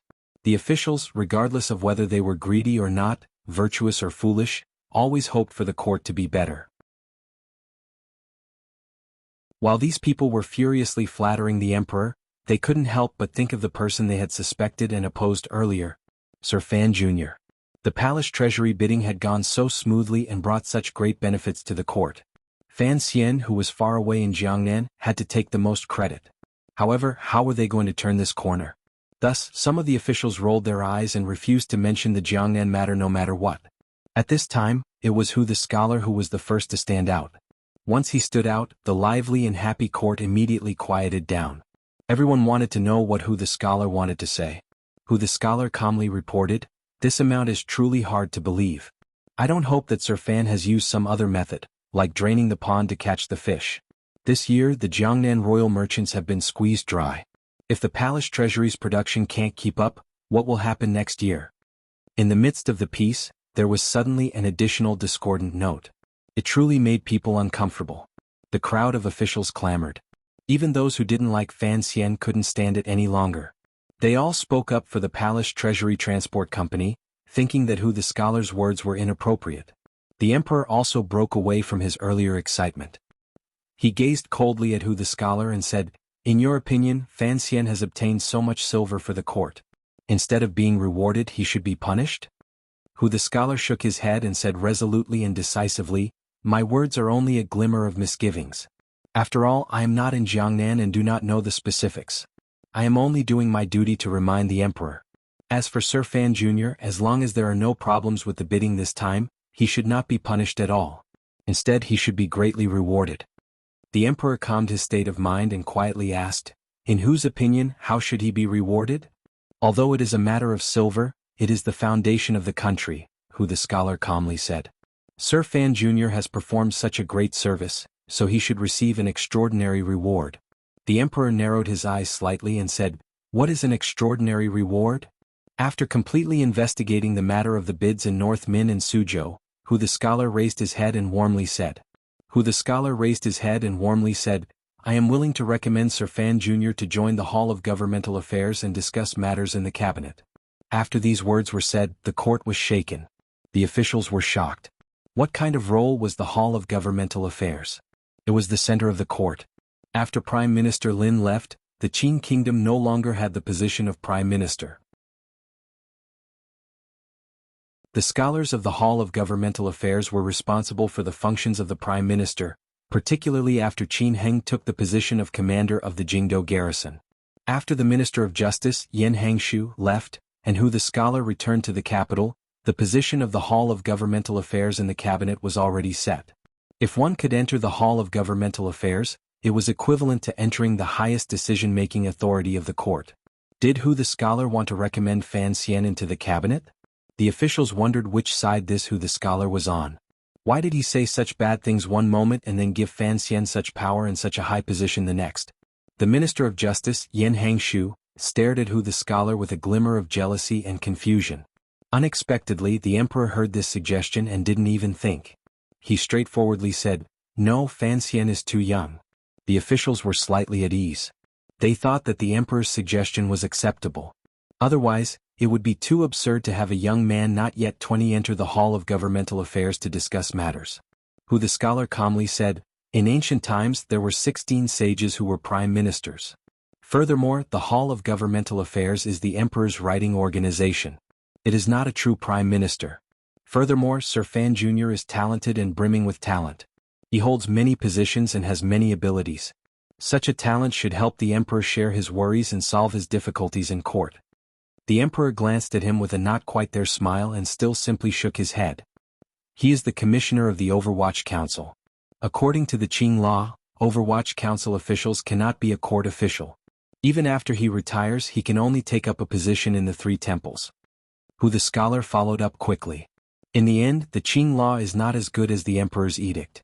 His youth is not a problem, and his position in the Overwatch Council is not a problem. If it were not so, how could I say it is an exceptional reward?" The emperor smiled and waved his hand. "There is no need to discuss this matter further. I will not allow it." The emperor's words could not be taken back. Hu the scholar could only retreat. However, there was no other expression on his face. The emperor narrowed his eyes and looked down. He saw Hu the scholar and Shu Wu exchange glances. He knew that Shu Wu, this old man, had received the news beforehand and immediately guessed why Hu the scholar would take the opportunity to make such an absurd suggestion. A talent? And Ji is indeed a talent. It was precisely because the abilities Fan Xian had displayed were too shocking that the civil official system would always be wary of Fan Xian in the Overwatch Council. They were more than willing to let Fan Xian leave the Overwatch Council and throw him back into the warm embrace of the civil officials. After all, Fan Xian wore the hat of an immortal poet and was faintly the leader in the hearts of the young scholars.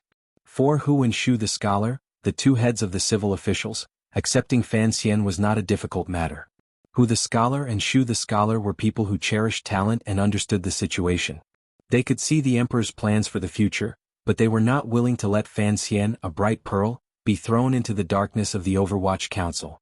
Regardless of whether it was for the safety of the civil official system or for Fan Xian, they both wanted to poach Fan Xian over.